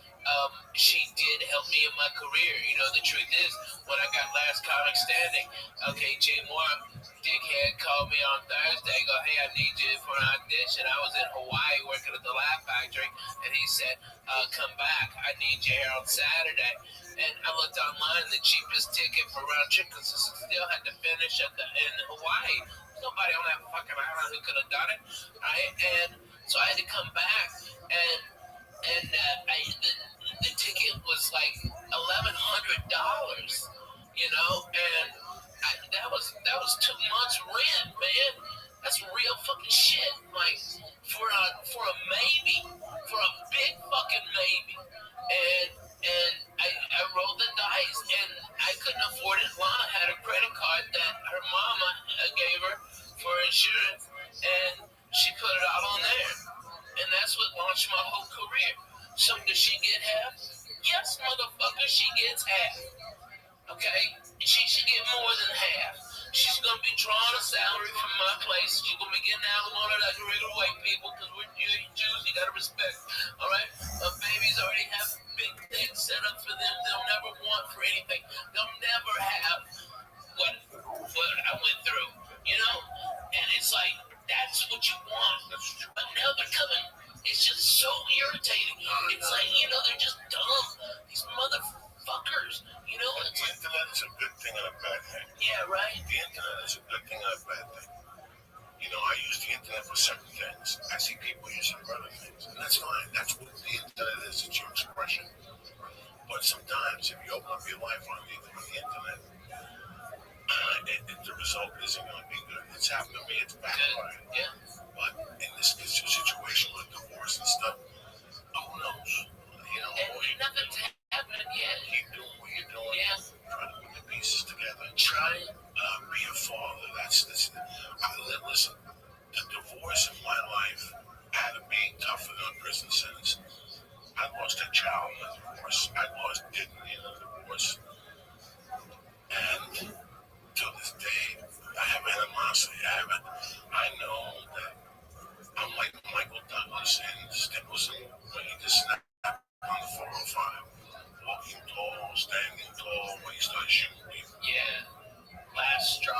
When I saw that movie really scared me. Why? You ever seen that movie? When he goes nuts on the 405. Yeah, he's lost his job. The drug dealer goes to mug him and all of a sudden he shoots him and goes, you want my briefcase? He's pretty funny in that. And now Duval is looking for him. It's a cliche type movie. But I always saw that happening to me with my ex-wife. That's how bad of a divorce it was. I forgave my stepfather. Until this day, I talk to old school humans and I always say, fuck him, he never gave you what was coming to you. You know what, son, I gotta go get what was coming to me. That was my frame of thought back then. He didn't give me my mother's money, but what do you want me to do? I'm going to shoot him. For 3 years, I lived with him. I was preparing to hide under a car and grab his foot and shoot him. Where's his money now? So I shoot him. How am I going to get his money now? So I had a terrible idea. And I hated him for fucking years. And one day I go, what is the guy that raised me? Would you give me $300,000? What was I going to do? Was I going to invest? Was I going to buy a building? No. You'd be dead. I was going to buy a plant off some fucking... Fuck yeah. So in a way, he saved my fucking life, you know? So I forgave him over the years. And I forgave him. That was it. When he died, I didn't go to the funeral. I sent flowers. I went to see his wife, and she died. But I let it go. I gotta tell you something. I had such I don't have any anger. I have right only now, love. No, I know. I don't care. Right now, I want to say all the numbers. I just love my babies. I have to get another place here, and I hate it out here. Has nothing to do with numbers. Okay? There's levels of a divorce. When she walked out of the house, she goes, listen, I'm just going to be a mile up the road. You come over anytime you want. Let me just get some space. And I was cool with that. I'm like looking at it going, this is a dream come true. I can work on comedy. I wanted to be a fucking comedian. I just got out of prison. I was doing the working stiff stuff. And I go, fuck it. I want to do fucking comedy. And all of a sudden, it went from one thing to another. I hope it doesn't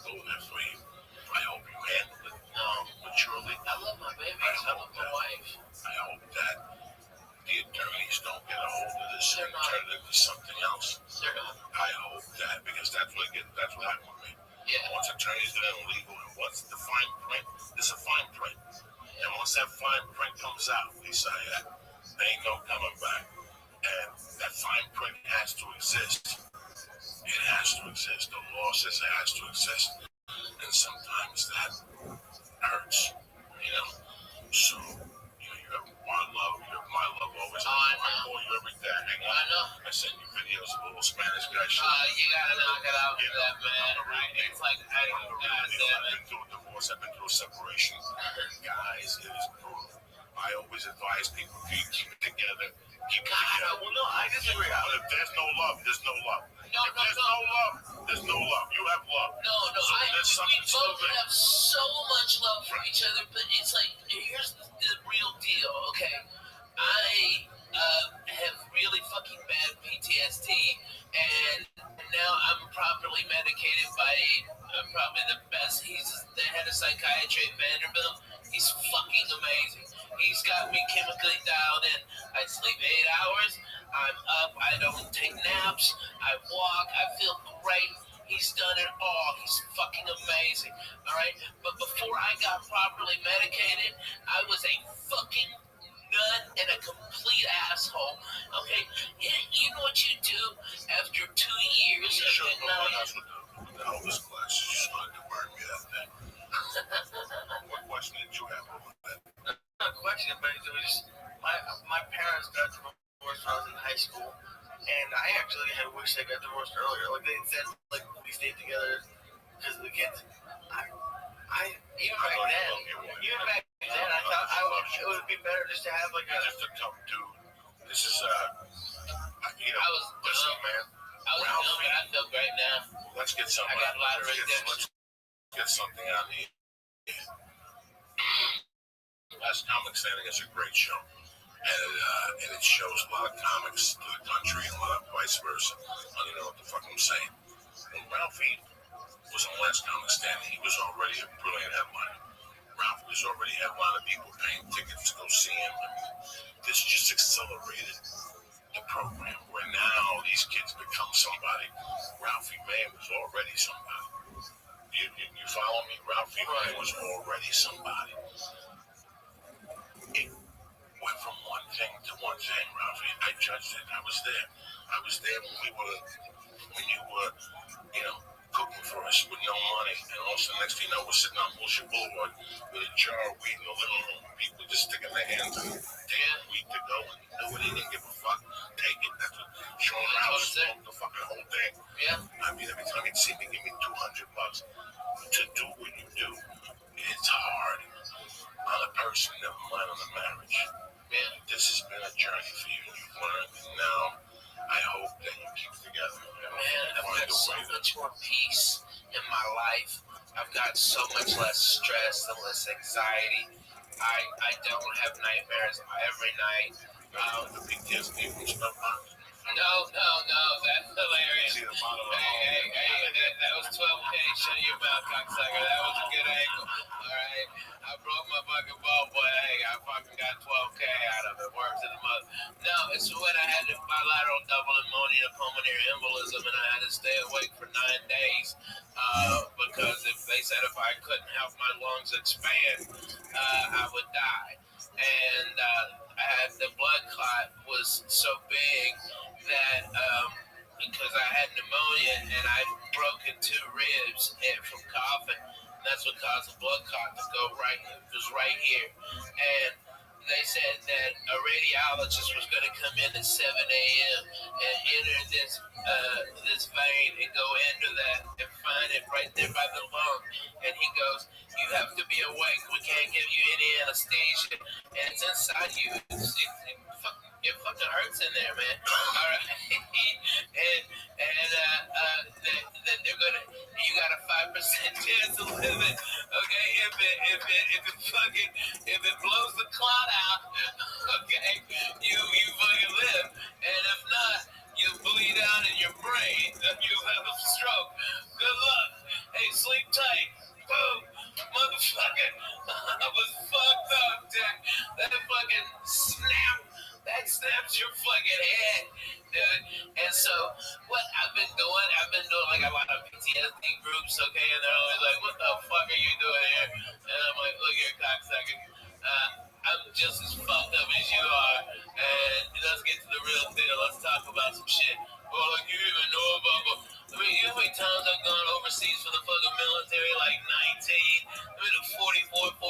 training bases in multiple war zones. Okay, by the way, Afghanistan this time of year is fucking beautiful. All the Taliban's turbans change colors with yes. It's like those dirty motherfuckers. They're like reds and yellows and beautiful. Okay, but I've been there, and then they start getting real, dude. I mean, when those guys get real, it gets real. You know, I mean, it's like, I know it sounds stupid, right? But you're absolutely right. Ralphie, man, I gotta tell you, I'm sitting here, bro. And we'll end this podcast in a couple minutes, but I gotta tell you something. I'm 52, man. I've had a great life. I laugh. I love being upset and laughing. I live to laugh, people. I know sometimes I come across as a prick. I love giggling. I love laughing. I have a lot of regrets in my life. I did a lot of fucked up things. I was talking about my godfather before. One of the biggest regrets I have that we didn't have the money to do it, Ralphie. But a mistake that we can go back and rewire that apartment with a camera. Oh my God. We would have a show. And I'm telling That you, would have been the all-time. it would be. HBO's all-time greatest comedy show. And you can't. And you know what? I'm sitting here across from Ralphie. I'm listening to a story. I'm like, I can't even go to HBO. I'm thinking of Ralphie narrating a show, but Adventures of a Fat Guy. And just even though that's something too, when you fell that time, Falling on Gardner. listen, I'm sitting here. Like, not even Gardner, the thing you were telling me about that he's going on, you don't understand. This chick is living at his house. Before we're talking about the story, here's 3 guys trying to fuck the same chick. It's miserable. I'm the only one not trying to fuck her. But you wanted to fuck her. If your face fell into the asshole, It would have been the worst. it wouldn't have been a word. So something happened. They're having an argument. You cannot write this, Lisa. This is an apartment that's living on whatever Ralphie is. I'm sorry. I'm living on Ralphie. I got a little bit of coke in my pocket. Ralphie's making Bloody Marys. Bloody Marys. And we're going over it. We're hitting this every night. We're Red Devil. You knew that at 2 in the morning after the Goes to parties in my apartment. The Red Devil, Ricky Cruz, Babaloo. you know, and we just talk The shit. producer. Somebody would have a joint, somebody wouldn't have a joint. But this one night it was just me. We always We're had drinking weed. Bloody Marys and we're giggling. And Joey says something to Ralphie to piss him off. And there was a big Japanese lamp in the kitchen.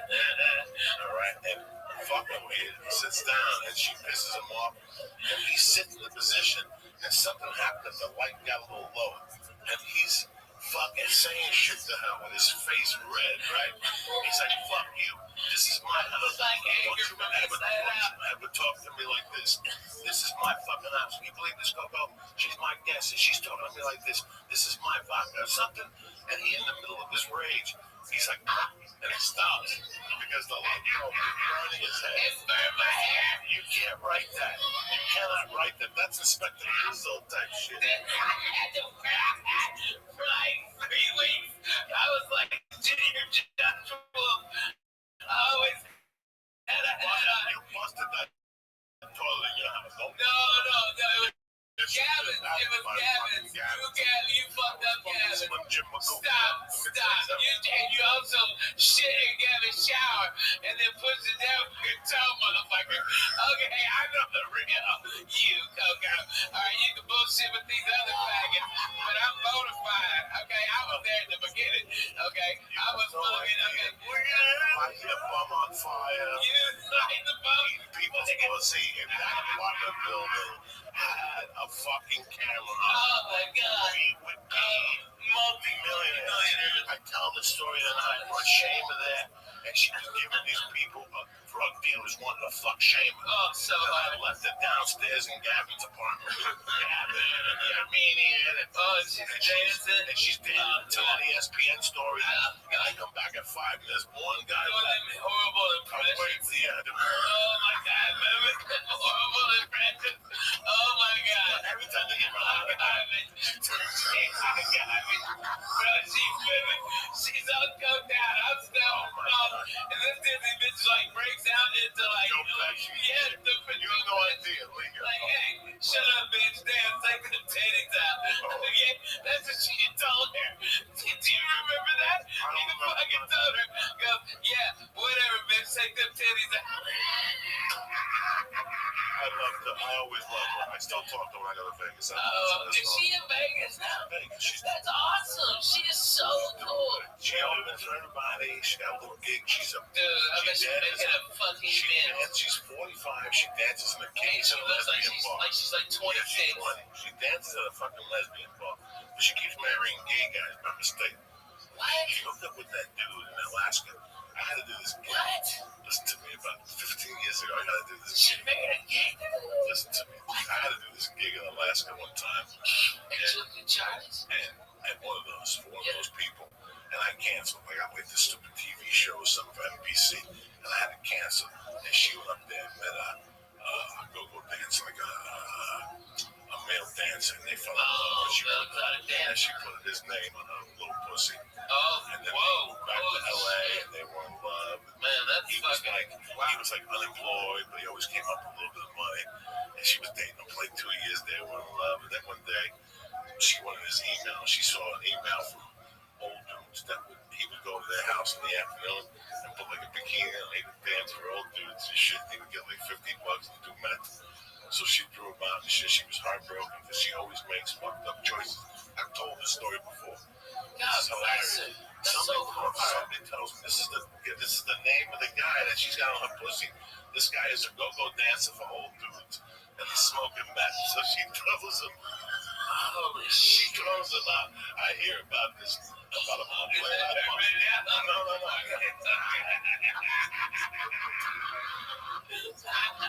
I bump into her, and she says to me, "How you doing?" Blah blah blah. We're going back and forth, and I go, "Hey."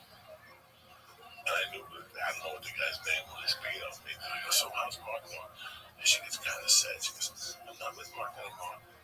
And that's a shame. I go, "Listen, I know this old dude."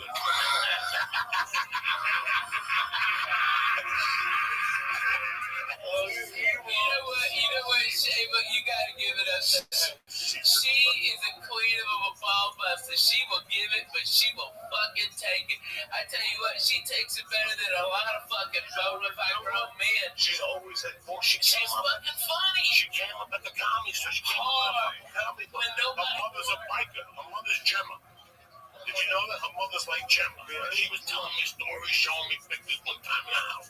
Her mother's like Gemma.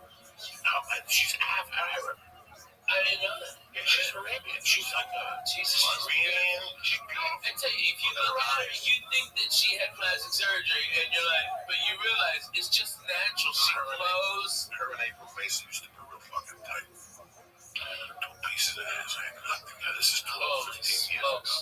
They go and doing these dirty shows all over the place. And they start doing our Force's show. They got a my face.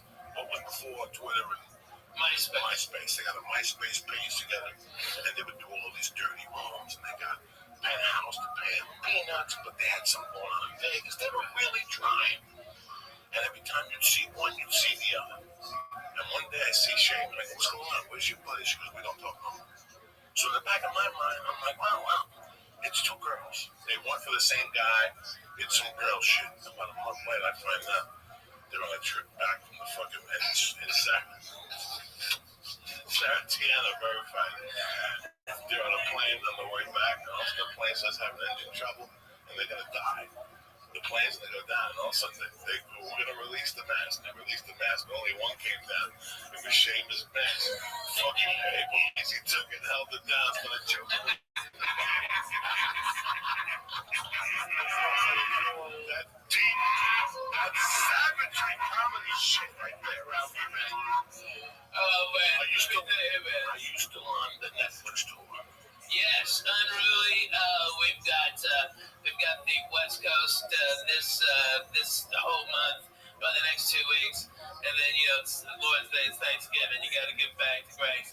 I'm hitting Eugene. My God, Santa Cruz, Fresno.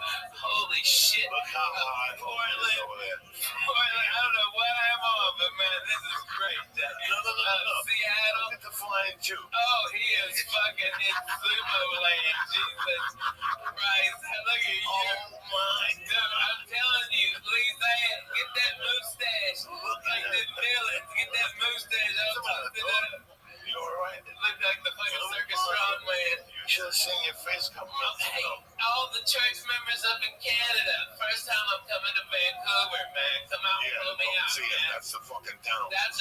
Well, Jack, I heard a lot of great things. Oh, shit. They're going to carry after the busing like they did in Denver. Oh, my God. Oh, my God. No.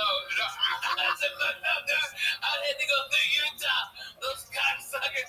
The cops searched me. Those motherfuckers asked me if I did cocaine. I'm like, the fact that I'm this fat and can talk to you proves I cannot do cocaine. I've never done it. Okay? And then the guy asked me if I want some Quaaludes. Do I want my own Quaaludes? And I'm like, what the fuck year is this? 77? Yeah, I'm like, yeah. Can I buy Quaaludes from you? Well, give me 20 fucking grams of Triceratops horn, you dumb fuck. There's nothing there. You know what the official quote was? The one I gave him? Because I was fucked up. You know what I was fucked up on? Cold medicine. I had a sinus infection because I had just come from a goddamn Disney cruise with my kids. Okay, we were in the Bahamas and I was on that fucking pool, that boat of germs. Okay, and then I flew to Denver, so I went from 82 to 12. Okay, fuck me. All right, and I had all this shit in my head, and it was horrible. So I started off with like all the Dayquil stuff. Okay, like fucking just like Dayquil, Theraflu day, okay, like every Mucinex day, every day shit they had, and I dried up a little bit, I wouldn't have boogers coming out of my head, okay, alright, this is the real deal, okay, alright, but I started shaking, dude, I started shaking, because I'm all fucked up on all that cold medicine, so, okay, Coco, I'm not gonna bullshit you, I got the NyQuil out, I'm trying to smooth this ride out, I'm trying to fucking mellow this train, and then I just take a big old swallow a fucking NyQuil, it wasn't weed. I played NyQuil roulette and lost, okay? And you know what my wife does? She goes, dude, why didn't you use the measuring cup? And I'm like, what the fuck are you talking about? Measuring cup. That's that cap on the top of the fucking NyQuil. It's a measuring cup. I've never fucking used that in my goddamn life. I had no idea. Okay, I just drank it up. I go like 2 shots. Fuck it. When you broke. Okay. Good gracious, dog. Hey, that was your fault. That was good ass fucking drug. Alright? Okay. That was you and Gravity, motherfucker. You all that. Okay, you're a dick. And I wasn't the only one. You fucked up some shit. I was getting out of there. Okay, so you suck a dick. And by the way, we went to that Jack in the Box right behind his house because we were smelling all them fucking jalapeno poppers. Bullshit. Fuck you. No, I didn't know that, Jack. I had to pull over. I couldn't stop laughing. I fucked up and So what happened? Okay, alright.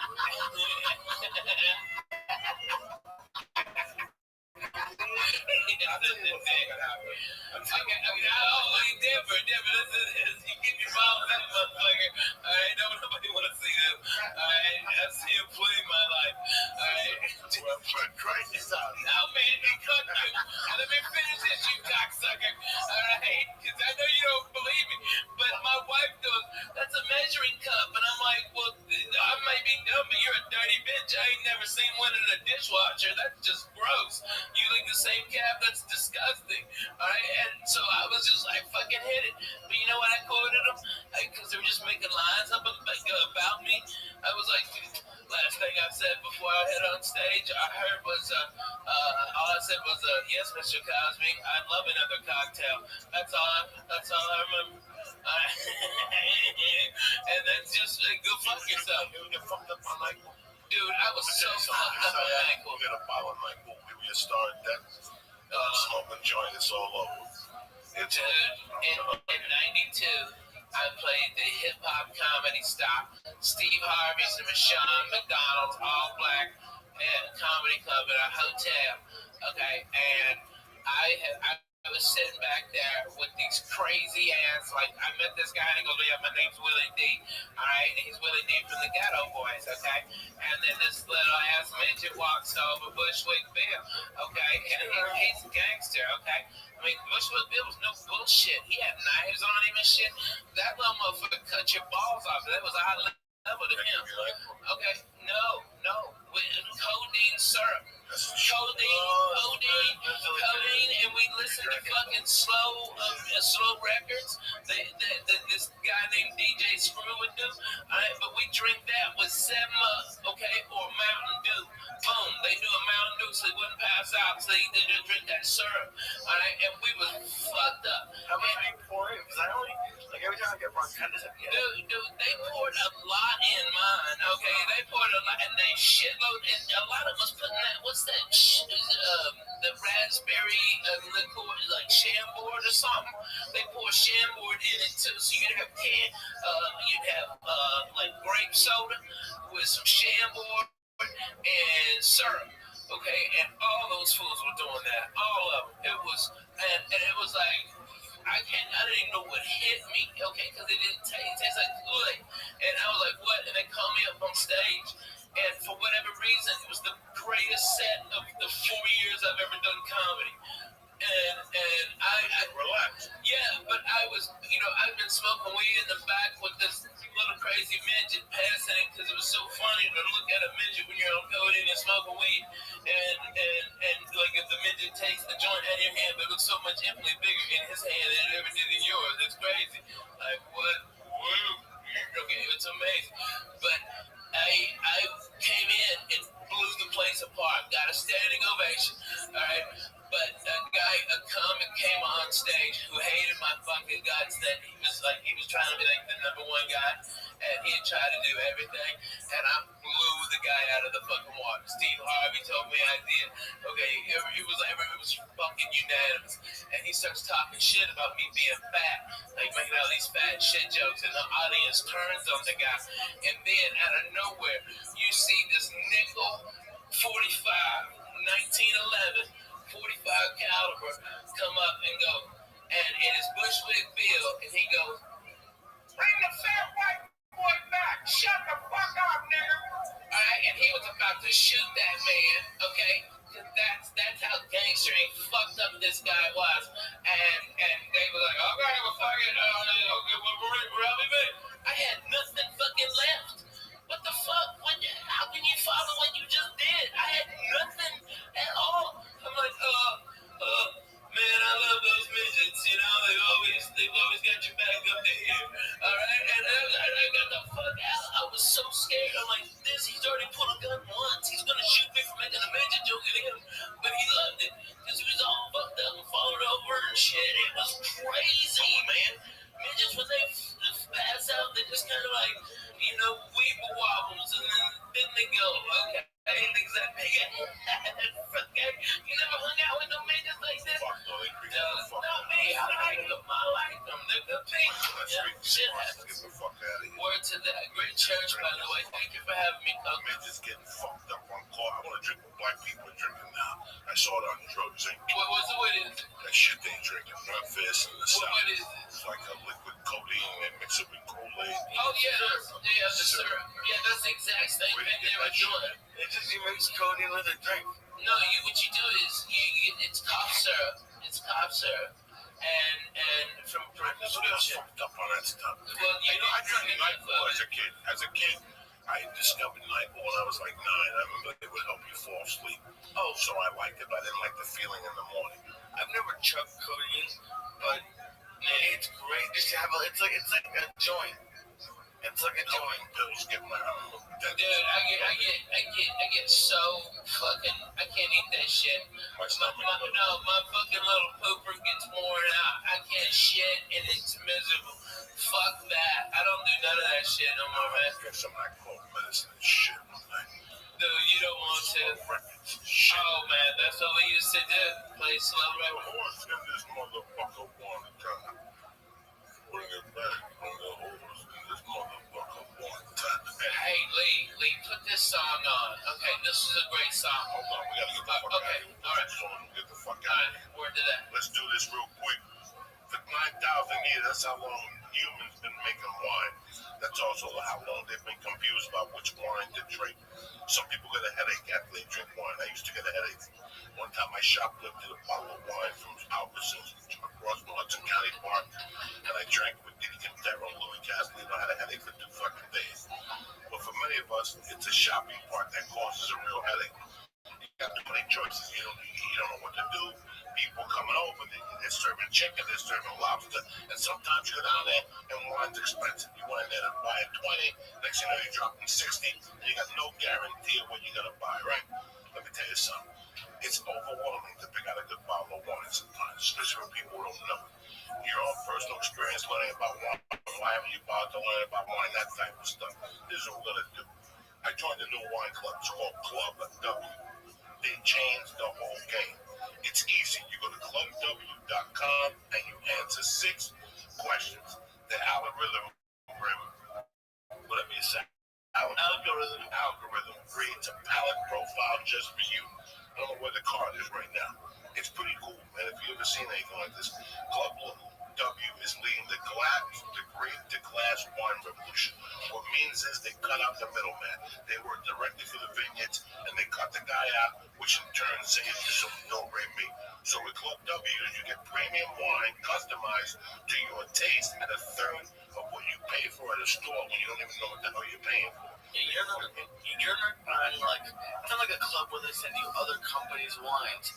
These are their wines. Look, you're not even gonna see these wines anywhere else. But the most interesting thing is going to their webpage. When you go to clubw.com, you go on their page and they have all these videos, informative videos. They tell you what wines you drink, you take the test, and next thing you know, you're involved. Which, when you don't know about that, listen, man, I grew up in a bar. I don't know nothing about wine. So when I went to Club W, I was blown away by how much interaction you have. They'll put it down to the exact thing. I mean, the nut, the grape, where it came from, the vineyard. Anyway, what they do is they save you money. It comes down to maybe $13 a bottle of wine or something like that. And there's even a no-risk 100% guarantee that you'll love when they send you. So do me a favor right now. What they're doing is, for all the listeners, is they're offering 50% off your first order when you go to clubw.com/Joey.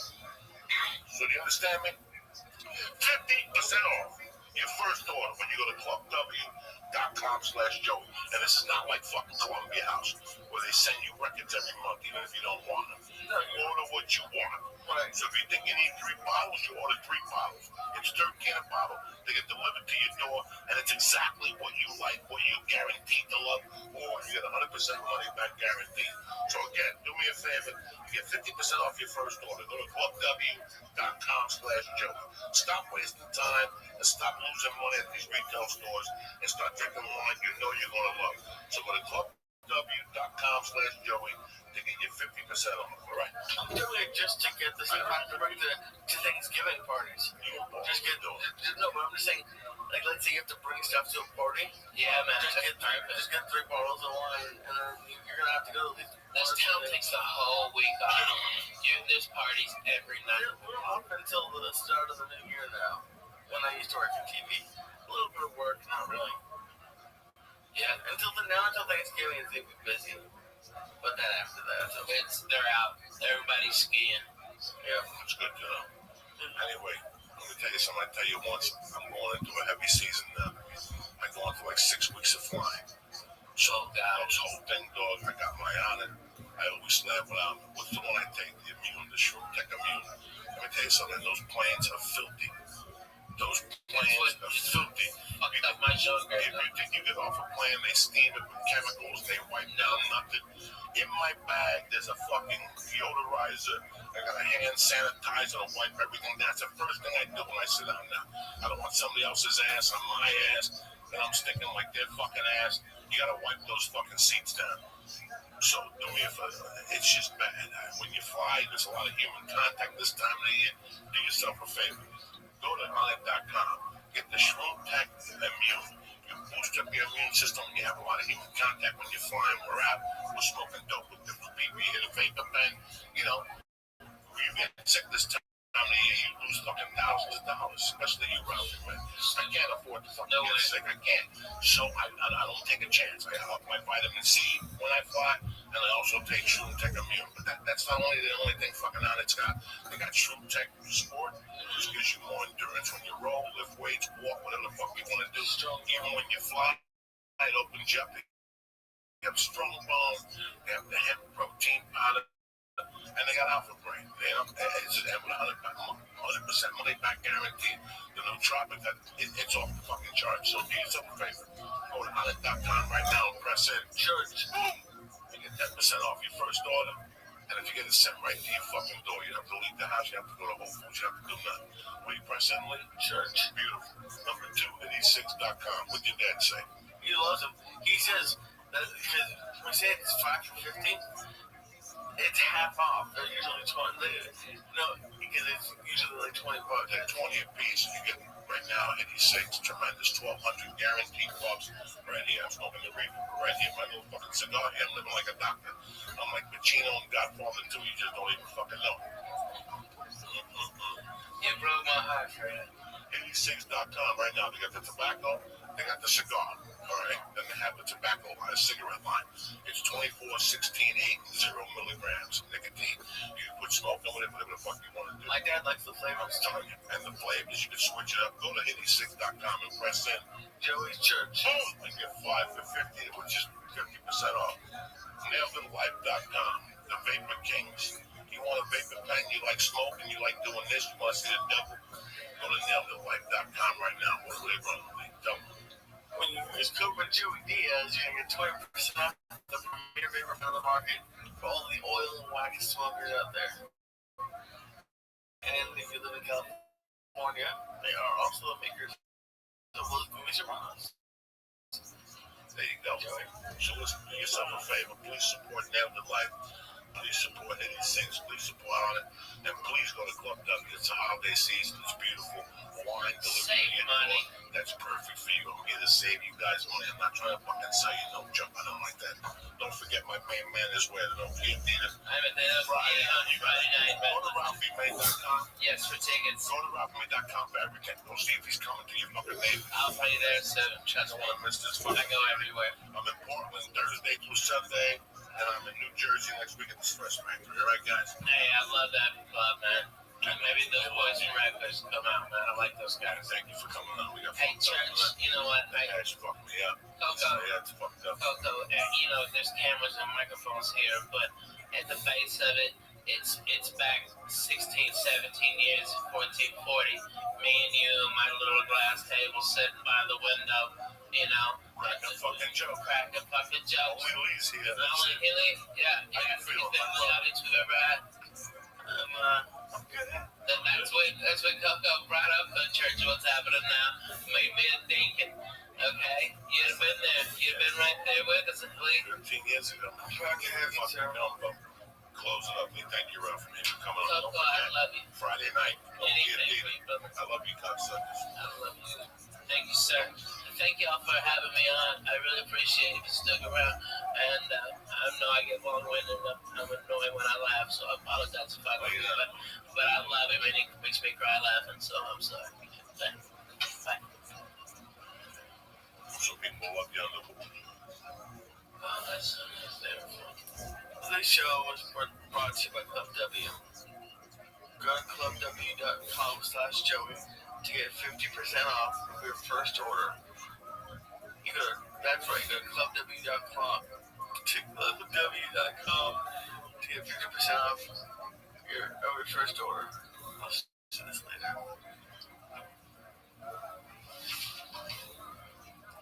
Well, you're like Club guy.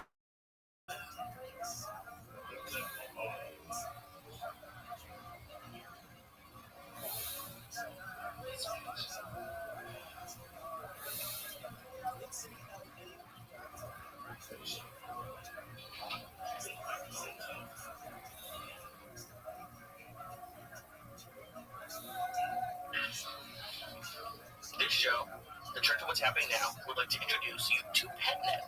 Stop worrying about feeding your pets the wrong amount of food every day. The PetNet Smart Feeder will feed the healthiest portions at the right time, every time, automatically. Go to PetNet. Get your PetNet Smart Feeder, plus free shipping when you go to petnet.com/Joey. That's petnet.com/Joey. Petnet.com/Joey. Show is also brought to you by Onnit.com. Go to Onnit.com and use code CHURCH to save 10% on all of their optimization products like Alpha Brain, Strongbone, New Mood, ShowTech Moon, and ShowTech.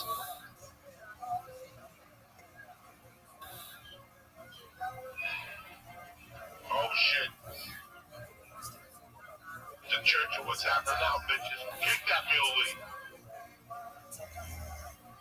Monday, October 17th, the day the devil was buried at sea.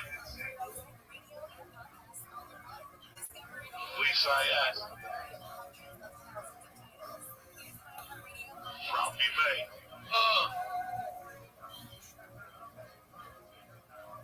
Uncle Joey. A little Michael Shankman.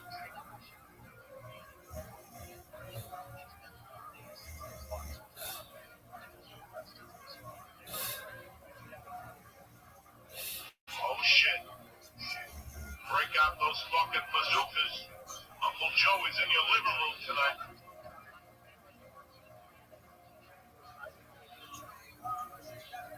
What's happening, beautiful people? I missed you, cocksuckers. Ralphie May here. Hey, everybody, how are you?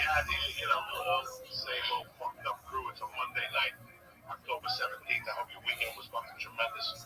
We had a great weekend. I want to thank Chicago for letting me take my special in their beautiful fucking city, which I've always loved to death. I finally got Lee over there. I turned them onto a hot beef fucking combo with the sausage, with the fucking green peppers and the onions. Just forget about it twice. That's what fucking. It's not like the hot beef with the sausage combo. Right. It's the Combo. That's it. Oh my god, they're crazy. I love it. Which one do y'all go to? Big House. Strong. It was close to the day.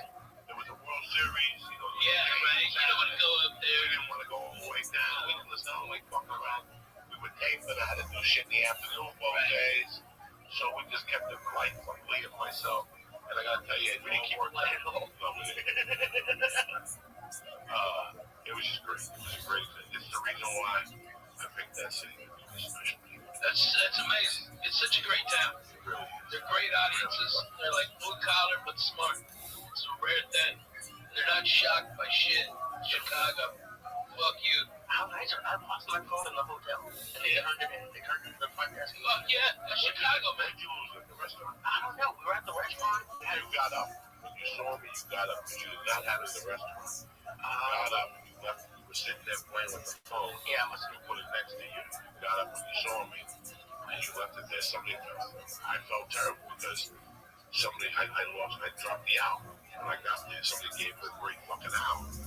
Rainbow, Long Live Rock and Roll. I went to eat the sandwiches. I left it downstairs.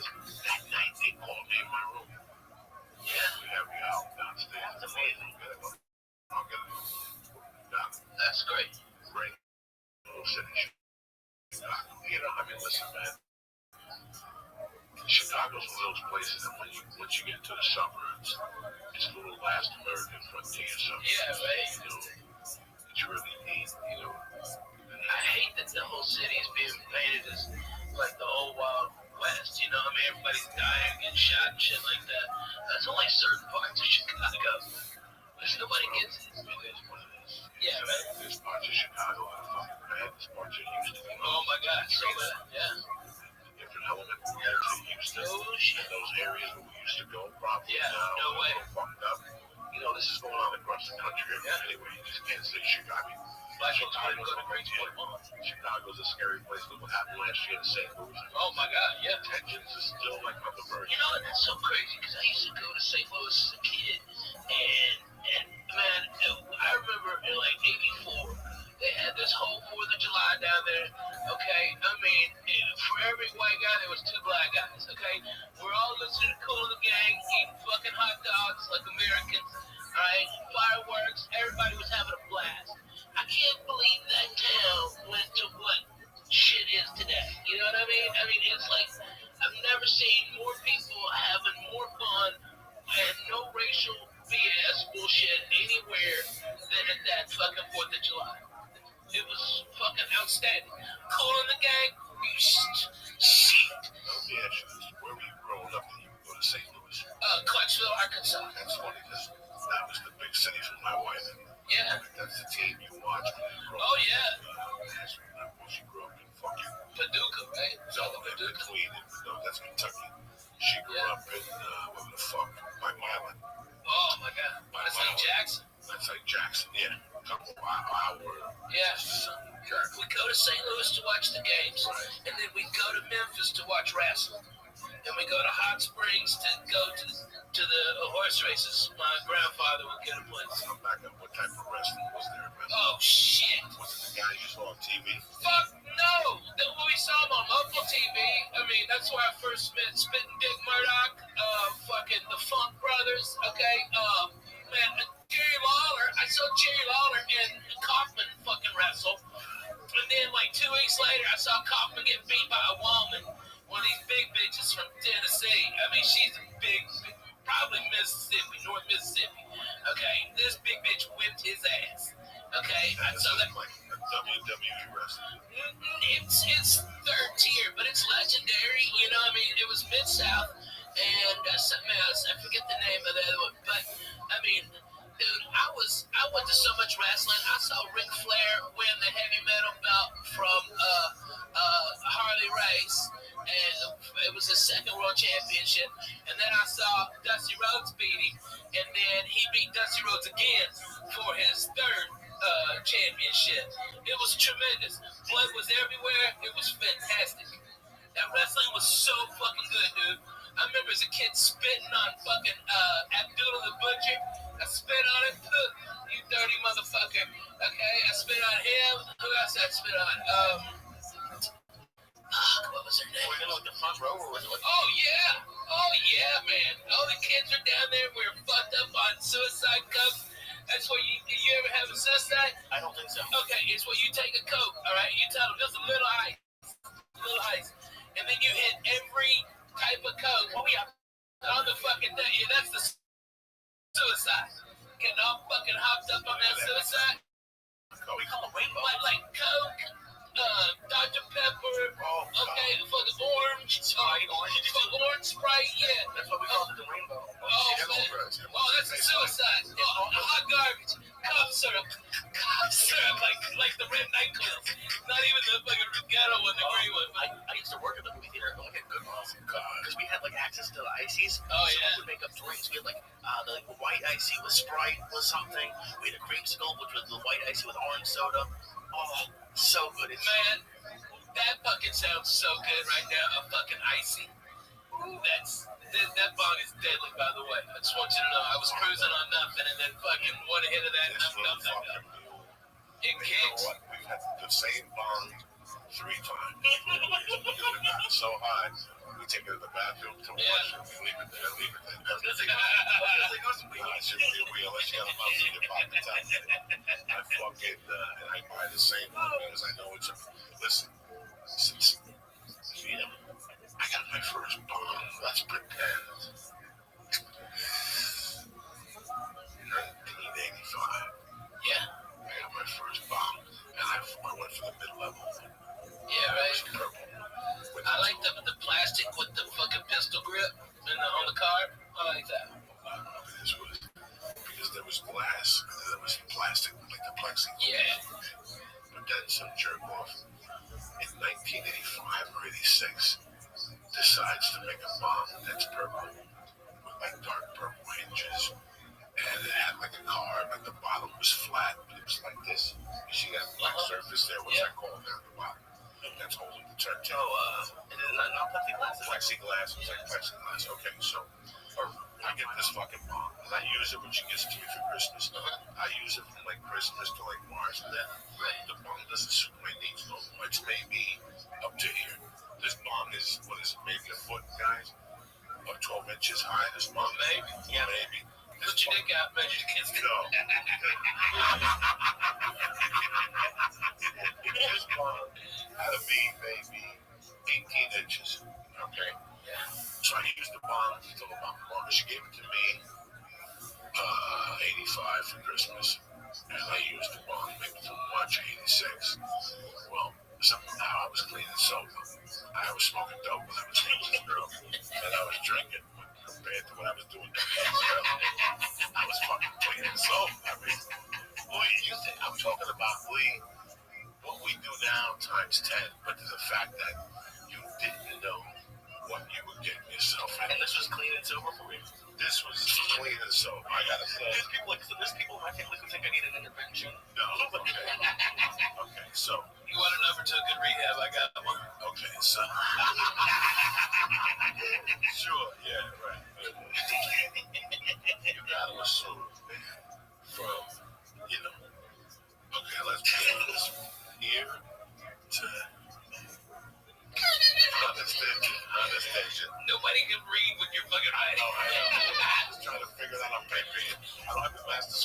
That's like, Yeah, right. we'll have the scoreboard over here so people can see.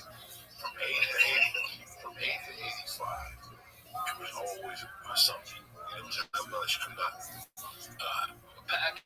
not embarrassed to say it was no, because it went from. When did your mama pass? My mom passed November of '79, but before that, I was already a scallion. I don't want nobody to think that all this shit. No, already I was doing. You were dancing for money at the bar at 6. No, but I had already by that time when she died, I was already doing acid. I sold acid that whole summer. I was making a living off of acid, a living off of microdot acid. I had it down to a science, Ralphie. I had it down to such a science. I had to cut a friend of mine in on it. And then the real money maker was black cuties. I would get Those are the whalers, right? the ups. Oh, okay. So I would get 1,000 for $45, but I would sell 100 for $35. And then you sold one for $1. And you, Ralphie, Wow. you sold 40 of them, and you already got your money back, and you still had 960 of them to do it. There was no, you couldn't. Only a loser could lose money on that. Yeah. And I would sell those to wrestlers. Well, wait, you're doing that now at Adderall. Right, so you get the, but not getting it for the numbers I was getting. No. Stuff for those numbers. Walgreens don't get them for those numbers. But these black beauties were fucking solid. I wasn't getting these from I was getting these from these two chemists that were kids down in a college in Pennsylvania, East Stroudsburg. And I remember towards the end, I was opening them up and just snorting only 2 capsules.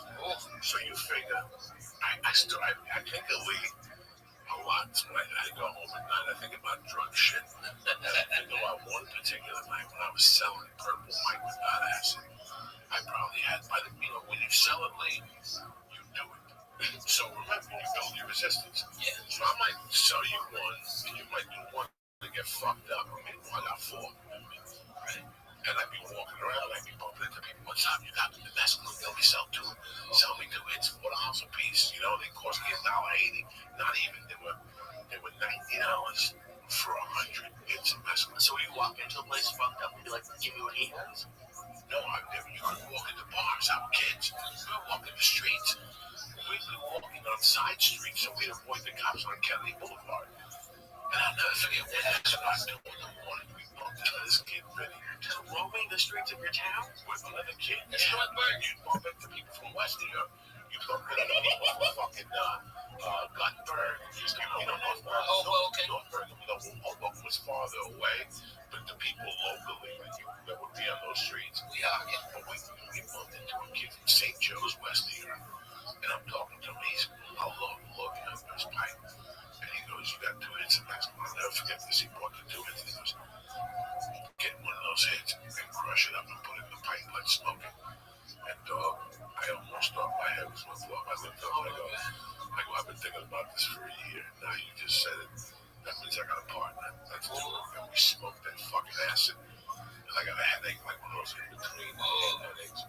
Did it go up? Did you freak out? I was freaking out on the fucking acid already. But to make a long story short, I'm sorry I wanted this tangent with you, Ralph. No, I love it.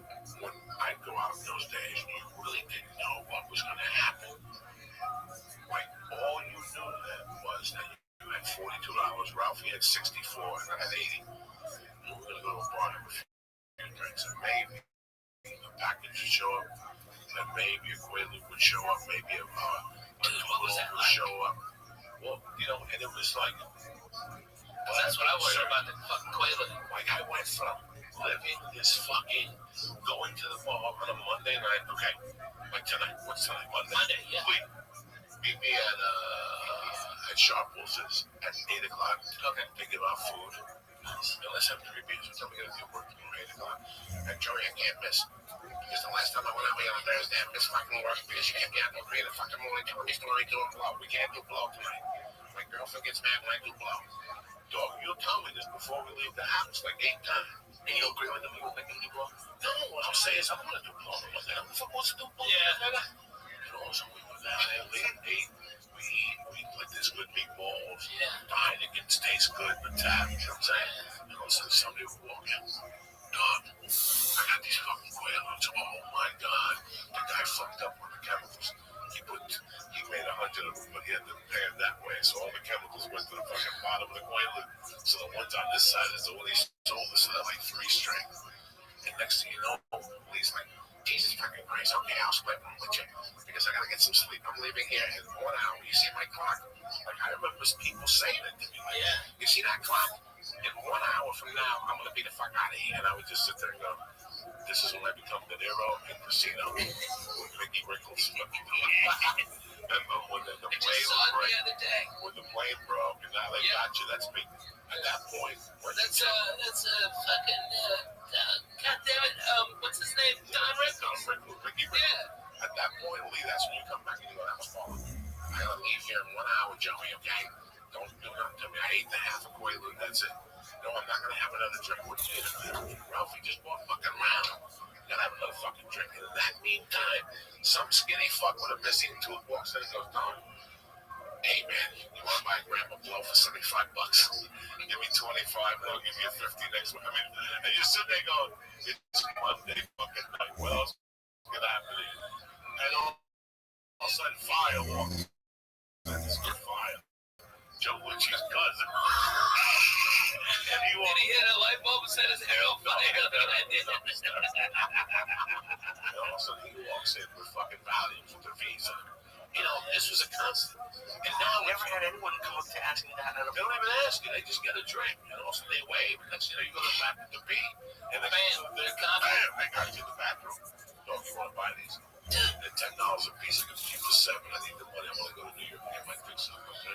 What are you gonna do? I'm gonna pass out some of the bills. Lee, let's get it. Pass on the bill. Lee, give it a Oh, you're crazy, Lee. Lee. Come on. Never pass. Lee, give it a fucking 20. Let's get the 6 bills, all right? Cut this shit. And that's it, Lee. That's how quick it happens.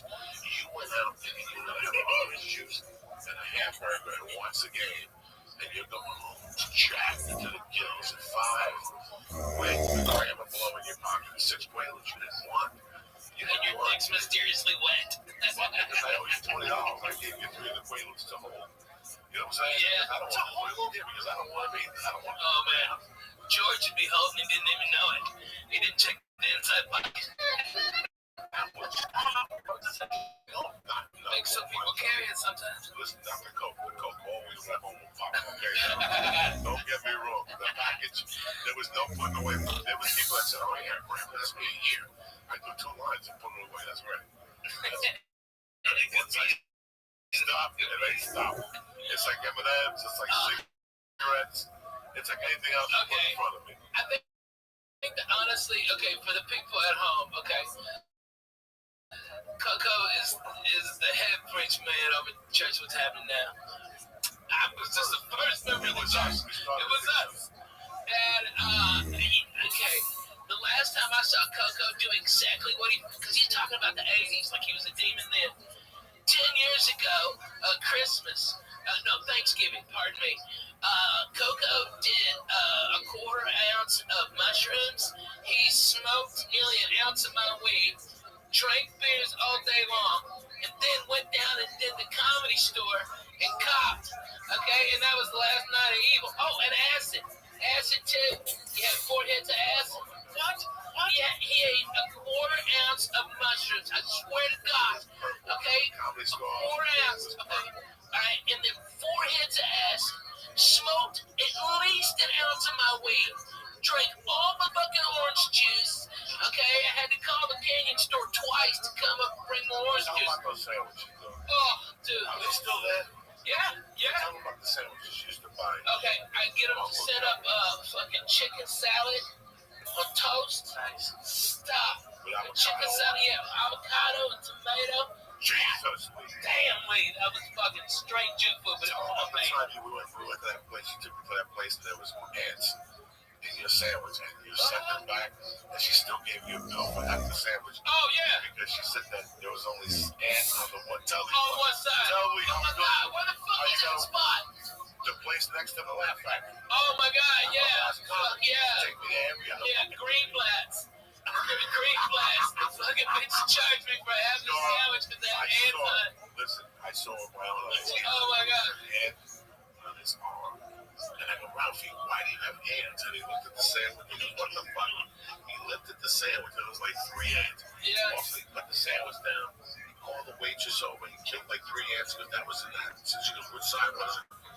Which side was? She fucking picked it up, came back with the half, and then the bill, and billed for the whole dog. It was the most ridiculous fucking thing. They must hire the dumbest fucking people, dude.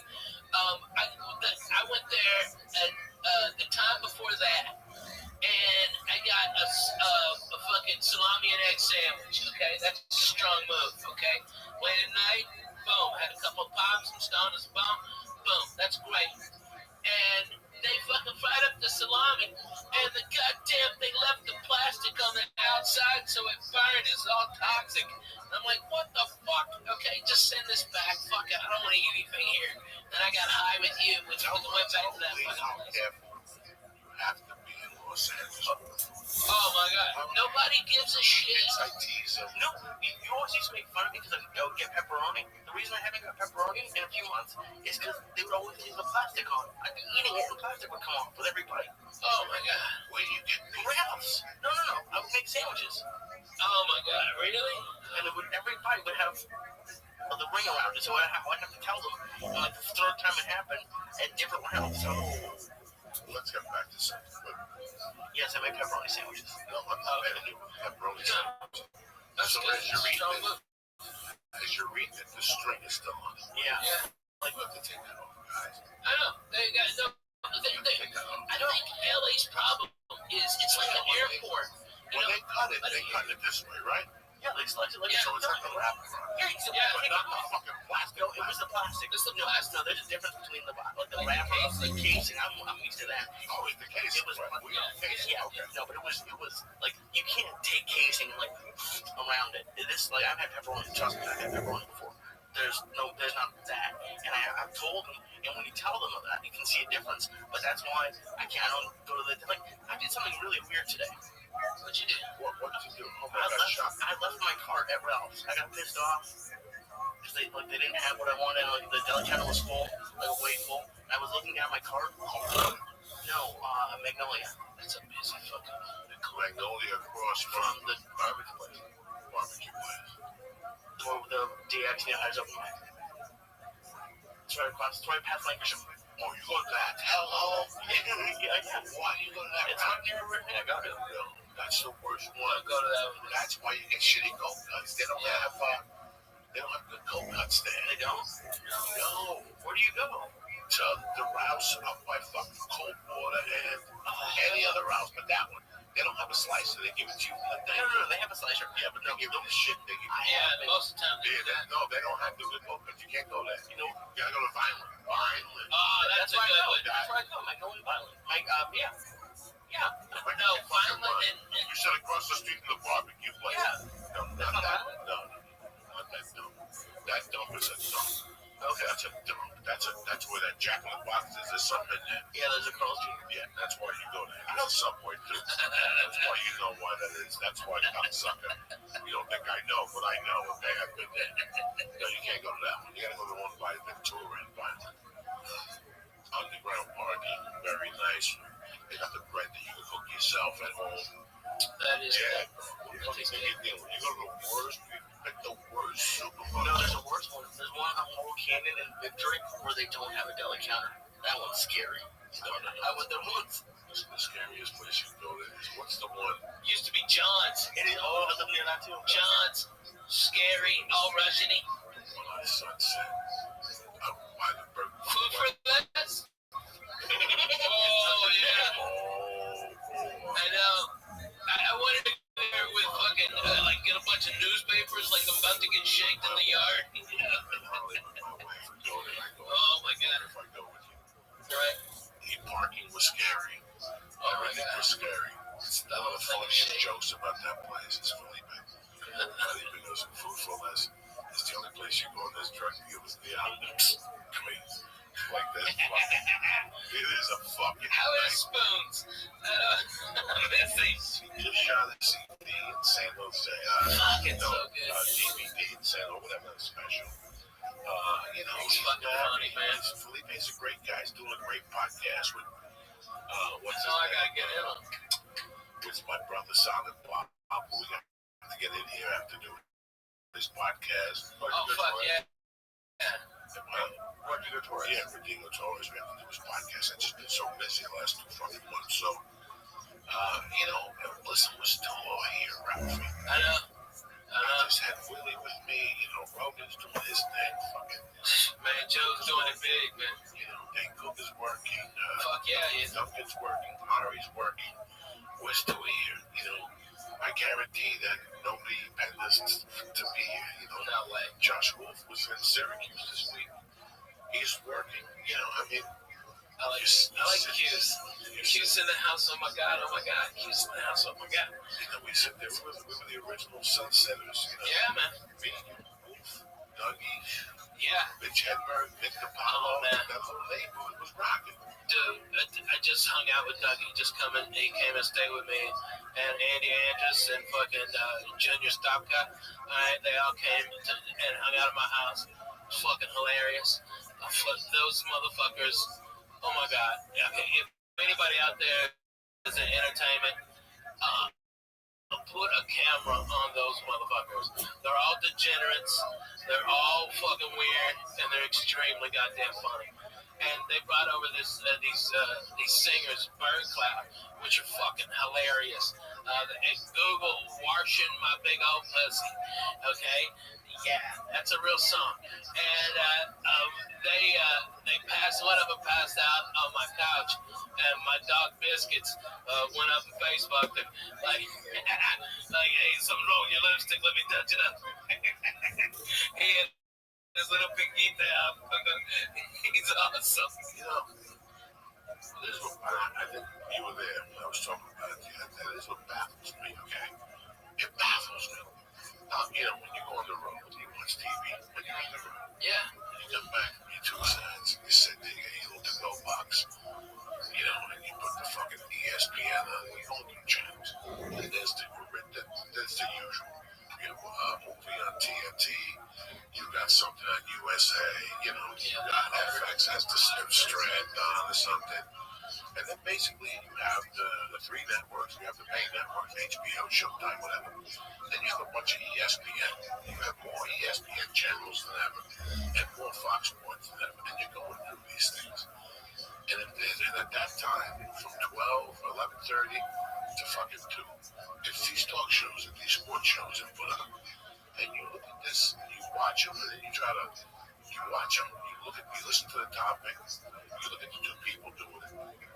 Then you step beside yourself and you go, I'm not even talking about myself or Ralphie May or Jay Moore, who knows about sports, who's got a little sports show. Why don't they have more? We can do this. Yeah. Brody Stevens is for me with it. We were talking about Brody. Yeah, who's killing it on all this internet shit with the it's basically the developmental deals they would give you 20 years ago. They don't have to pay for them though. All they have to do is sit tight and go, this guy movement, Ralphie May over here, give him some money. Let's see if we can take this up. He's doing fucking Periscope. He's the king of the internet as far as I'm concerned. Oh yeah. Cody's so goddamn funny though. It's not even so funny. It's just the shit he's doing on there. So you tell me you're not at home right now, and your phone rings and Ralphie May, I would never bother you at night, sir. This is Joey D. How you doing? Joey, what's going on? Listen, I don't mean to bother you. This is kid. I'm getting Brody Stevens having you on Periscope. I know my daughter watches it. Watches the cooking show on there. You should watch this Brody Stevens. What would it cost you to put him on FX 92? Yeah. A new outbound channel. That's for fucking millennials and crazy people. Oh yeah. Okay. Brody be great. How would Brody Stevens, Coffee with Brody, 7 to 8? Yeah. Think about it. How bad can it be? Listen, this podcast, I know this for a fact, and you know this too. They're doing better numbers than most TV shows. Fuck yeah. Yeah. Oh my god. And I think you always ask me what I've learned. I think what I've seen, everyone on this like sports radio, sports podcasts, news podcasts, they're getting a little bit, but they're the thing they don't have is personality and entertainment. And I think the big people like ESPN and Fox Sports don't really want that. They want it to a degree, but not really. Because comedians, oh my god, comedians have taken over podcasts. It's not even close. It's not, and some of them are bad. There are a lot of bad ones, but the good ones are good. That's why Jay Moore is good, because he's a comedian. He's entertaining, and there's people on those sports talk shows that you're talking about that are just awful, and they have the ESPN voice, which is annoying to listen to. So it's like on the next team, whatever. They're not really saying anything. What would it cost to put Lee with two with Alonzo Boat? Okay. What would it cost ESPN to put Lee, Alonzo Boat?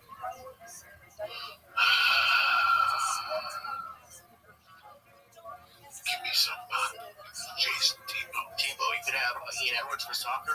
Like there's a lot of comedians who have. It's just my part. It's incredible. It's just a waste of talent. I'm not talking about Joey. I'm not talking about my friends. I'm talking about I'm watching something that's unfucking watchable. There was one the other with Derrick Rose, the white guy. Yeah, horrible. Oh my God, the white guy is terrible. Derrick Rose, I thought he was hanging out with Doc Good. You know, he's fucked up. Yeah, something happened to him. And I love all that shit at night. I watch that shit and cheer for it. There's one show with three black guys, one of them had dreads. Unwatchable. You know, but they're all over 20-inch clip. They don't have nothing for the Smash Brothers, but the Smash Brothers aren't going to do a show with a video show behind them, with a video camera doing all that. This is the shit I want to see. Yeah. This is why these channels are starting to open up. Watch somebody's like, oh, you don't know what's it cost me to start a streaming thing. With 3 fucking shows on it, I can stream them on YouTube. Brody Stevens, 24/7. You wake up with Brody and you go, it's 7 to 8 with Brody in the morning, and then like 12 to 1. The last 2 stops of the night for Brody, the Comedy Store main room, or the original room, and where he goes to eat. He's deadly.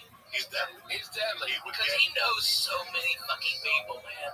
I mean, I don't think people really understand. I was at Fox, and Tom Brady walked up to Brody Stevens and was like, "Hey, Brody, how are you?" And that's fucking Tom Brady, man. Okay, and he was like, "Oh my God," and doing good, man. You know, feeling good, doing good. Positive. He didn't say positive. That was hilarious. It just kills me. I saw it. I don't see it. I see it, and I'm not even sitting there like. I'm not even close to Brody, but he's just fucking funny, man. I wouldn't be like one of those guys that go, "Oh, look at this guy can do it way better." Listen, I'm old. I'm talking about Brody Stevens and what he does on Periscope. So funny. What he does on Periscope, it just, you know, this is what kills me sometimes. You don't want to be that guy. People watching this. Fuck yeah, in the mornings he lifts weights, he goes to baseball games. Plays the drums for no reason. He's in the middle of traffic, just beating the shit out of the steering wheel with drumsticks. Listen, I go there and smoke dope. I'm just a fat fuck in the morning, talking shit behind the bush. You know what I'm saying? I don't have the balls. Where's the cats? I don't have a ball, but I can't smoke in the house. If I can smoke in the house, I'd have the cats in there every day. I'd have pure fucking entertainment every day, but I can't. I know. You believe in Jesus. You can't do that to you babies. No, I can't fuck with the cats and get out in front of them and shit. That shot, that cocaine thing with Finny, he never came back. He lost that fang and shit. Once you lose a fang, you're like, shit, this shit's real, Jack. Hey, this is hilarious. I remember, I was reading Doug Stanhope's new book, okay? And I remembered all the crazy shit we did around fucking Hollywood. I mean, everything from, Doug, there was this guy, Blackjack something, okay, that Doug would just be annoyed by, like so fucking annoyed. And I'd be over there and we'd be playing Scrabble or something, or just fucking, just being, I'd bring over coffee, we'd fucking go over jokes and shit. And Blackjack would just show up because he knew where Doug was. Doug had his door, the screen door open on the Curson apartment. And every time he'd come in, Doug would just nonchalantly slide a videotape of outdoor anal fucking gangbang. Okay, this girl had 2 dicks. Okay, all these cums and shit in there. Oh my god, it's horrible. It's like a blizzard. You can turn it upside down, like. And while mouth was agape, okay, just gurgling comes, it's disgusting. A fucking fly came in, and that fly was there on the inside of her asshole when the next dick came in, and you could see it going in and out with the fly and the puddle of comes on the end of that guy's dick. And we just be drinking our coffee and Doug tell me whatever you do, don't look over there, don't put nothing. All right, I don't care what he asks you. Exactly. 98. Okay, so I get here January 29th of 1997. Coco. Okay. I'm here a year before you. That's your A year. But bro, okay, you gotta understand. All right. We're all disciples of Stan. We're all disciples. All disciples of Stan. Everybody who's been on the road fucking knows Doug Stanhope is fucking the best rocker today. So when I get here, he's a big shot. He's got a guy from Vegas living with him that's a part-time bodyguard. That's a dunce. You really know that part-time? Like he's just a retard. He wasn't even a bodyguard. That's a big fat guy, right? Yeah. Like he died. God rest his soul. He was a dunce though. You know, he was a fucking dum-dum. He was like, dunce look big and big, and I'm his bodyguard. This big jacket, I'm like, bullshit. So I get here with the broad. I'm living with this girl in the trail. We get to an argument.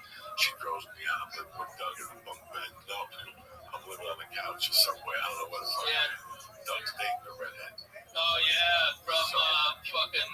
the TV show. God damn it, what was that show? Head of the Class. Head of the Class. God damn, she was hot. With the girl with Tyson's wife. Yeah, she was fucking hot, though. You gotta give it to her. That fucking redhead was a hot piece of ass.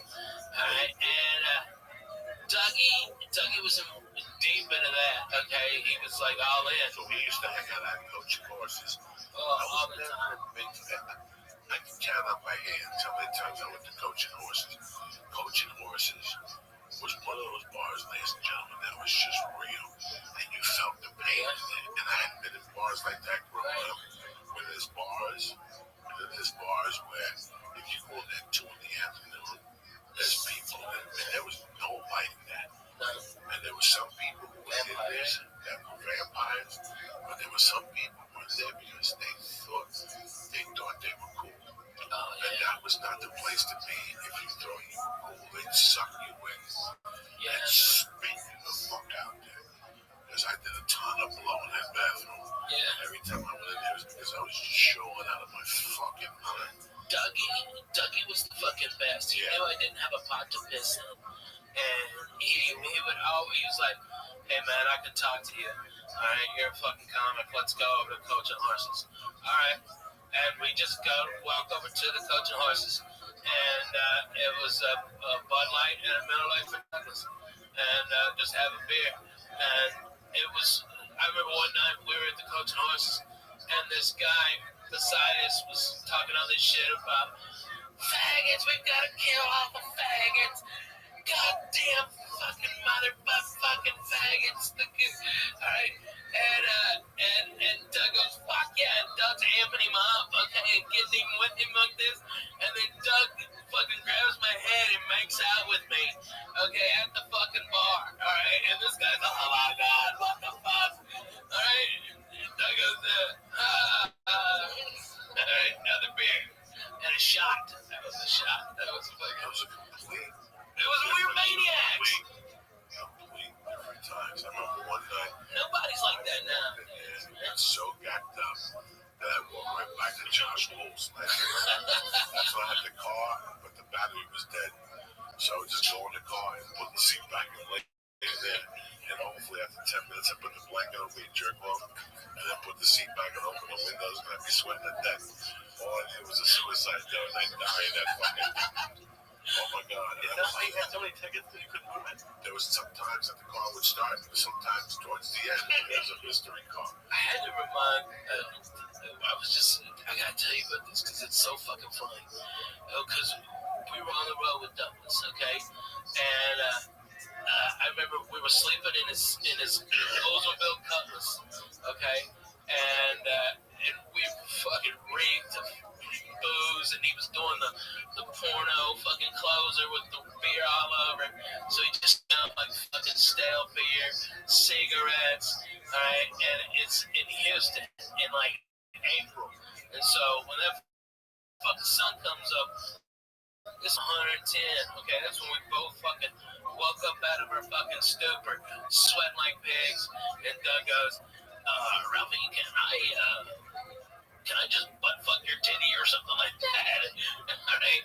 It's really wet. Get out of here, you fucking creep. But that's how it was. He was just fucking bananas. He was bananas. He bang poke. That's amazing. Okay, that's deadly. Seeing him opened up my mind. Like seeing guys on tape that New Year's got me on stage. But in June of '96, I saw Doug's Down Now. I've said this before. Excuse me, I was a host and the broker, and the first time Doug came and he stayed with me. I had just gotten separated. And Doug stayed with me. I was the house MC. This is '92. Wow. And he came I didn't even know that. Yeah, and he came back 6 months later and he had the improv.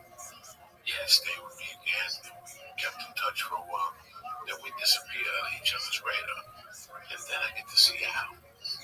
And people are talking about this fucking Doug Stanhope in San Francisco. Right. The funniest guy in the country right now. And I'm like, this is a little guy with hair, and he's crazy. And like, and by the way, this guy stayed with me. Hold on, man. You gotta give him his dues, because the guy who came in second place when Dougie won the San Francisco comedy competition was Dane Cook. Okay? And Dane was a motherfucker on stage. You think he's something now? Holy fuck, that kid lit it up. And, I mean, every time Stanley goes, I've seen Mencia get him like that. I've seen Chappelle get him like that. Sam Kinison get him like that. But, fucking, I'm telling you, man, that kid's deadly. Dude, okay, Dane Cook, and Dougie still beat him. And Well, it was murderous. It was something that Lee, it was completely different than what was going on at that time. Like at that time, comedy for me was MTV, and it was on every channel. Like VH1 had comedy on Sundays. Yeah. MTV had 2 different comedy shows. Even at the Improv was out. The 3 shows would put comics on. More Jimmy Kimmel with his Seth Letterman and Carson, all that stuff. So you had all this comedy. And then the first 2 times I saw Stanhope, he was just a middle racy type comic. I thought he was funny, but they were funnier guys. That time I saw him in June of '96, it threw me fucking off. I didn't go back on stage for 2 or 3 fucking days. Like it made me think about, do I want to keep doing comedy? Or do I want to get a day job? Because I don't know if I can be that good. That being that good is something completely fucking different. Dude, I had that feeling when I saw Hicks for the first time, when I worked with Kinnison, and when I worked with Dougie, and when I worked with Mitch. I got the same thing. Like, what the fuck am I even doing? Yeah, like, what are you doing? That's when you know. You're like, what is happening? He's that good. Yeah. Do you think it's like work, or do you think some people just are born with a certain level? I think there's both. I think there's Dougie was seasoned. He had a certain thing in his personality that gave humanity to an act that I hadn't seen before. Pryor was great. Carlin was great. At that time, with Nick DiPaolo, I knew from Young Comic Specials, Judd Apatow, Bill Hicks. Bill Hicks, I didn't really know. Let me just think before I answer that real quick. Oh, yeah, please. Yeah, by '96, I loved Hicks and Kinnison. And Hicks was great for me. But when I listened to his stuff, it was a little preachy. It was a little preachy towards the end. Yeah. And that's when there was one particular tape when, anyway, it doesn't really matter. Once I saw Stanhope, it took me 3 days to realize what my next move was. 3 or 2 days to decide if I'm going to get a day job, or I got to go for this and work harder. But I got to be that guy.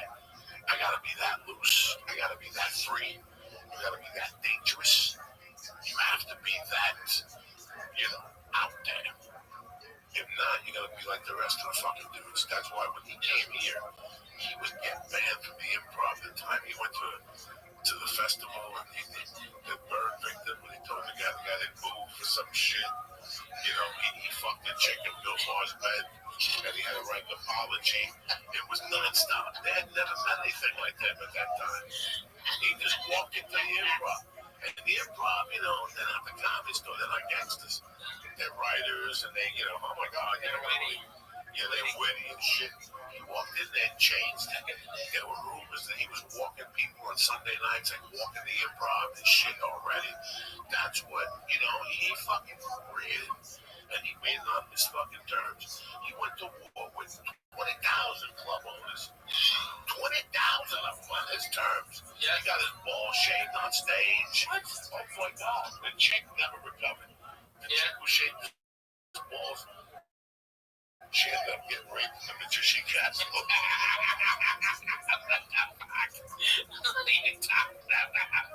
Just she lost it just from We're not laughing about her getting raped. No. If you know this girl, it's a fucking nightmare. It's a nightmare. That was like the 30th one, right? I don't know when well, I just know something was not right there. But yeah, everybody was shaving his balls at night. Was the kiss at that somebody got into a car accident. And here's the stuff. You always, whenever we back on the road with you, you know, it's not always like this for comedians. Sometimes they stay at bad hotels. Like they stay in bad hotels every night, and they actually sell the stolen hotel Bibles for merch. You went to the scope one day, and he was like, he signs them. And when he went to the merch, he sells the hotel Bibles. And they love him, man. His fans love him. He's the real deal. He's the real deal, man. And you really have to appreciate that. Especially when you're here and you see all this bullshit. You see people pull up with a nice car and the ripped jeans and they got the agent with them and the whole thing. Stanhope has a fucking manager that 2 weeks ago was an assistant manager at Burger King. And he just met him. Nah, he's good, dude. What's his name? Taylor? Is he? No, I don't know which one is that. You never know with Doug. One time the guy had rolling papers and beers. He just met him. No, this is a different dude. He's professional. Really? Yeah. It cracks me up. This guy's actually got Doug fucking organized and fucking handled. It's incredible. The guy is great. He busts his ass. Immediately when he came in, he got Doug all settled in and fucking found out the ticket counts exactly. Fucking went and did merge, checked in 4 hours before. Came back, make sure Doug was all right, had a suit pressed for him, ready to fucking rock and roll. That's how the tour manager should be. The guy's in good hands. He doesn't drink. If you gotta go anywhere, he doesn't drink. He always makes sure food's fucking awesome. Everything's safe. He's the cleaner. Okay? He's the fucking wolf. Okay? Of the Doug fucking circus. Okay? Is this guy's wrangling up. I mean, he used to leave bitches in his wake and with blue and Houston. Okay, and then he just pop up like once every 3 weeks or some shit. He disrupted a lot of comedians. He disrupted their thinking. Even at the Comedy Store, when that shit is born, he disrupted a lot of lineups. And they put him on. She put him on at 8:45. Are you fucking kidding me? Because he looked like a nice guy. He looked like a nice guy. That's what made it so deadly. He would destroy at 8:45. I mean, destroy so deep that it would ruin the show. He destroyed people. How does it ruin the show? It's over. It's over. It's over. It's fucking over. Comedians know it's over. Everybody the comedians are back there going, how can Doug Stanhope be going up at 8:45 at fucking night? Yeah, it was deadly. I lived with him, and it was great. I gotta be honest with you. I used to get up early. He slept late, so I get up and leave. He had an extra car for the comedians. Yeah. And you had to put gas in it because the gas meter was broken. So you never knew where you stand. So as soon as you got the car. And you know that was a total scam, right? Was it? Yeah, total scam. That's how the only way you get comedians to put gas in his car. Yeah, man. Was the needle busted or not? No, the fucking needle worked perfect. Okay, you just tell everybody put extra gas in. No, It's broken. It's broken. Put some light. Dude, I'm telling you. I'm telling you. Okay, it was a total scam. No, It was a fucking dude. One time. Well, that's on you, B. No, You should fucking. That motherfucker was on his disco. I go in there. I put $10, but it's one of those viewers that you go to send a lot of them back. It was the same. It was the Oldsmobile Yeah, the Supreme. Oldsmobile Supreme. Yeah. Fuck yes. No, that thing was busted, Jack. Fucking beat the shit. I put like $30 in that motherfucker one time and it didn't move, Jack. That thing stayed on E like that. I think that car was at like fucking when he got rid of, I think it's like 400-something thousand miles on that car. That's fucking incredible. Yeah, like I think I even slept in it one night. Dude, One night he locked me out. I slept in that motherfucker. That's how dumb that car was. I slept in it many times. Oh my god, man. Doing CW Kindle gigs. It was Shirley Bottom, she had some good gigs. I would have thought that was just her. Marty Shilling. I would walk in your house at night, you'd have the fucking Bloody Mary. Oh yeah. With fucking nuts. And somebody else. I'd have like $32 worth of cocaine in my pocket. Yeah. We drink vodka, smoke fucking weed. Yeah, I never did blow. No, I got community respect. No. That was a long fucking time ago. No. Yeah. That was a long time It was ago. a long fucking time ago. It was a good building, man. That building, every time I It was drive by, rocking, man. I don't even do anything. I don't do nothing. Every No. time I drive by, my heart stops. I always want to take lead out with Padre. Like, you know what, man? I'm not ready for that yet. Yeah, right. Go back in there. Didn't think I got tamale on a Monday night and shit before, you know what I'm saying? When I took these to Joe's Pizza, he likes that better. Yeah, that's good pizza. Yeah. I don't think I've been at Joe's. It's just really weird when you compare what The game is so much different than what it was. what our life was in 2000 and to what it is now. You were already at the Laugh Factory. Yeah. You were already making it happen. I mean, you know, I was over at the store slumming spots. She was giving me spots. I was my only friend home. Yeah. But I was there, you know, that fucking building, Ricky Cruz, Gavin, you. I'm working with him in December. Yeah, A lot. Oh my God, there were so many people that had that Celine, Yeah. The other one, Gentry, you know, you just put on the fucking W at night to sleep. Yeah. Thank God that was the way it was. I had the food time for you, man. That's why until I busted. Didn't I bust that food time? I busted. Nah, I think I busted it, man. I think you re-busted it. Jesus Christ, man. But at least you didn't, push a turd down my bathroom.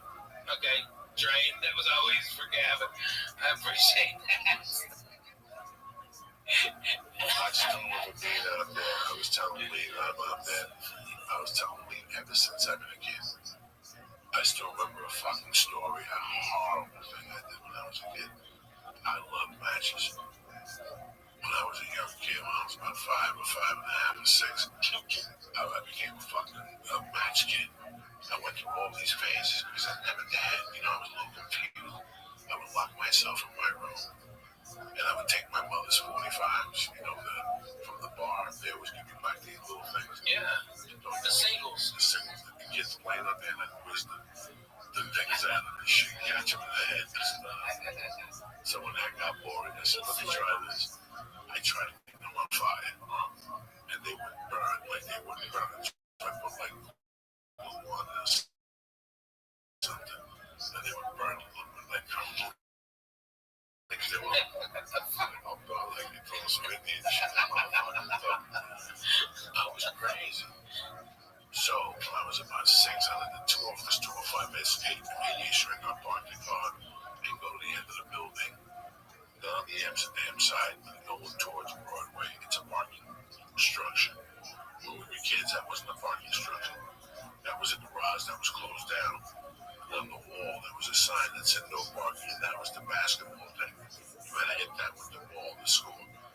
But if you went deep down into that, it was just nooks and crannies and paperwork. From time to time, a rap would come out of there, and we beat him up with a stick. It was just a parking. It was just a parking.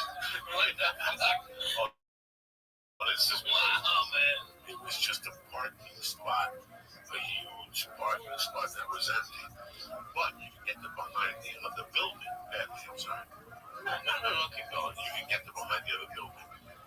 And in those days, I would get like fucking all that paper from back there by myself. I can't believe I'm saying this shit now because I've never even talked about this shit. I would get all that paper, I would stuff it in that, like when you walk down people's stairs, and I would light fucking fires.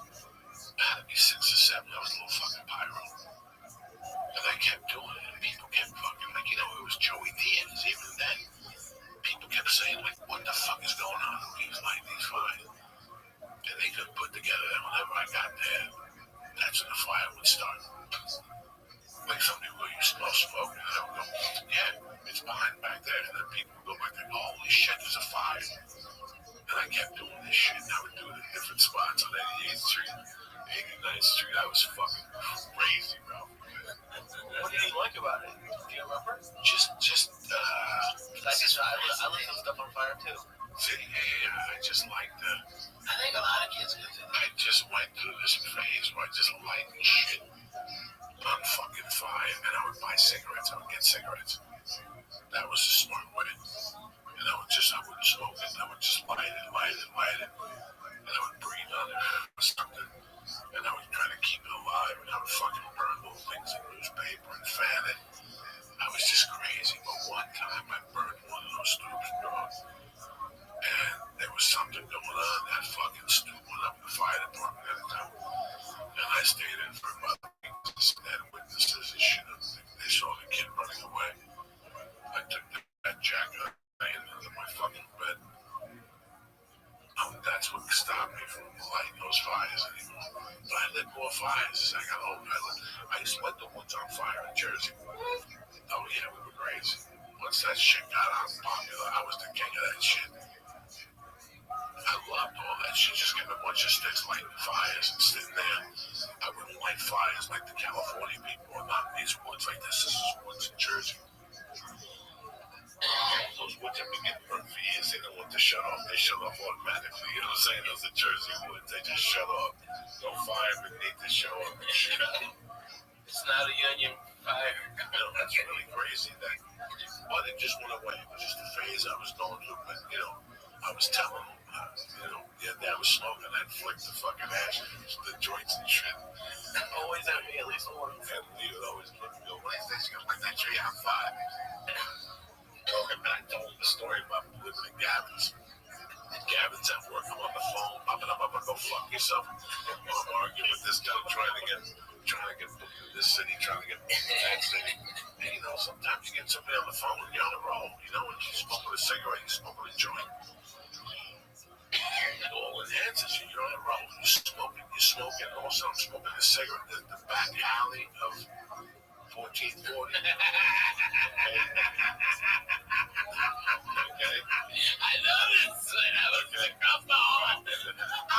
But this is across the hall. Okay. So the window's open. I'm smoking cigarettes. I'm chasing joints with cigarettes. Me, though. It's 9:30 in the morning. I'm on the third joint. I'm on a pack of cigarettes and shit, Camel lights. And I'm throwing these cigarettes out the window, half lit on fire, right? And all of a sudden, you hear, Now, I did not know there was anybody out there. I hear, I go, what the fuck? And I keep hearing this, who the fuck lit me on fire? And I'm sitting there, who's lighting somebody out? I'm like, all right, dude. And I look out the window, and there's the guy fucking smoking his shirt or something. His clothes are smoking, the poor fucking guy. I go, I'm home. The cops don't come. Nobody knows nothing. I'm at El Capaggio that night, get the package. It's about 10 o'clock at night. I walk back, and there's the same homeless guy with a blanket on it. You can see the whole with a cigarette burn. It's just caught on fire and wet. Get set up on fire!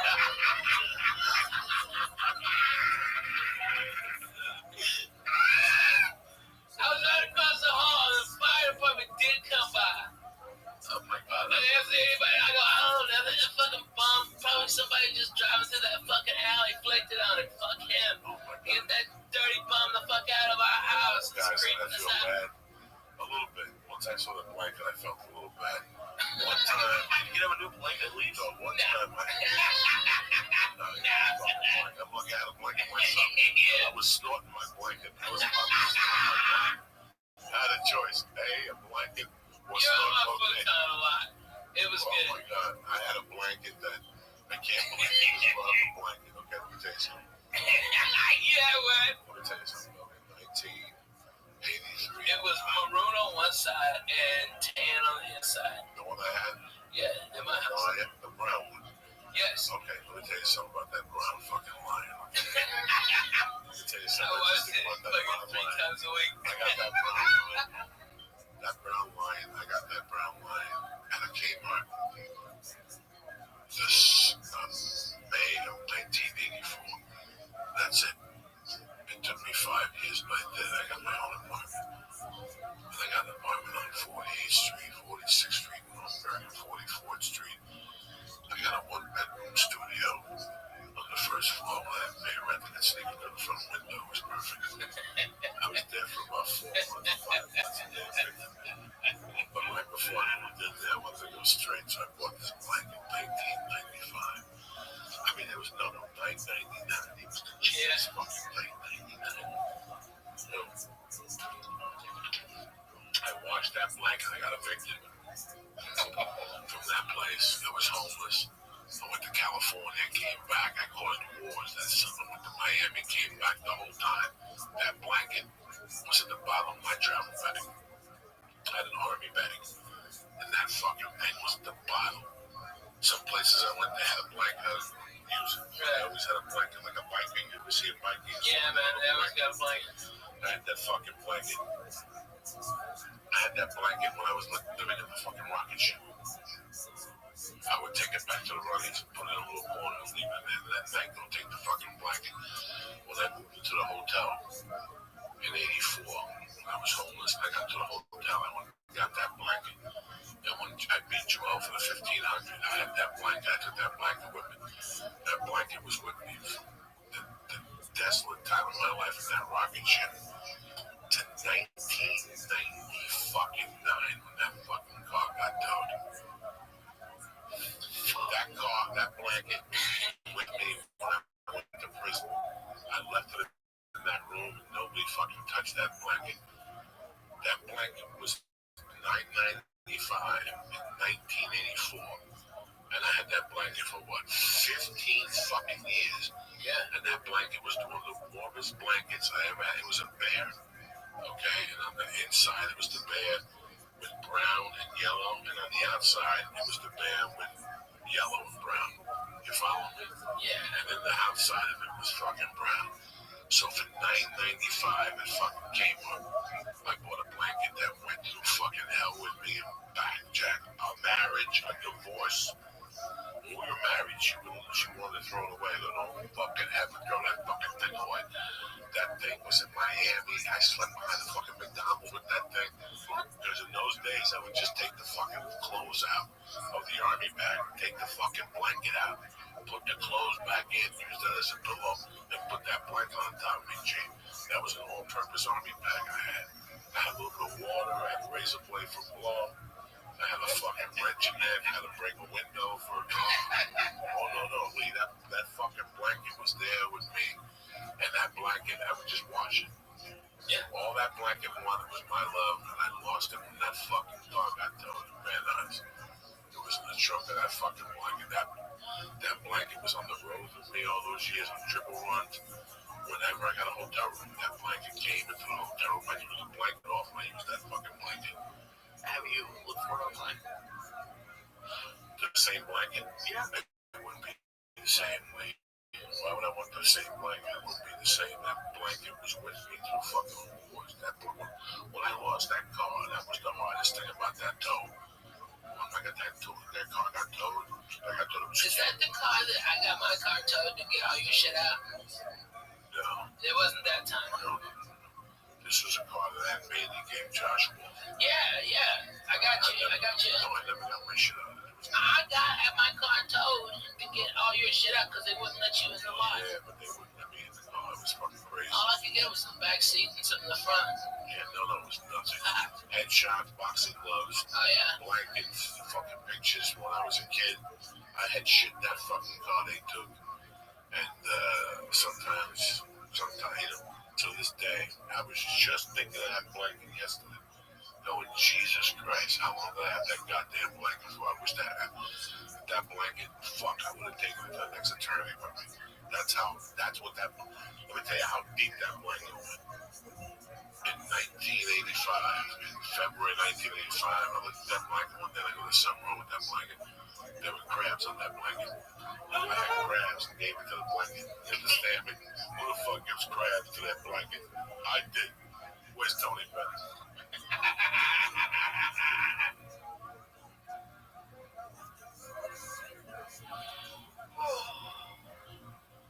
Give crabs to your blanket.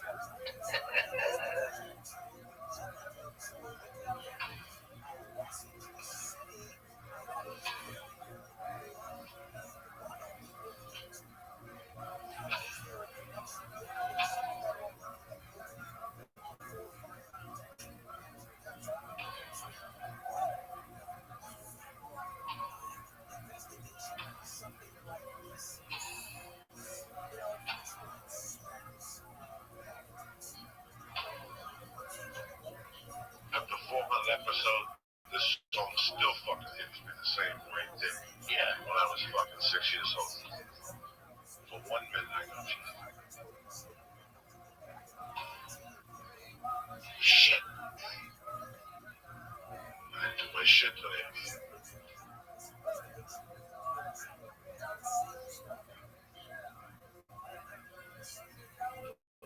My mom would always clean the bar. Always clean the bar. I'd always put this song on. Like when she went into the bar in the morning, she'd open the bar and get air in there. She'd open the back door. She'd plug the fucking jukebox in. She'd put ice in the fucking thing, and then she'd start playing this song.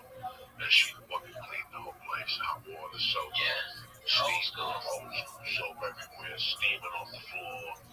Fucking sweep it out. You know, this was after the cleaners came at 3 in the morning. You know what I'm saying? That's how fucking deep it was. But she always played the song. The song was always on. This is the first jam to go. So I'd walk in there and go, why she play this fucking song? Why you play this fucking song? Your dad gave me this song. Shut the fuck up. What are you talking about? So I would play this song on Mondays. Out of respect. You gotta have respect. Your fucking life is something. No, well, I'm an atheist. All right, when you're sucking a dick in purgatory. And Uncle Joe, you gotta have respect for something. You gotta light a candle. You gotta do something. You know what I'm saying? Next thing you know, you're sucking dick in hell. With fucking De Niro and fucking, with De Niro and fucking Angel Heart. That's there. What the fuck is this shit? Someone posted the scene today from Casino where the guy was going to, I forget the actor's name, was saying like, I want my money back. And he was like, you can't have your money back. And he's like, let me just tell you what I feel like. That whole scene, and it just killed it. It's amazing. You like that? Yeah. The guy who played De Niro's attorney, representing him in Vegas, okay, was played by the actual attorney, okay, that went on to be the mayor of Las Vegas. And he was apparently shady as hell. I mean, you'd have to wonder he'd sue if it was a gross, you know. I don't know. It was pretty incredible. A little shady. A little mob lawyer. I love it. That's real. I don't know. Maybe I watched the DVD extras too much. Well, I'm in town doing a benefit tomorrow. Actually, two. I'm doing that Wounded Warriors one at the Comedy Store and early, and then my show at 10 o'clock on Tuesday is called Rockin' the Reds, and 100% all the comedians are donating their time, and we got Dan Cook, we've got Margaret Cho, we've got Gerard Carmichael, myself, Adrian, an actual native comedian, okay? All right, and all the money goes to pay for propane in North Dakota and these reservations where they're allowed to freeze basically every year. People see their kids die, see their old people die. You know, Indians, they keep their old people with them, okay? White folks ship them away, put them in a box, okay? Feed them them happy pills until they fucking die. You know? That's what happens. But Indians keep them close. And so every year people die, and this is keeping people warm who really need it. And so, you know, I'm happy to donate my time. And I think it's going to be a fucking great show. Where you at this weekend? Oh, this weekend I'm in Oxnard. I'm at the new Levity Live in the mall, apparently. I don't know. I've never been there. It's brand spanking. I bet it is, man. They don't really fuck around, dude. Those guys, they kind of got their shit together. You know, I mean, they're always phenomenal venues. And then when they make, like, everyone is like, let me top the last one. Okay? Like, fucking Irvine was fucking amazing when they redid it. Okay, you got an umami burger in there and some fucking deadly cheeseburger jack. Alright? And then, boom, this one is the fourth one in Southern California, and it's the newest one. They had to do something bigger and better than Irvine. You know, they got to step up. So they got another Copper Blues in there, which is fucking like 100 beers on tap and fucking like 300. Well, this lady sells more tickets to the comic book.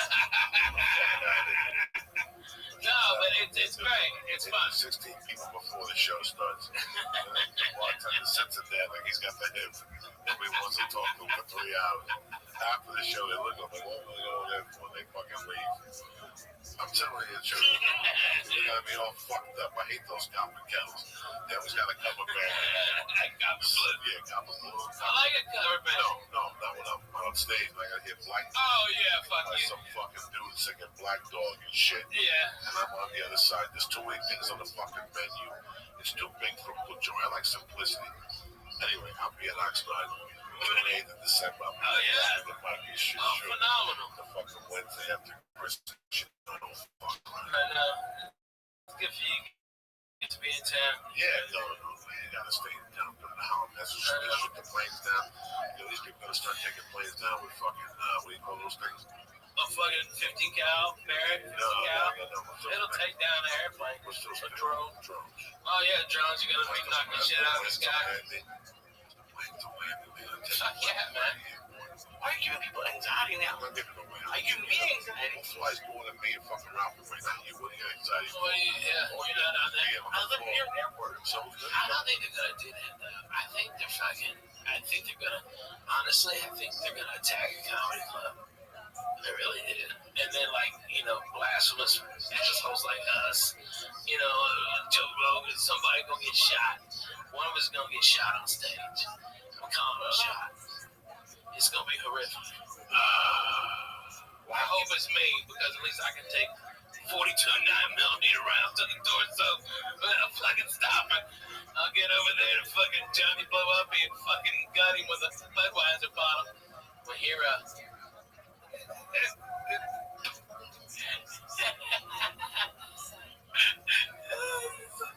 that's what we need is a poor comedian getting shot on stage and shit. Poor people in comedy shot club. Dude, it's gonna happen. No, it's not. No, It's, it's I'm not. telling you, man.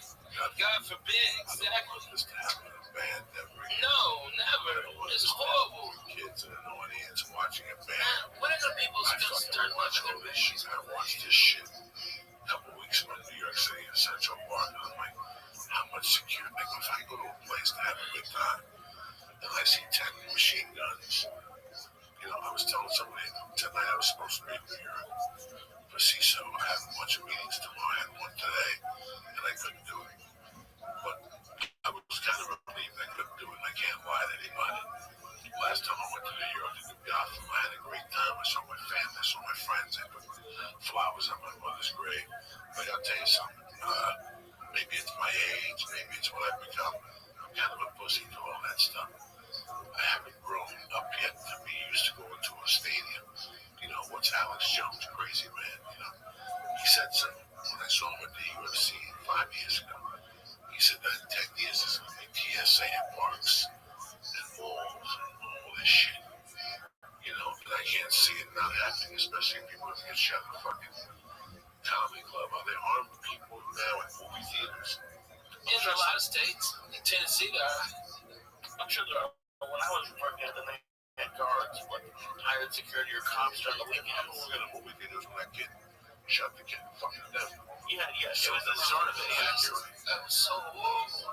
So what I'm trying to say, I mean, there's a bunch of realities involved here with life. Every time I sit on the fucking plane, right when I put my luggage up in the top and I sit down and put my seatbelt on, I go, what would stop right now? Some guy just running up with a grenade.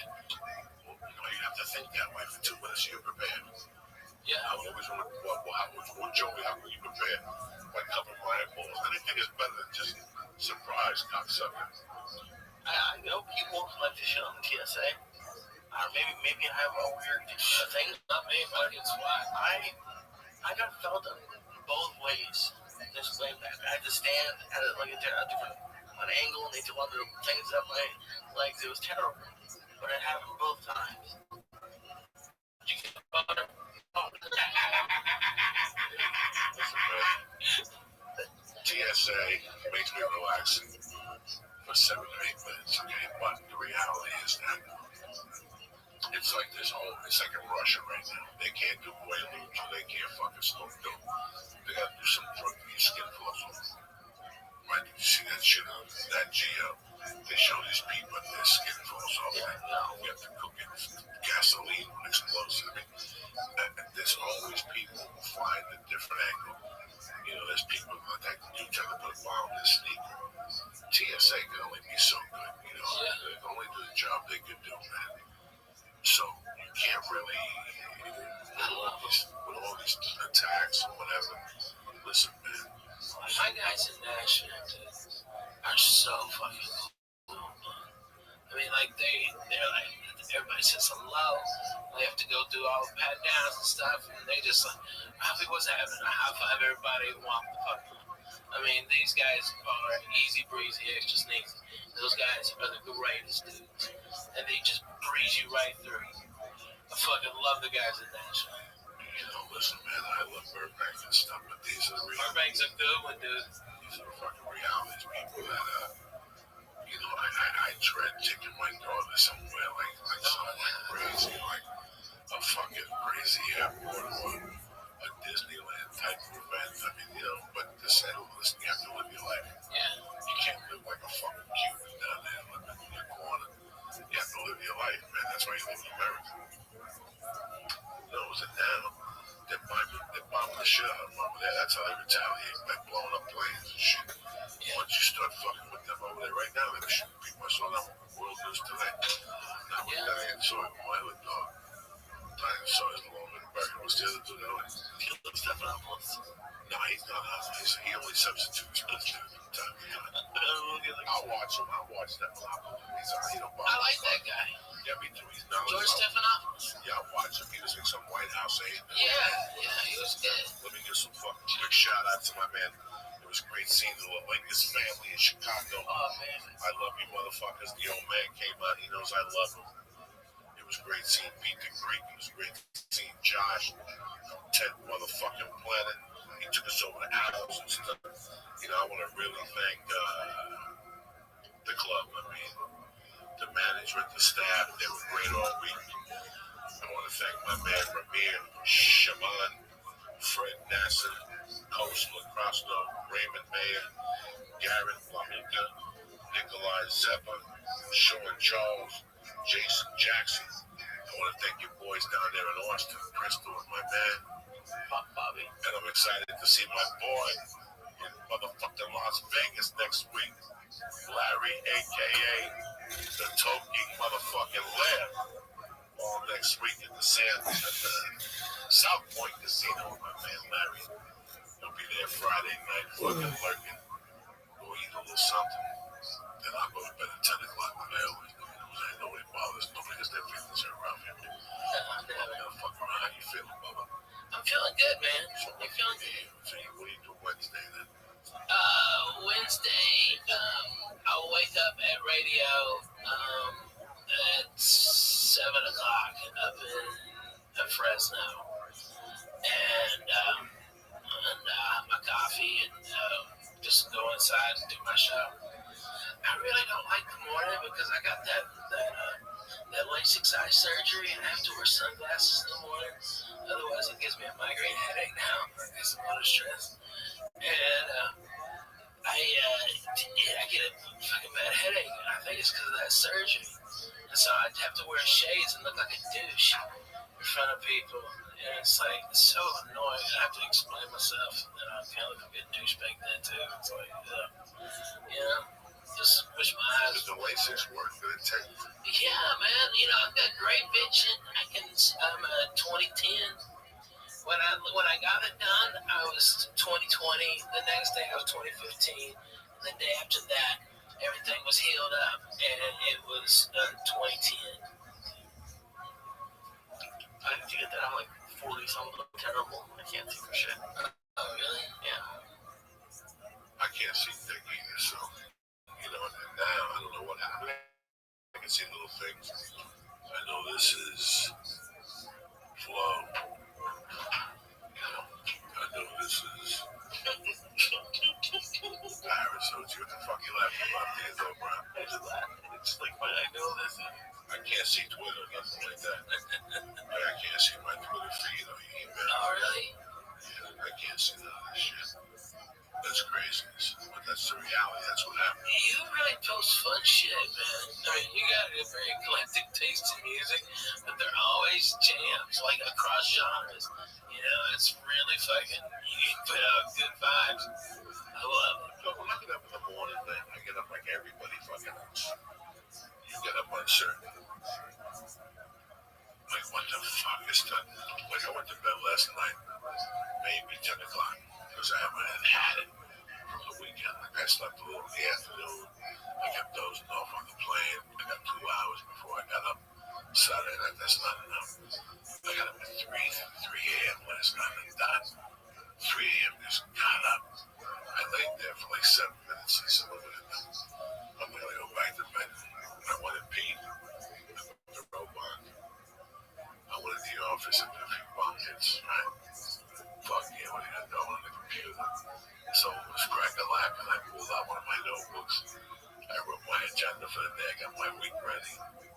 Right, what are you gonna do? I did a couple more. That's fucking amazing. Oh my god, I did a couple more. I didn't even Like make the army, dude. I didn't even make coffee. I did a few more bun hits. Didn't even eat nothing. Nothing. Yeah, but I just went back to bed. I have a question though. About 5 o'clock. About 5 o'clock, I went right back in there like a Dr. Lisa had. It was freezing. I took that t-shirt off, my titties came out. I put that fucking blanket on, that sleep apnea mask, and I climbed under that blanket. I slept that fucking alarm went off at 10 after 7. And I would have slept till 9, trust me. I would have gotten deeper and deeper. What's your question? I'm sorry, sir. My question was for about Saturday. What happened? Because you went to like we talked after, and you were really pumped after. And I was just saying, I never knew what did it feel like? When you finally got to the hotel, what did you do? That's a great question. I sat there and just let everything roll off. I didn't know what was going on. I had no idea what was going on with me. I knew I just wanted to sit down. At one point I took my shirt off and my shoes. I wasn't getting anxiety. It's something else. It's a different feeling. I put the TV on. I tried to get interrupted by the TV. I think I called you. I called a friend of mine, but nothing really mattered. So I got up and I went in the shower. I put the shower on as hot as I could. I just sat there and let the fucking water hit me till I couldn't take it anymore. And I let the water cool off and I stretched my back. I put shorts on and went right down like that. You just passed out. Just passed out. Whenever I'm confused and shit, I need to go in the shower. I just go in the shower and let it run up my head. And let that hot water fucking rejuvenate my brain's fucking cells and shit. And that's it. Because Rabbi, you've done a lot of specials, and even your early ones were all of them were amazing, great. Like this is Joey's first, so like going back to your first, can you think about like what that was like? Well, I've been running those goddamn jokes for like 5 years straight. I mean, I had laughs every 4 to 5 seconds, and the album went platinum because people thought I got fucked out of Last Comic. We sold like 1.4 million, and us, it was a big deal, and it was just out of the Laugh Factory, and but the feeling afterwards, like you're like, oh god, there's like, oh my god, there's a like you get to exhale, all right, and then you really take it in, and then it'll come if it hasn't already. The panic that you can't do those jokes no more because people are gonna see all that shit coming, and you're not the type, because Joey's a real comedian. He won't allow himself, and he'll beat himself up to dig deeper and go realer. Okay, and that's what this is gonna do. It's gonna act as a catalyst to spur his writing, and in a fucking year he'll have an hour and a half, and that's how it is. But for like the next month, it's gonna be a little bit of a panic. All right, and No, there's no panic at all. good. Let it No breathe. panic at all. I'm in the state of Where you at? where am I at? I'm in the state of Because I know the whole fucking thing. no, I'm in the state of it all came down to this. I enjoyed doing it. I definitely want to do it now. I know exactly what I want to do it.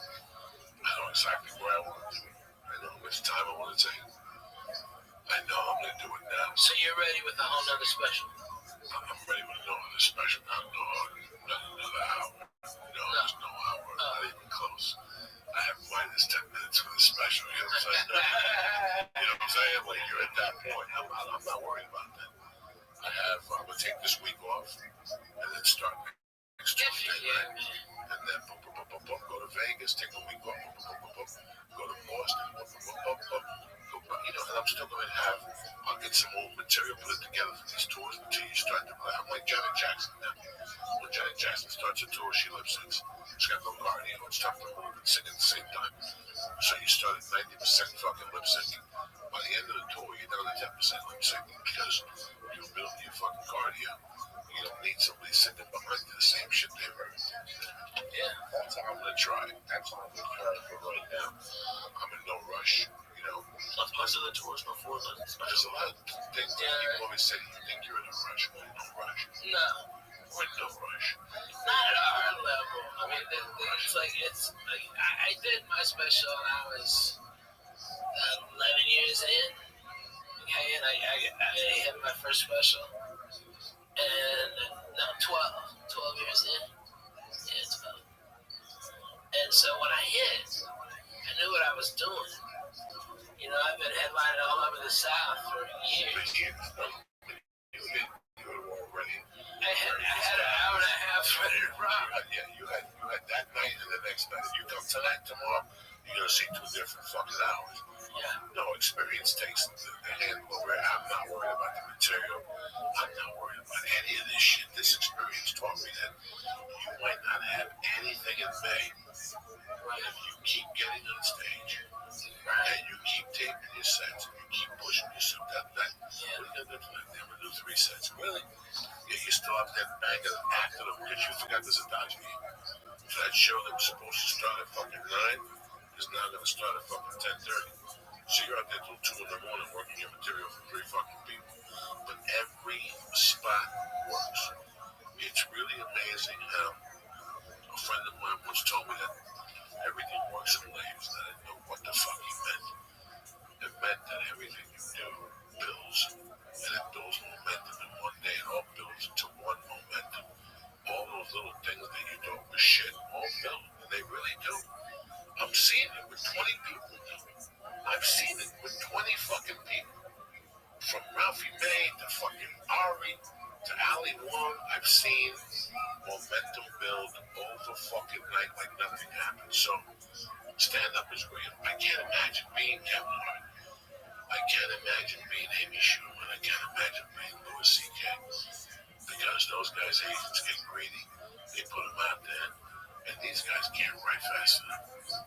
These guys can't write fast enough. You know, you get to that level, you're doing 80 other things. It's not you in the fucking room anymore.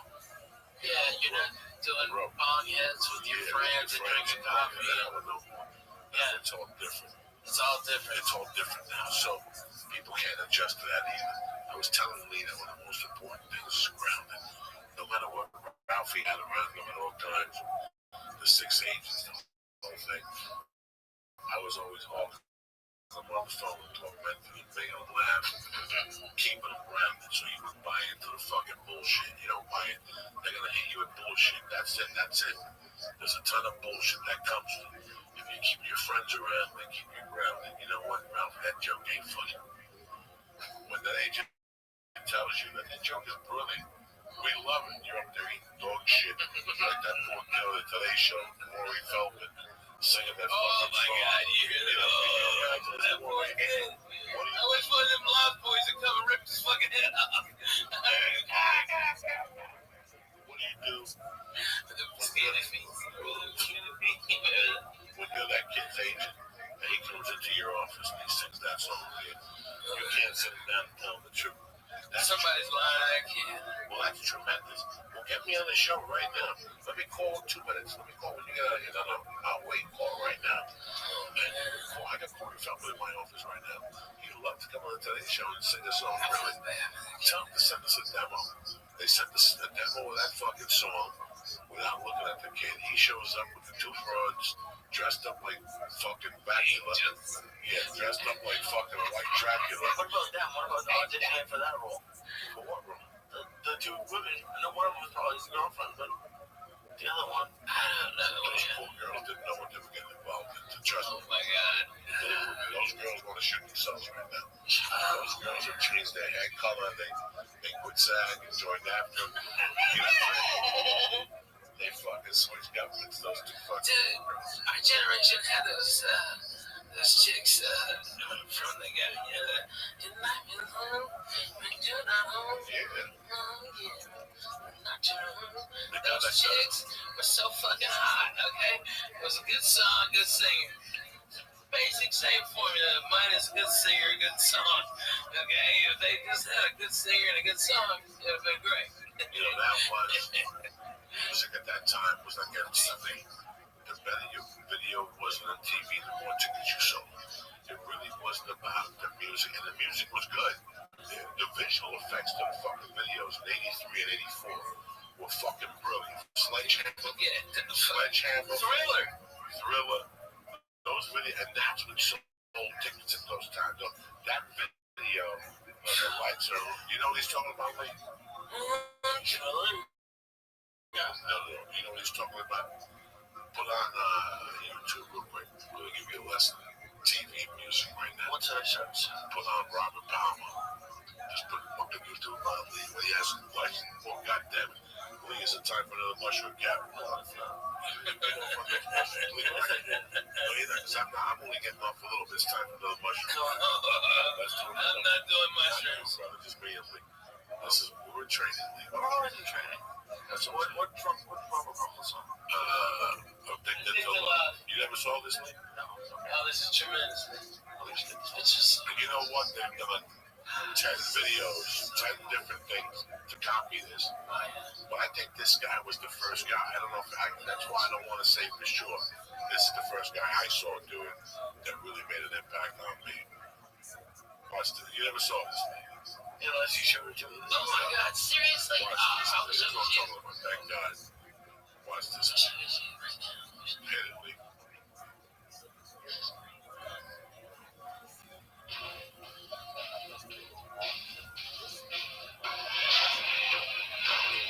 Watch the screen, Lee. Don't watch that, though.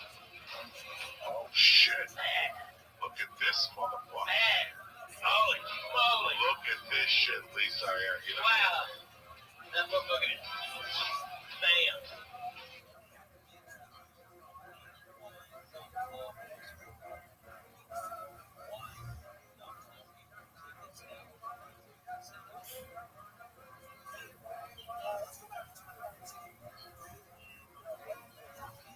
That's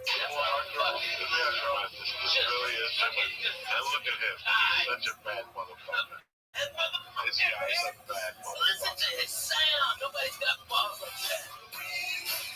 Nobody's got a sound like that.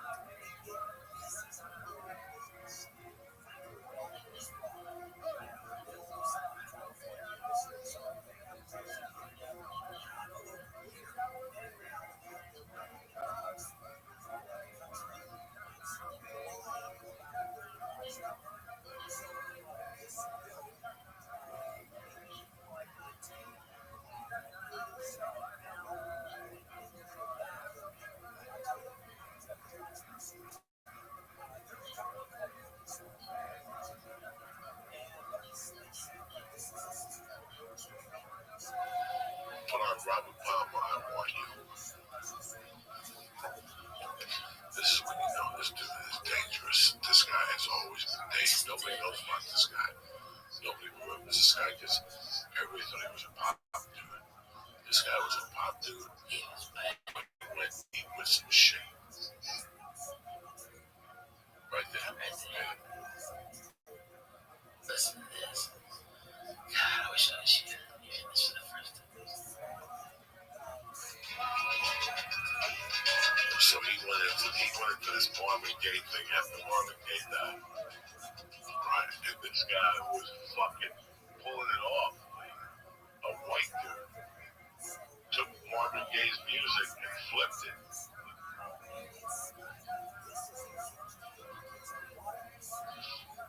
He flipped it, this dude. Nobody said shit because it was that good.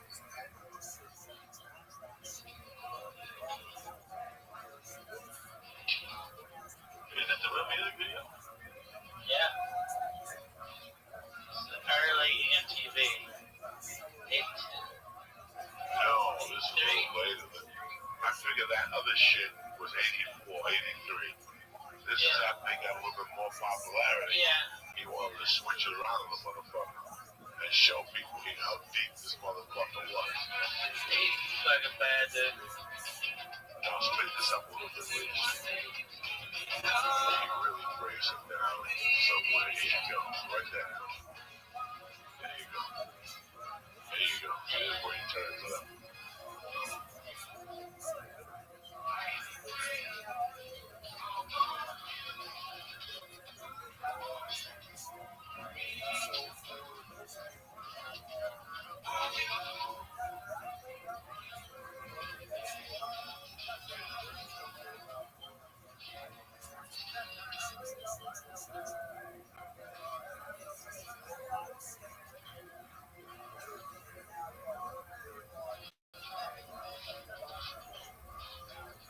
Kill that. Damn. Yeah, just, that is some bad ass shit right there. Cause I hate covers. I hate all that shit. When I first heard this, I looked at him for a little while like, oh, you better not be doing what I think you're doing. But he sounded so good and I wanted to interview you. I was like, you know what, man? This guy is a dangerous motherfucker. I like all this type of shit. I like when a guy takes one thing and puts a spin on it. What's up, Lisa? Are you ready for another Washington Gap? I said, it's Monday night. It's the 17th of October. You got that going on the 18th. Or I got nothing going on the 18th. Might as well do it. Did we finish all the albums? Oh, yeah, we have one. 1.5. 300. Tell me whatever. 300. Maybe 50. That's not. We still have that much of cookies. 350. We'll get a good night's sleep, though. We'll sleep. You wake up, you think you got fucking 2 massages and shit. It was a lot of fun. When I went back to the room, I was very, I felt, I got done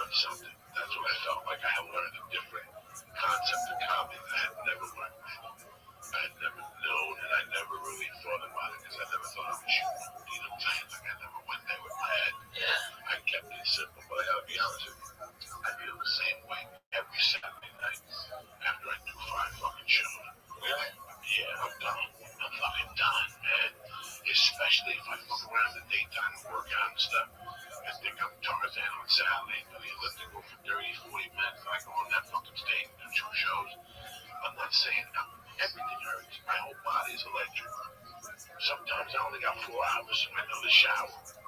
Fucking wake me up. I don't want to do that. But this week, number one, that shower was one of the best showers I 2 weeks in a row. I had a great shower. Last week in Columbus, Ohio. I wanted to shower for so long. The fucking guy nailed peeled the level. You know what I'm saying? Fucking guy nailed.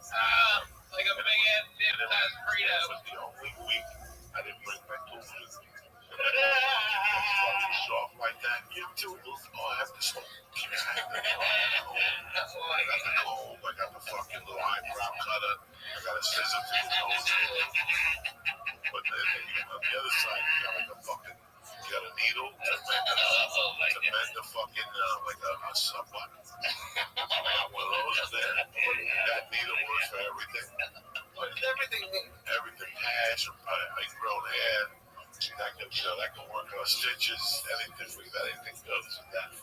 And then I got a toenail cutter that's fucking huge. I can cut a gorilla's fucking toenail with it. Right? I got that. And then next to it is like a chisel. So you pick up the nail and you go in there deep and you chisel that fungi out. It looks like fucking, it looks like fungus and blue cheese put together. When it gets wet, you cut the nail in holes. It's tremendous. It's a shout out to Buffalo. What's the matter with this? I'll get a little mom in my mouth. I see it. So, Ingesting all this information. Oh my god. want to eat another mushroom camel? Not really, to be honest, I will. Alright, let's go. Fuck, it's Monday night. This is 17th of October. Ain't nothing going on. Okay. I was supposed to have something on 11th. It wasn't going to happen. So I'm just going to fucking do my thing. Yeah. I don't bother nobody. You know what I'm saying? Right. You look good. We had a nice time this week. You learned a lot. And that's all that Congratulations to you matters. both. Yeah. That's nice to Joey. Like I said, man, you too, like I said, man, it's a pleasure to see your growth. You know, I was always happy about all your success. You know, you see all these guys that you all came up with, and everybody rates success differently. You know what I'm saying? Listen, man, I don't want to sit in the fucking outside and let me, you know us, man, we're stoned 82 hours of the day. The last thing we want is human contact. You know what I'm saying? I don't want fucking TMZ ever to question me about something. I don't ever want to be one of those guys, man. I just want to be a dirty Man, I get that shit so much, I just bro. want a dirty comedian. That's it. I don't want nobody to even know I exist. I would never want to be in Amy Schumer's shoes, God forbid. I would never want to be in Louis C. Everybody gets so critical of you. Oh, I You know. can't be a comedian anymore when you get to that part of Yeah, comedy. man. Because you can't develop it. It's too rough. No, it's too rough because other people get affected by AIDS. Oh, everything. So it's too rough to even go there. So you don't want to be in that particular spotlight. If you're going to be in that spotlight, you have to have 3 writers that write, material That's great. policy friendly. I'd rather shoot myself in the fucking head. Next topic. Well, stop sucking talking. You smoking weed? What's going on? You doing jumping jacks over there, Lisa? Ready for another mushroom? I found some acid hidden under one of the albums and shit. Half a piece. Can you Oh, imagine? my God. We can bring it to that thing. Leave me out of this, man. Oh my god. Alright, wait. The sofa is a safety safe, okay? Leave those on Wait, the okay? sofa. If you feel anything weird, okay? Go to the safety safe, okay, Lee? Just write it out, okay, baby?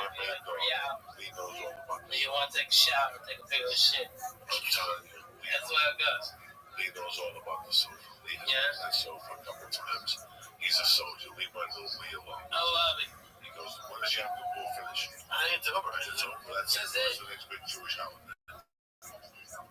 Hanukkah, maybe? I don't know. Maybe there's something in between that people need. Let people know.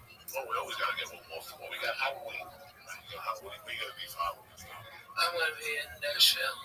Nashville. Yeah. You got to do a comedy up there in Nashville. No. What are you going to do for Halloween? Fuck that. I'm going to head out real size candy bars.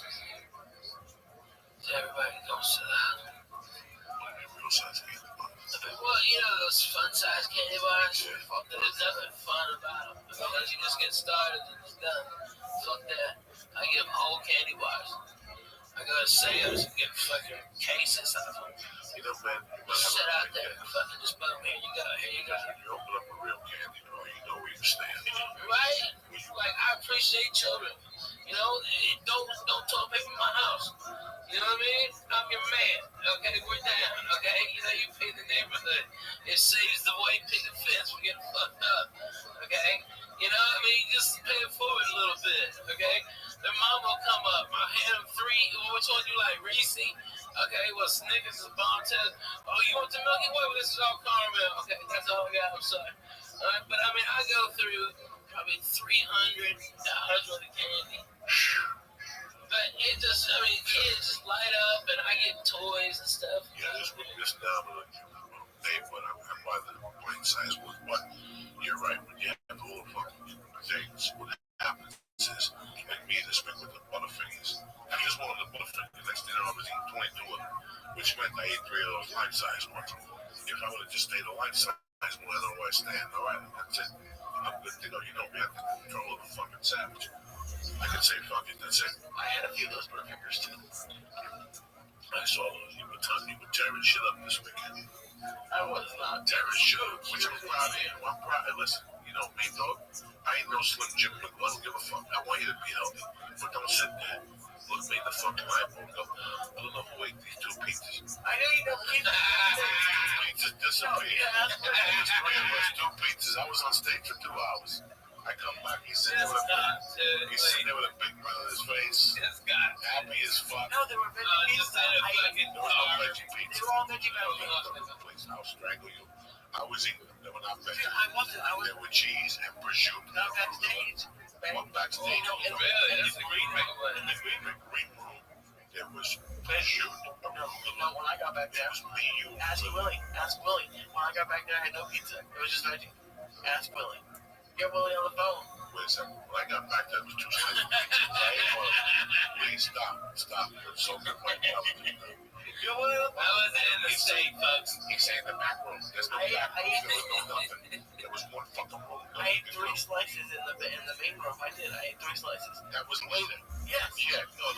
Somebody ate the ones in the green room. Not me. When I left, there was a pizza and a fucking half. I was sitting at the table. I guess I'll win. No, I wasn't winking. Ralph here. I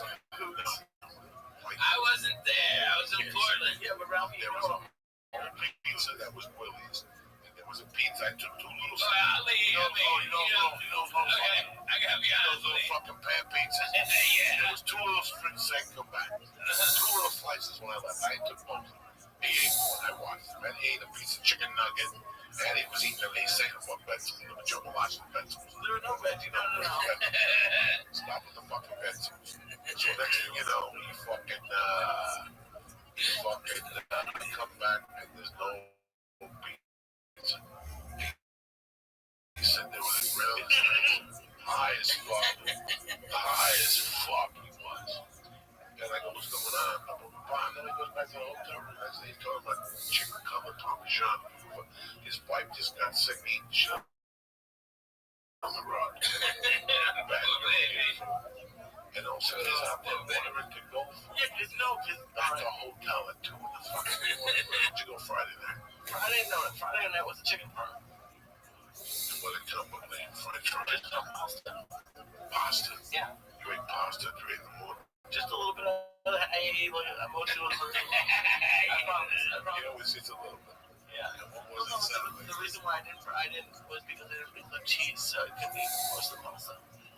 But Saturday was because I had like 2 slices and it's fucking edible. Ralphie, they bought the way. Bought 10 pies. Yeah, a ton of pizza. They're so cool. All those Their caterings are always good. Yeah. now. Lee was sitting right there. I had 3 slices. I had 3 slices. Plus the 15 slices. No, but that's like a pound of pizza, right? I was talking to the photographer. Ask him. That's the whole time you were licking your fingers. No, it was not. Ladies and gentlemen, recording. I'm watching like, oh, No, it's not even. he's sitting there listening. Anyone I was just wanted to take 2 slices. and Lee was like me in the 80s with cocaine. Cocaine landed right here. I'd be sitting next to him, making believe it wasn't there. I'd were sitting there. At one time, we had 3 fucking boxes of pizza. Sitting there like Sinatra, mingling with the boxes of pizza. Hey, you yell at me all the time for eating garbage pizza. I'm finally surrounded by good pizza. I ate that. Then I want to take some home.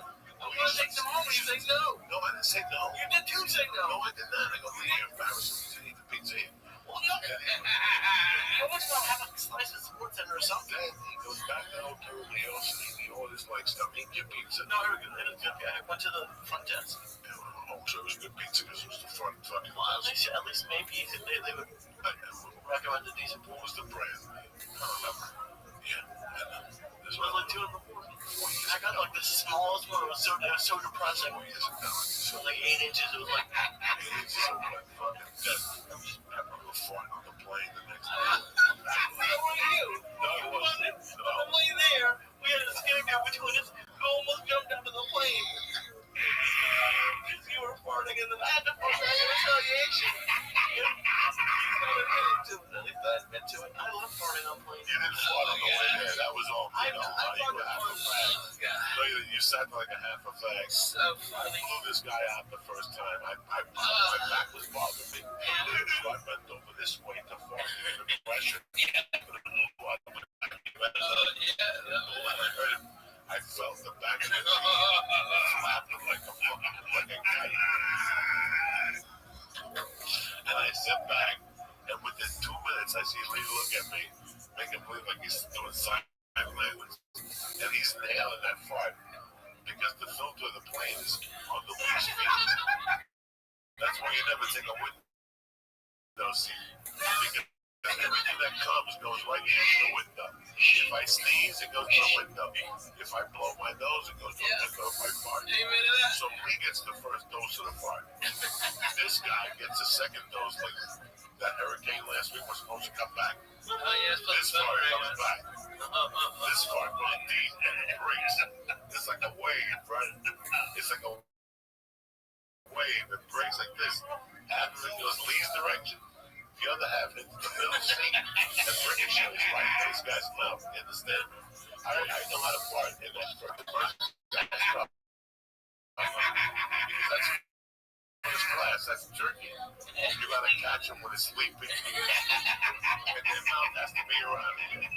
Rogan would sleep by the window with his mouth facing him. That's tough to catch him with a fucking fart. I'm telling you guys. I don't fuck around. I tell you how it is.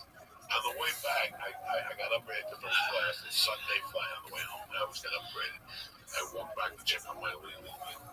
Killing it. I didn't even edible before we got on the plane. We started the flight at 7:30 a.m.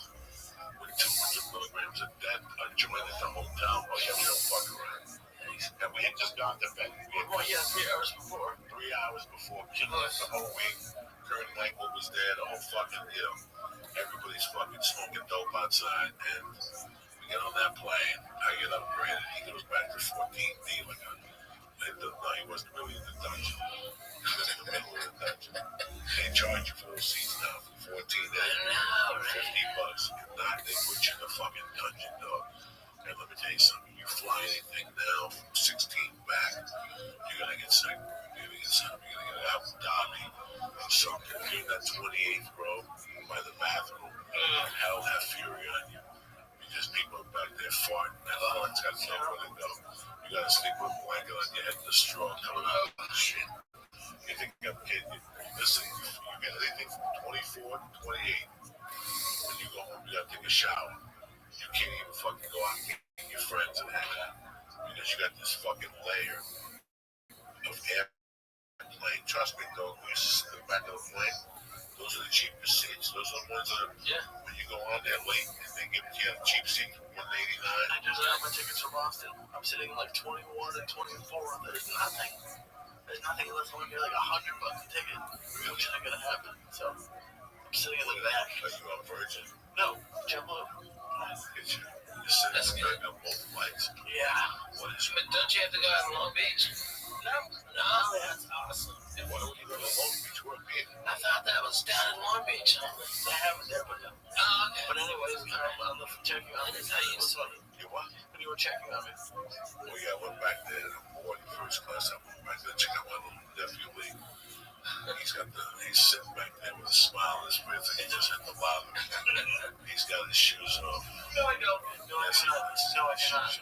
my shit out. First of all, I taught him how to fly. Yeah, You understand? When we get through security, he's a fucking bookie. yeah. He gets stuck as usual, but you don't know just to keep going. Just keep flying. Right? Because I got the pre-check. This fucking guy's walking around like he hit the lottery. They don't need speed up. Plus, he has 19 bags. I'm right up there. One bag. He's gonna say, like, he's gonna have a surgery. He's got the computer, the games are there, and God knows what other shit he's got. God knows what other shit he's got that don't belong. I got two things on my thing. I got two things in my travel bag. I got a sleep apnea machine and the computer. Yeah, you're the one that draws the attention. No, I don't. I don't take none of them out, stupid. Well, I never take nothing. I never give nothing to take. I haven't taken that computer out in 20 years. They always say, if you have a computer or a laptop, take it out. I haven't taken it out at all. That's how I run. I don't take nothing out. Leave it in there, shut your butthole. Take your sneakers off, take your fucking belt off. Take the tickets out of your pocket, take your cell phone and put it in your right shoe. Then take your wallet and put it in your fucking left shoe. So they can't rob you, cocksuckers. Then you get shaken down, your shit thrown away over there out in the open. You understand me? So guys like you with the Suge Knight shirt on, looking around, we got the Suge Knight shirt on today. I like it. Smooth. You have to fucking do this shit so nobody robs you. Because those TSA guys will rob you. Oh, yeah? Oh my God, your wallet go missing. You have to run the tape. Don't get rid of the tape. It's a conspiracy. It's like the Trump keeps saying, we should indict you. Fuck that. Oh my God. So, we get to the airport and I leave him there. I was gonna wait for him. I go, what would you rather have me wait for him? Nice breakfast, wait for him. He fucking goes through security, takes him an hour, they search him, they bring the fucking bug, the dog, they brought the donkey, everybody to sniff him. I go to that fucking macaroni grill, I get him a nice sausage platter with eggs and potatoes and sausages. He gets out of security, gets over there, boom, he's got him waiting for him with a fucking Diet Coke. Yeah, perfect. Like a fucking doctor that we are. I gave him 6 minutes to eat because we gotta get on the fucking plane first. This motherfucker don't work. I got to the station. I gotta get on there first and get off that motherfucking first. So I tried to sneak him in, but I couldn't do it. When he went to the back, it was cool. It was a good little flight. It was a good little fucking trip, man. I simplified traveling on the way out. I had to yell at a guy with a Volvo. Classic. Because he tried to play the white fucking Supreme game on me that he was better. Take him 2 miles. So I played this fucking card, and the guy fell apart at the seams at the parking window. Even the black ladies were laughing at him, dog. It was fucking embarrassing. He wouldn't pull up. He wouldn't open his window. It was the worst thing ever. Police scared the shit out of me. Don't go fuck your mother. It was hysterical. Flying chick out of nowhere. Let me do this, guys, real quick. Yes, okay. Let me talk about one of our sponsors, Honey, who I love dearly. I mean, our bread and butter. They've been with us since day one. I love the death, man. And I love it because the products are fucking solid. At least the products that I use are solid. It's the fucking shrimp export. It's the hemp force protein, the chocolate, and it's the alpha brain. That's my studies right there. Listen, my kidneys can only take so much. I take blood pressure medication, CBD oil, reefer, cocaine for 30 years. They ain't got much left, so I gotta be careful what I'm fucking putting in my fucking things that I love on. I believe in them. Yesterday when I got home, right before I take a flight, I take that fucking alpha brain. That's why I don't fall asleep on a plane when I get off. I sleep 2-3 hours. I got no jet lag. It's alpha brain. But do me a favor. Go to honor.com right now and look at the great selection of supplements they have. If there's anything you like, go to the cart, put it in there, press in CHURCH and get 10% off your first order delivered to your door, okay? If you like what you get, go on the Stay On It program. Then deliver it to your door on the first of every month. You know how to do that, all right? Go to honor.com and press in church. You get 10% off your first order. Number 2, I want to introduce you to a new product that we're putting on the podcast that I fucking love. When I left, they said they were going to send it to me, and when I got back, they sent it to me. And I asked my wife, what do you think? And she loved it. I mean, so far, so good. You know, I mean, I got cats, man. And you gotta feed the fucking cats. And cats fight the heat on their own goddamn schedule. If you have one cat, that's great. You get to on their schedule. You have a couple cats. That ruins it, okay? That ruins it because you don't know what you're eating. So sometimes you might feed. You think Frisk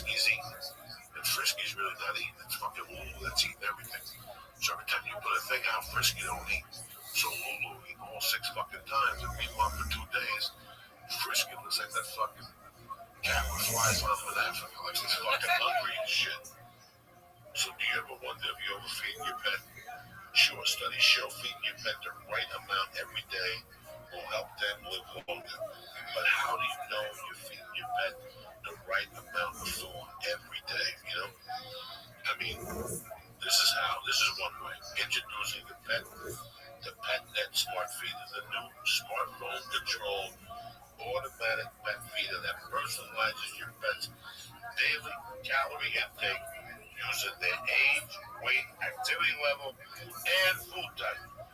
With the PetNet app, you can schedule and monitor your pet's meals from your smartphone. Get me? Are you listening to me? Meaning your pet is always fed even when you're running a little late, okay? Stop worrying about feeding your pet the wrong amount of food every day. The PetNet Smart Feeder will feed the healthiest portions at the right time every day automatically. Listen, we all love our pets. The PetNet Smart Feeder is the best way for you to make sure you're feeding them the right amount every single day. But these things are popular, and since the PetNet Smart Feeder is produced in a limited quantity each month, you need to get yours before they sell out at petnet.com/Joey today. Plus, you'll get free shipping also. Listen, I'm going to test it again this week because I just got back on Sunday. I saw it was there. I asked my wife what she thought. She loved the whole phone control thing. That's the money. Comes with an app, and you got it right there. When, how, that's the whole patois. That if you're running late, maybe you got your cat on a specific diet, maybe you have certain dietary needs. This is for you. The PetNet Feeder. So, the PetNet Smart Feeder. So do me a favor. Go to petnet.com/Joey today, and you're going to get free shipping. What I'm going to do is this. Get your PetNet Smart Feeder. Get your PetNet Smart Feeder plus free shipping when you go to petnet.com/Joey. That's petnet.com/Joey. Again, petnet.com/Joey. This is the future, okay?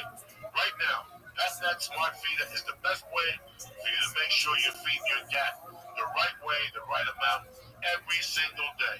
So again, get your the PetNet Smart Feeder plus free shipping when you go to petnet.com/Joey. What do you think about that, cocksuckers? I love it. Strong. It looks cool. I'm sure you can use it with a dog too. Dog, cat, whatever the hell you need. Dude, awesome. My man Biscuits, he is fucking the greatest. A little English bulldog puppy, he's fucking the greatest. And that dog is on a regimented thing. I would love to be able to, if I could hook that up to my cameras and be able to feed it, make sure he gets exactly what he's supposed to get, and then shut it off remotely. Go to petnet.com/Joey. Look at the Done. Look at it and see the options you got. And I guarantee you'll love it because if you travel, that's what you really like. Yeah. We'll be back Wednesday night, Ralphie, man. Always a pleasure to have you on. Hey, Always a thank you, pleasure to Doug. see you. You make me happy when the skies are sad. Nobody Me knows too. how much I love you. You don't get to hang out with me. Special. You are my love. Make me happy. That's alright. You'll never know, dear, how much I love you. Please don't take my sunshine away.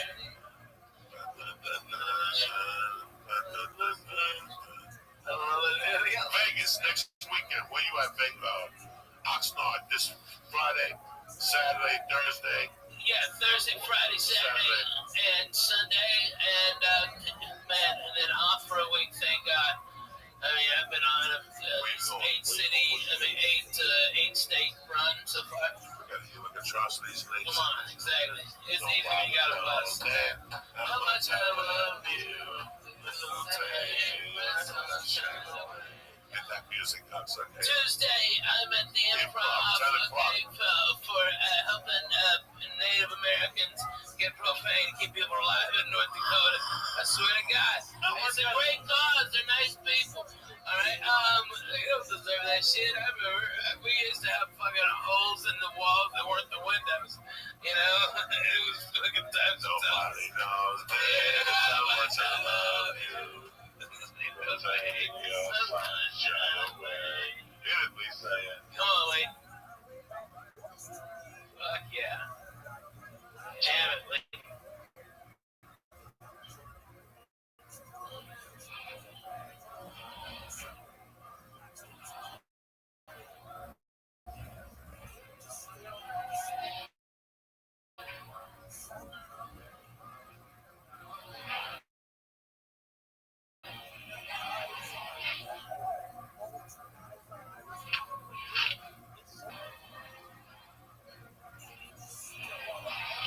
Hold on, put me in.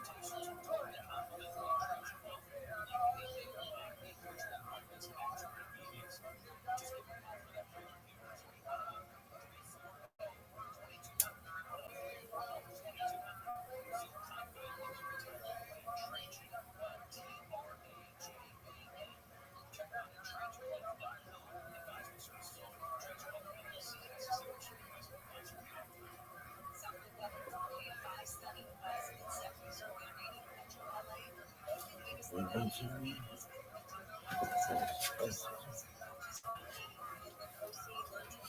really impressive.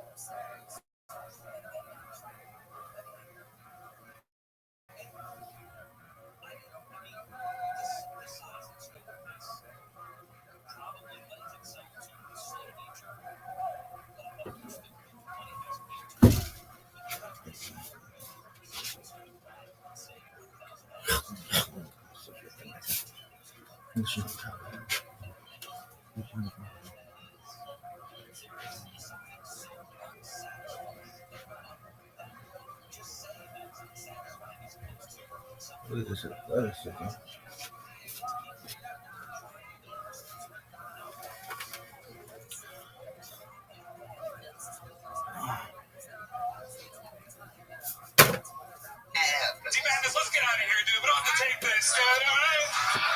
Somebody walk us out of here, dude. Come on.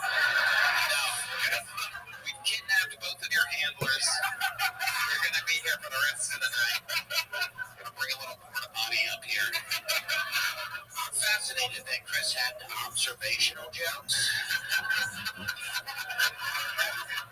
I don't know how. I've touched Chris a lot in the back, but I wanted him to know that I was talking to him. You know, I don't know how blind. I didn't know how blind.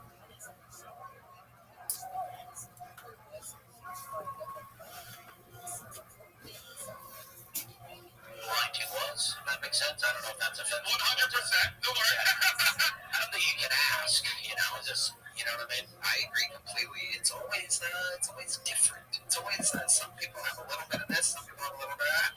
Him, Andy, Matt, and straight behind him, completely 100% blind. Not a single thing to be seen between them. Party time, everybody. I love it. So, Chris, how's life been going since your last appearance? It's been super fun. Yo. There you go. I've been, like, navigating Austin alone. Go. Just terrifying. I had a pretty much homeless Uber driver the other day.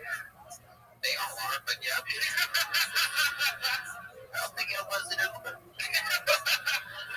I think it's less scary to not see as you look. Yeah, it might actually be better for you if you could see what's going on out there. You might move somewhere else. Go blind again. How do you navigate around by yourself? Explain that to us. Well, yeah, like, I take a lot of Ubers, you know. This guy was, like, literally, like... I am just fumbling my way through homeless encampments, avoiding HIV and stabbings. I kicked the guy's cup the other day, and all of his change fell out. It's like all of the money I think he owed. How much was it? Can you tell from the sound? Amazing. She's Jay. No matter what her face, she's Jay.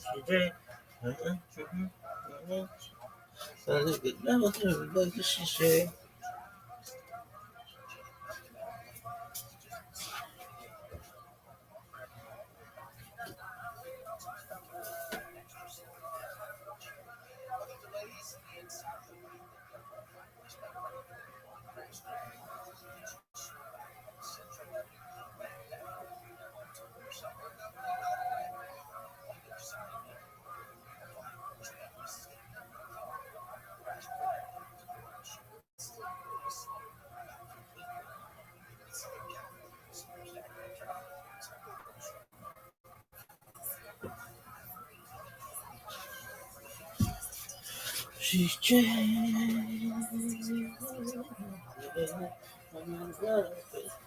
She's Jay. She's Jay. Stuff. So, Chris, tell us what do you do with the rest of your days? Like, what else goes on? I turned off a lot. All right, look at that, Red Man. You can go blind any day now. No, I need. What are you jerking into, really? When they're like, is it feels? Are you thinking about feels? I mean, these are real questions, right? Yes. This is a great honor. I think somebody has a great voice. Yeah, what do you think about? What do you can you picture things? Or I do a Pornhub, man. I got a computer, you know. Just kind of listen to him. Yeah, I do just listen to him, but I can't like listen to a blowjob video. Right? Yeah, it should be a. Just slurping and gagging. It's not very accessible. You know? He could be a dude. Look at that dude's dick. I wouldn't really know. You know? Let's just get Speak for yourself. Amazing.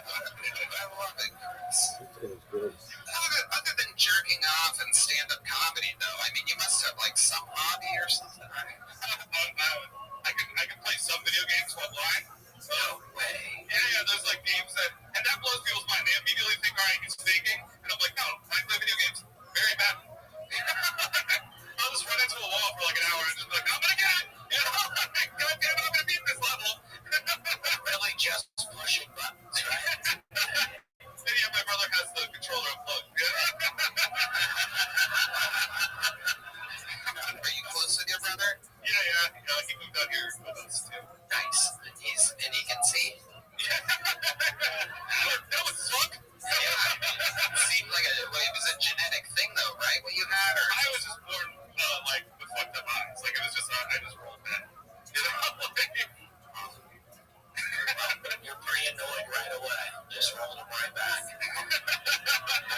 I was born with a fucked up man. I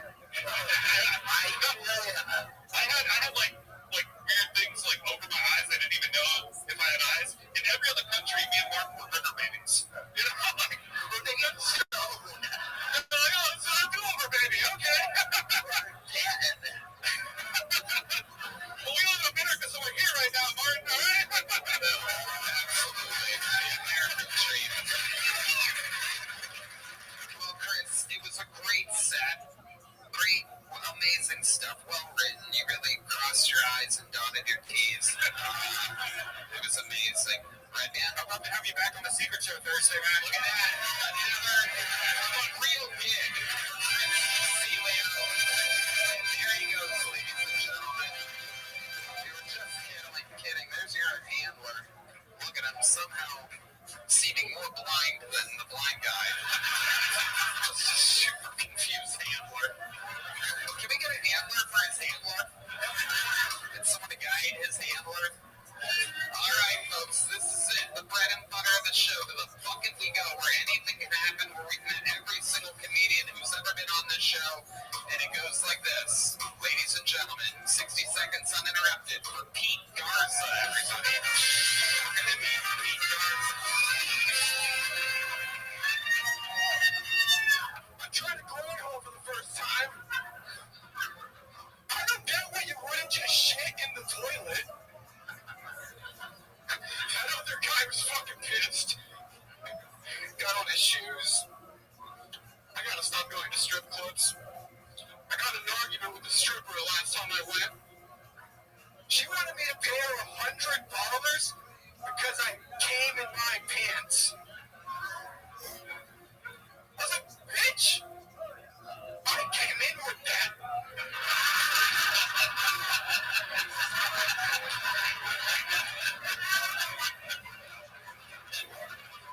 It's not even my cup. You don't know.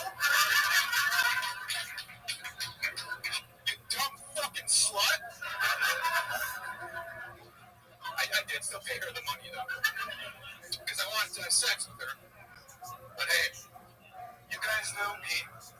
I always fuck 2 condoms. Not even scared of pregnancy or STDs. I just hate the way that pussy feels. My name is Pete Garza. Thank you so much. All right, Pete Garza. I liked it. What a wild boy. How old are you, Pete? I know this. I'm 24 next month. Okay. All right, so you're 23. Yes, I believe so. Perfect. How long you been doing stand-up? Oh, I know this one too. You don't have to say that. I'm sorry. About a year and a half, right? Yeah, because around the time Fluky the Rat died. Okay, Pete. Wow. All right. Who the fuck is Fluky the Rat? What? Well, he was a rat. He's dead now. Let's hear it. Yeah, you can call him that. Yeah, he lives in a cage in my apartment and stuff. Your energy makes me uncomfortable.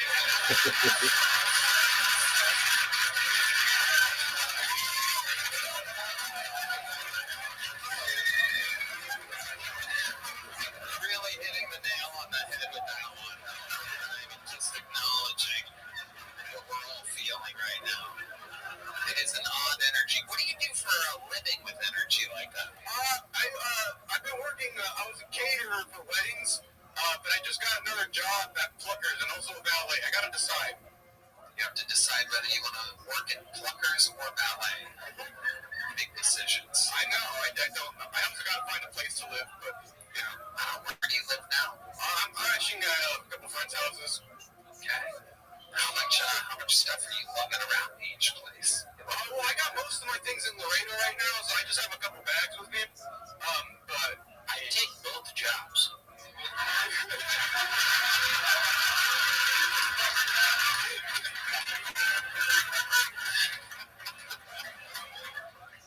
were a valet at a Pluckers? Or they were separate? No, I'm gonna be a I'm asking you. I'm sorry. You said you did both jobs. You know, I'm saying you should take both. Oh, I know you said you did both. Oh, I have. But,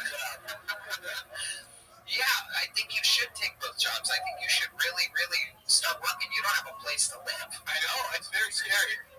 Where are you from? I'm from Laredo originally, down south. How long have you lived in Austin? 5 years. 5 years? Have you ever had your own place? Yeah. I moved here with my ex-girlfriend to go to UT. Dad did not work out. Really? Oh, shit. Yeah, no, it was during COVID, so I dropped out after a year. I had a full ride. How'd you have a full ride? Believe it or not, I was very smart back then. I had like a, I had like a 15. I think we're all going with not. Right. Yeah. I don't think the strip club is the right move for you. I agree. You're having some financial issues, it sounds like. Yeah, well, I used to be doing pretty good. I was a valet at like a really nice resort, but I got fired from that. Why'd you get fired? I was late a lot. They gave me so many chances. It was really my fault. Wow. Do you have a car? Yes. What kind of car do you have? Mazda 6. I like the car a lot. Wow. All right. What do you like about it? It's really pretty. It's blue. It's comfortable. It's reliable. Looks fun to drive. That's enough. All right, Pete. What's something so... She's Jay. I've been on her face that she's Jay. What is it?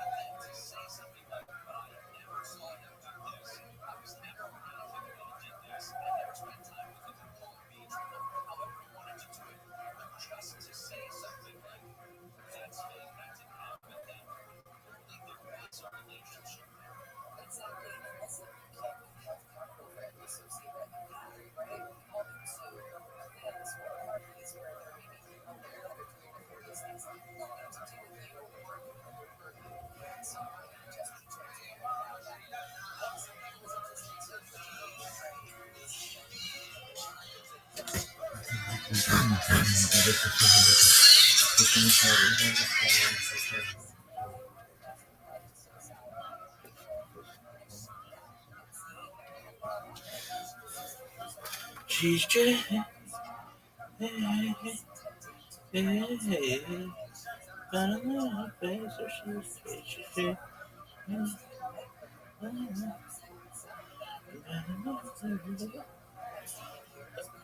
oh, dog.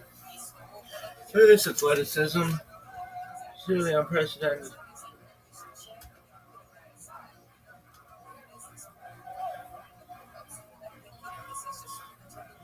She's just I'm on the face that she's straight. Oh, oh, I better know that she's straight. Yo, what up, pimp? How you living? Yo, OMG, how you living? How you living, Biggie Smalls?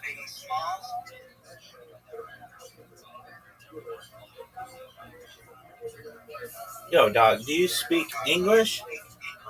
How is your day going? Dude, go fuck yourself. Nobody want to talk with your ass anyway. She's Jade. I better learn how to face her. She's Jade. She's Jade. I'd pay the devil to replace her. She's Jade. She's Jade. She's Jade. I better learn how to face her. She's Jade. She's Jade. Oh, oh, I pay the devil to replace her. She's Jade.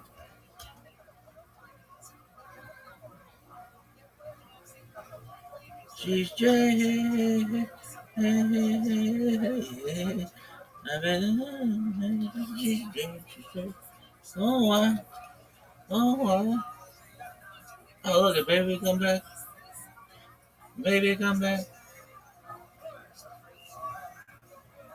Killer 7-3. She's Jade. I better learn how to face her. She's Jade.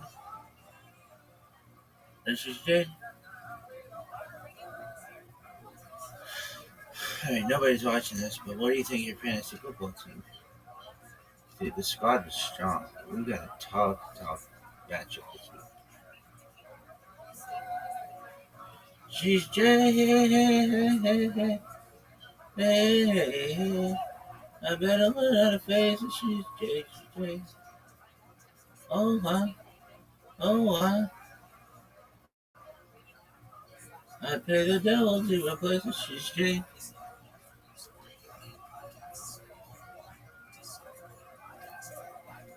She's Jade.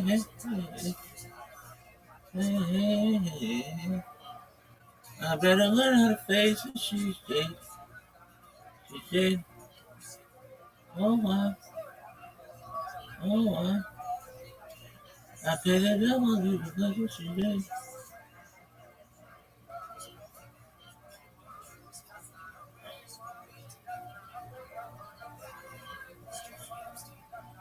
Look at this. Look at this. She's Jade. I better learn how to face it. She's Jade. She's Jade. Oh, I pay the devil to replace it. She's Jade.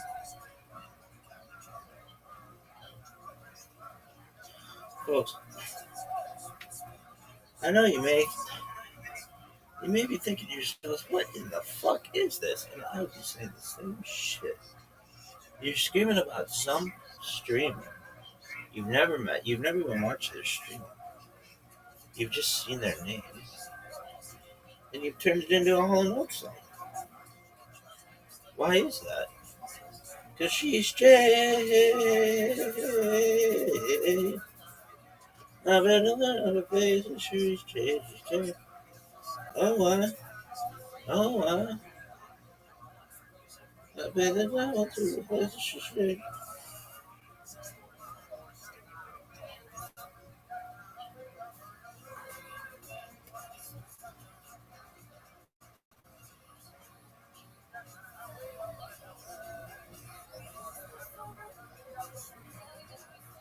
She's Jay. Hey, hey, hey.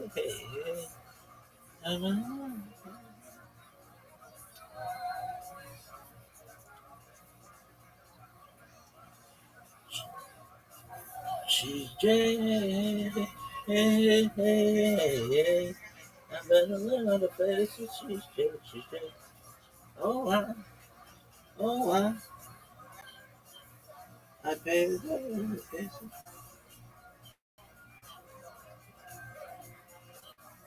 What is this athleticism, folks? All right, what are your thoughts on your fantasy team? Well, we need a tight end. I'm pretty disappointed. The kill could have been worse. But just put that motherfucker on injured reserve. So who's getting the axe? Cam Ward. He looked like dog shit. Not that blue guy. Jalen Blue or whatever.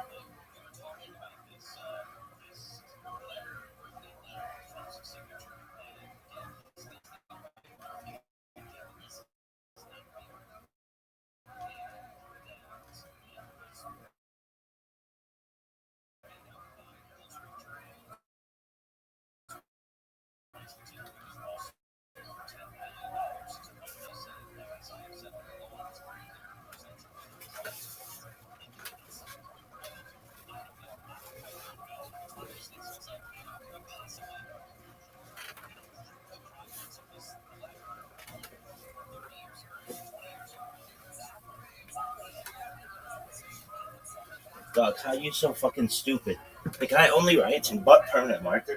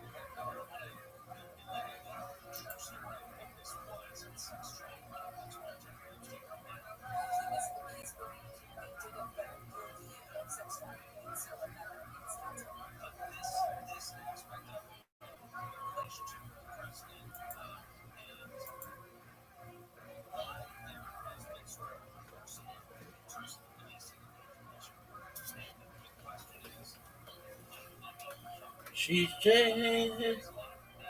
Hey, hey, hey, hey. I better learn how to face her. She's Jay. Oh, I better learn how to face her. She's Jay. Oh, everybody looking to the city. Let the carbon and monoxide turn 1,000 away.